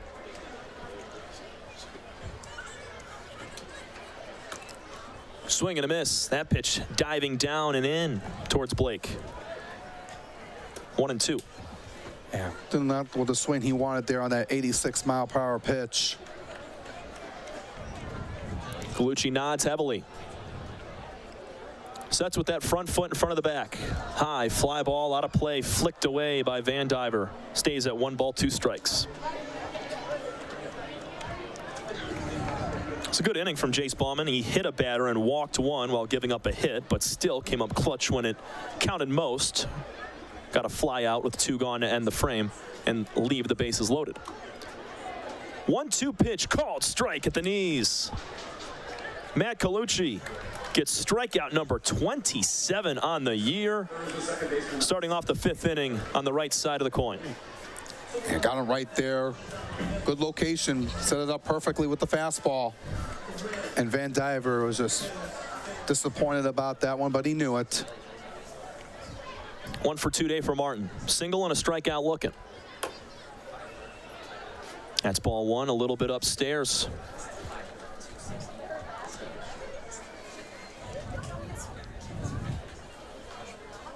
Colucci out of the stretch, sets at the belt.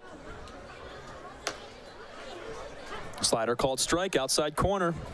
Nice placement, evens the count. Sun has completely set, twilight starting to fade away, and the dark sky moving in. Makes it a little bit easier to see the ball in the air. Foul tip into the glove of Kreisen. 1-2, Colucci working fast and wasting no time challenging these hitters. And Martin's going to slow things down with a timeout. And all these pitchers just want to be able to get on the move. Once they get on the groove, they want to be able to work as quickly as possible. They don't want to have any downtime. 1-2 out of the hand of Matt Colucci. Ground ball softly to first base. Picked up by Weber. He's going to touch the bag himself. 2 up, 2 down in the 5th inning. Well done from Colucci to get the first 2 men quietly. Yeah, that's what you got to have here. Is that one just hit 57 miles per hour off the bat. He got it right on the nub, very end of the bat for Martin. And now it's Bryant Schellenbarger. The lined one into center field his last time.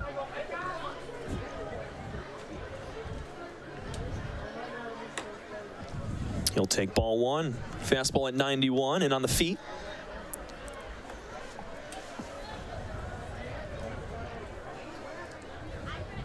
Two 2-0 Unicorns. They scored their first run back in the 2nd. Got another one in the 4th. Big wave and a miss from Bryant. Moves the count to 1-1. Yeah, he was trying to rip something out there. Schellenbarger from Mount Vernon, Ohio, attended University of Akron for 3 years, spanning from 2020 until 2022, standing 6'2", 230. And there's strike number 2. That's very bottom of the zone. Nice pitch from Colucci to get that spot. And he's been able to work for it here. You got Van Diver out looking, able to get a weak contact ground out off of Martin. Swing and a miss. Curveball down and in. Gets Schellenbarger waving. And 2 strikeouts in the bottom of the 5th inning for Matt Colucci. He continues to impress this season now with 29 strikeouts on the year. We go to the 6th. 2-0 Unicorns over the Hoppers from Game 2 of our doubleheader on the USPBL Network. We'll be right back for the final inning of action. With a transforming world, we can see how drastically the world is heading towards automation. And so, we need 24/7 surveillance and security systems for our homes and businesses to avoid any theft or breach of privacy. JARPCOM brings the installation of security cameras to the tip of your fingers with our state-of-the-art mobile app. JARPCOM also provides surveillance monitoring of your entire property with flexible options that offer a dependable solution to be scaled to fit any domestic or commercial need. Contact JARPCOM today for a free estimate at 800-369-0374 or look us up on the web at jarpcom.com. What are the odds that we're neighbors, where you've known each other our whole lives, and both tear the exact same things in this exact same knee? So an ACL tear is an injury to the main stabilizing structure of the knee. You want a good team around you, because then you know that what you're doing is going to help you in the long run. My message to everyone who's helped me, thank you so much, because you guys helped me progress so much. Also hearing it from a friend that's went through the exact same thing, I think sort of helps that know that there's a bright side at the end.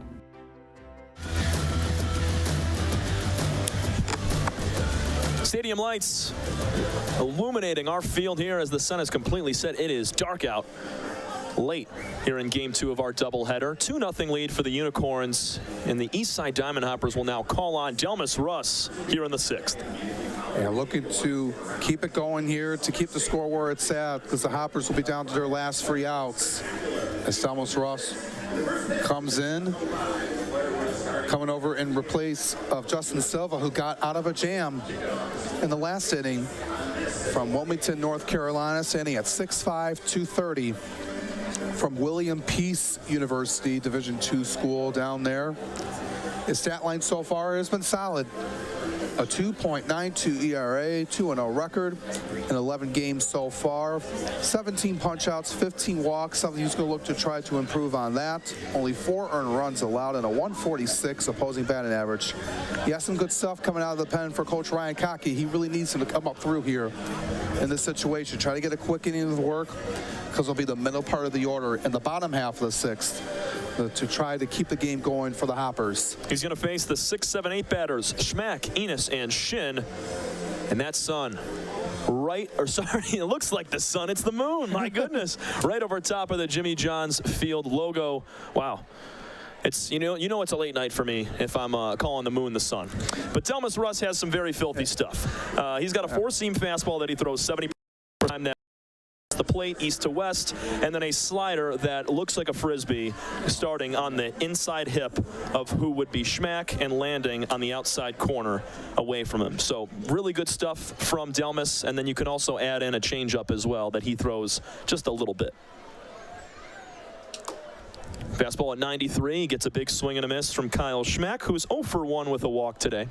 Yeah, we can't have a long day here, Tom. We got to be back out here tomorrow afternoon, man. Hey, man, I'll be up. I'll be there. Yeah, I got a 1:05 first pitch tomorrow. Mammoths and Beavers. Could be a Sunday fun day here at the ballpark. Make it 0-2 to Schmack. Oh, Sundays are always the best days, though, for the kids to come out here. Always sponsored by Fairy Tale Entertainment. Russ, first base side of the rubber, working through the windup as a reliever. Something you don't usually see too often nowadays. More traditional back years ago, but most guys have been out of the pen, staying with that stretch set. Schmack fouls it away to stay alive 0-2. Rusty's got those wide feet as well as he goes through the windup. Slider this time, way outside. Nice snag from Stevenson.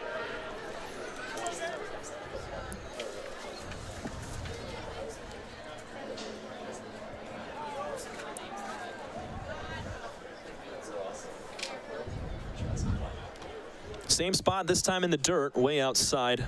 2-2 out of Kyle Schmack.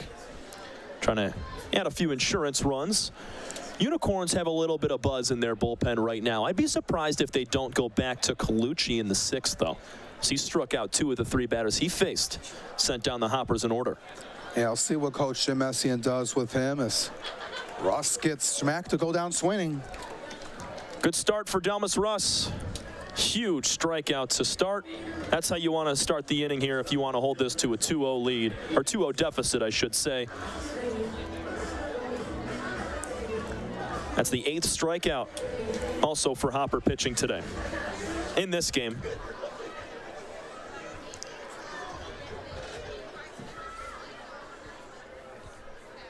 Ryan Enos, line drive to left field, coming in, diving and making the play. No, it's in and out of the glove. Oh, man, Blake Van Diver faked me out hard. Looked like he made the catch as soon as he hit the dirt or the grass. It popped on out. One more time, let's see. Coming in hard. I think he made the catch, and then it just popped out when he hit the grass. Yeah, Dang. Yeah, couldn't fully complete the process of the catch, unfortunately, but you like the effort by Van Diver. Oh, love it. Yeah, stretching that one out, making the play. Just couldn't fully grip it on there. Back-to-back base hits for Ryan Enos. 2 for 3 in this game. First pitch to Tyler Shin. Way inside, gets past Stevenson. Down to 2 goes Enos. Russ let that one get away. Also a guy that doesn't have many wild pitches. That was just his 4th of the season. Yeah, let's take another look at it. It was right into Shin. Had to back out of the way.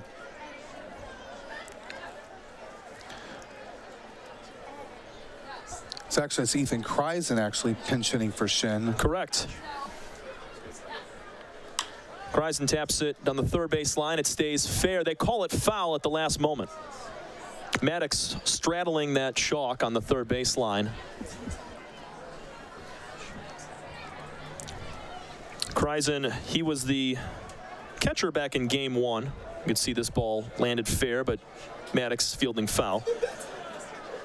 It was an 0 for 1 day with a walk for Kreisen back in game 1. He was pinch hit for by Shin in the later innings. That's kind of a flip-flop situation here with Kreisen getting the nod late in game 2 for Shin.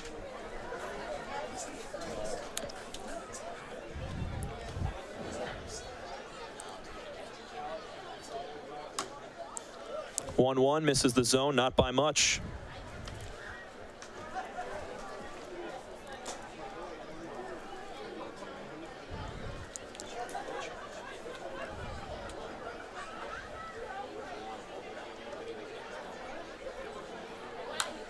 Foul back, 2-2. Russ working with runner at second base. There's been runners on in every single inning besides the 1st for the Unicorns. They've picked it up here in this 2nd game after being quiet for the most part.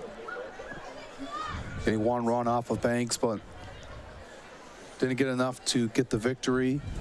2-2, ball in the dirt. Stevenson, trouble with it, bobbles for a moment. They're going to check down to our field umpire. He did not go. Full count to Ethan Kreisen in a pinch hit spot. Sam Baduras likely waiting on deck.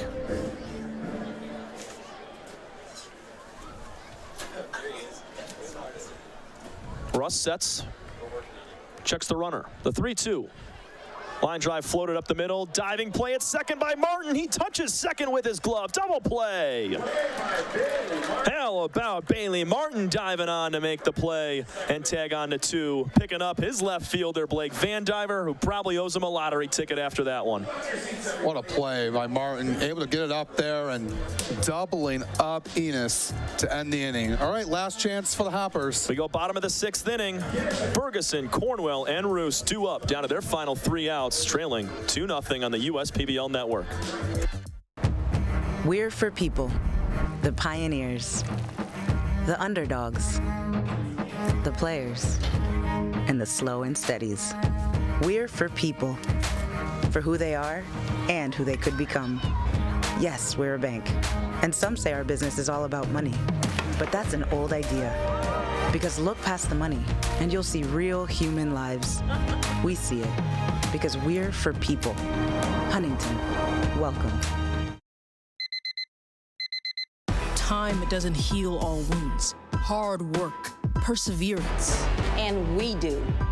We're fighting cancer with proton therapy. And music therapy. We're turning back the clock on Parkinson's and outsmarting blood clots in seconds. Instead of days. Because this is her time. His time, your time. And it's time to show we can. Corewell Health. Final half inning of baseball alongside Alex Johnson, Tom Cavanaugh. And what a day it's been. 8-1 victory for the Hoppers in Game 1 earlier today, and a much different contest with the Utica Unicorns. Up by 2. And it's now Connor Thomasic's turn.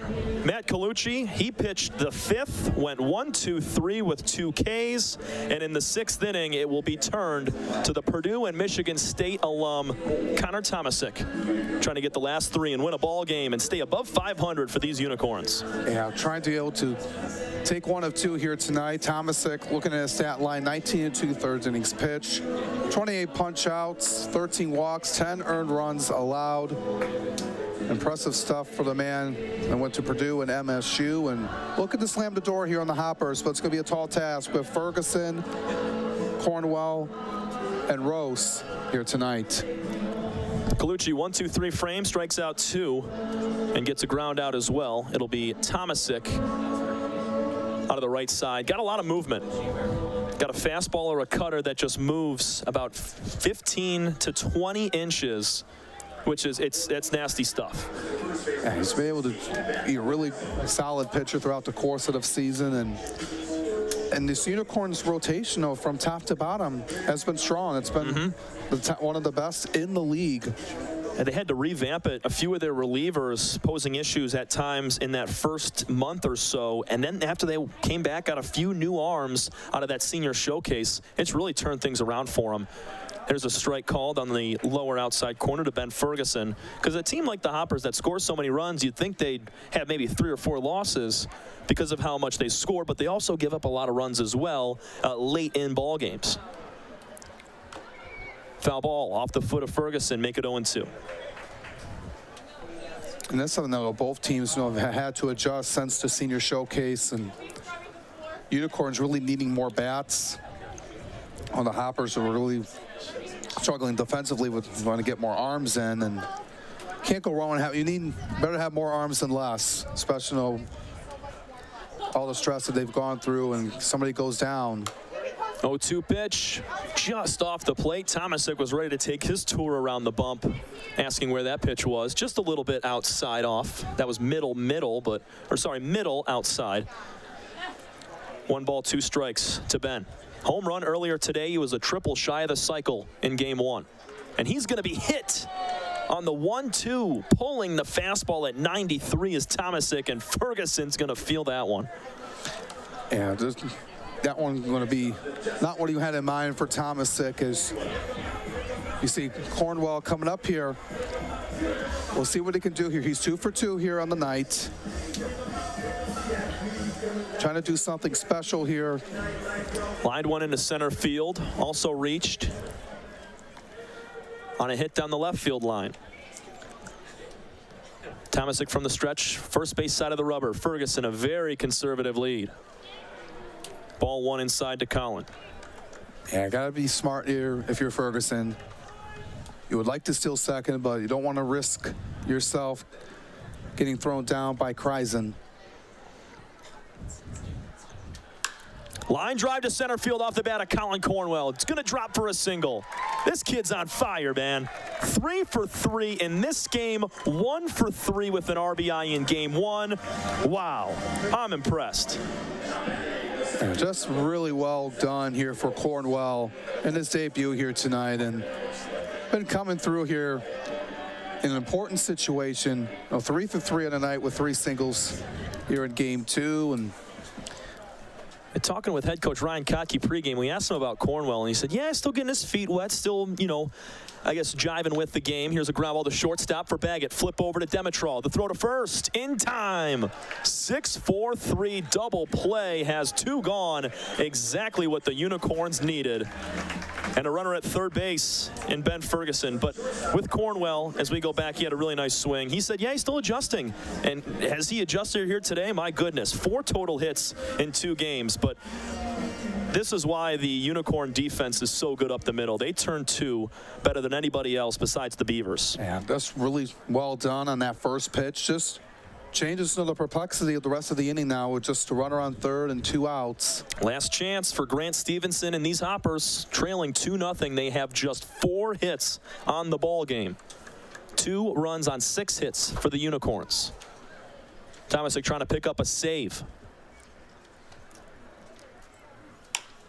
Line drive up the middle, caught by Demetrol. Right behind second base, Connor Tomasic closes the door and picks up save number 3 on the year. And the Utica Unicorns stay above 500 at now 14-13. One more time for the final out. Good work, Demetrol secures the win for the Unicorns. The Hoppers were looking to try to rally, but the twin-killing double play off of the bat of Zebros killed any momentum for the Hoppers. But the Unicorns salvaged a split here after falling 8-1 in the first game, and you got to be happy for Coach Jim Essie and Pat Adams for what this team has done here.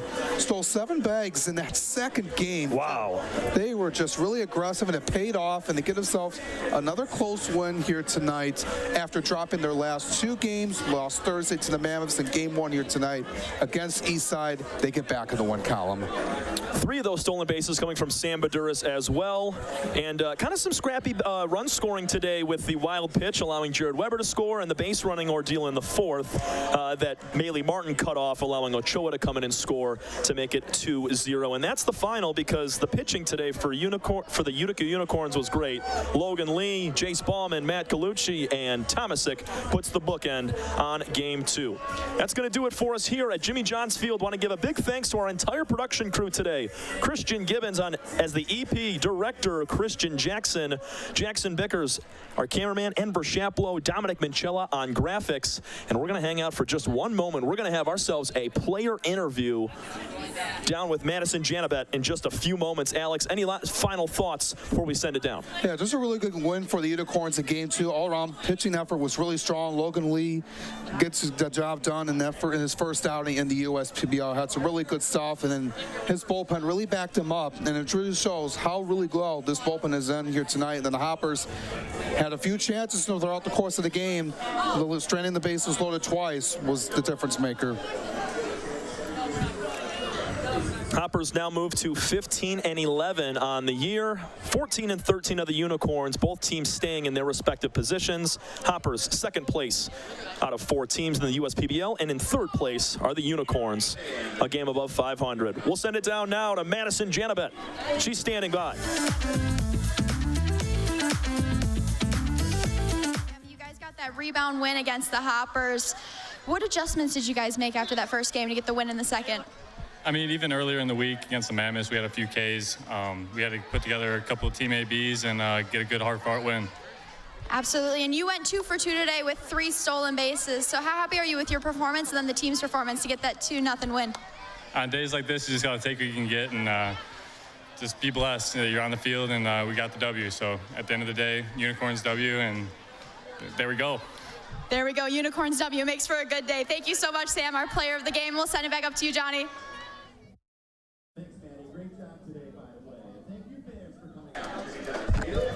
Congrats to Sam Baduras, man. He really needed that. Had a great day. 3 stolen bases, 2 base hits. Colin Cornwell, he was the bright side for the Eastside Diamond Hoppers. I'm so excited to watch Colin progress and excel in this league, along with Sam, who really needed a day like he had today as he has continued to play better offensively and in the field as well.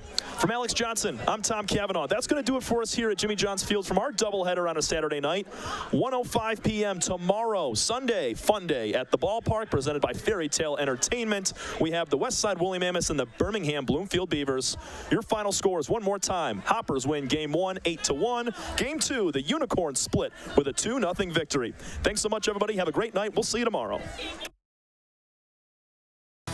Everyone has something that motivates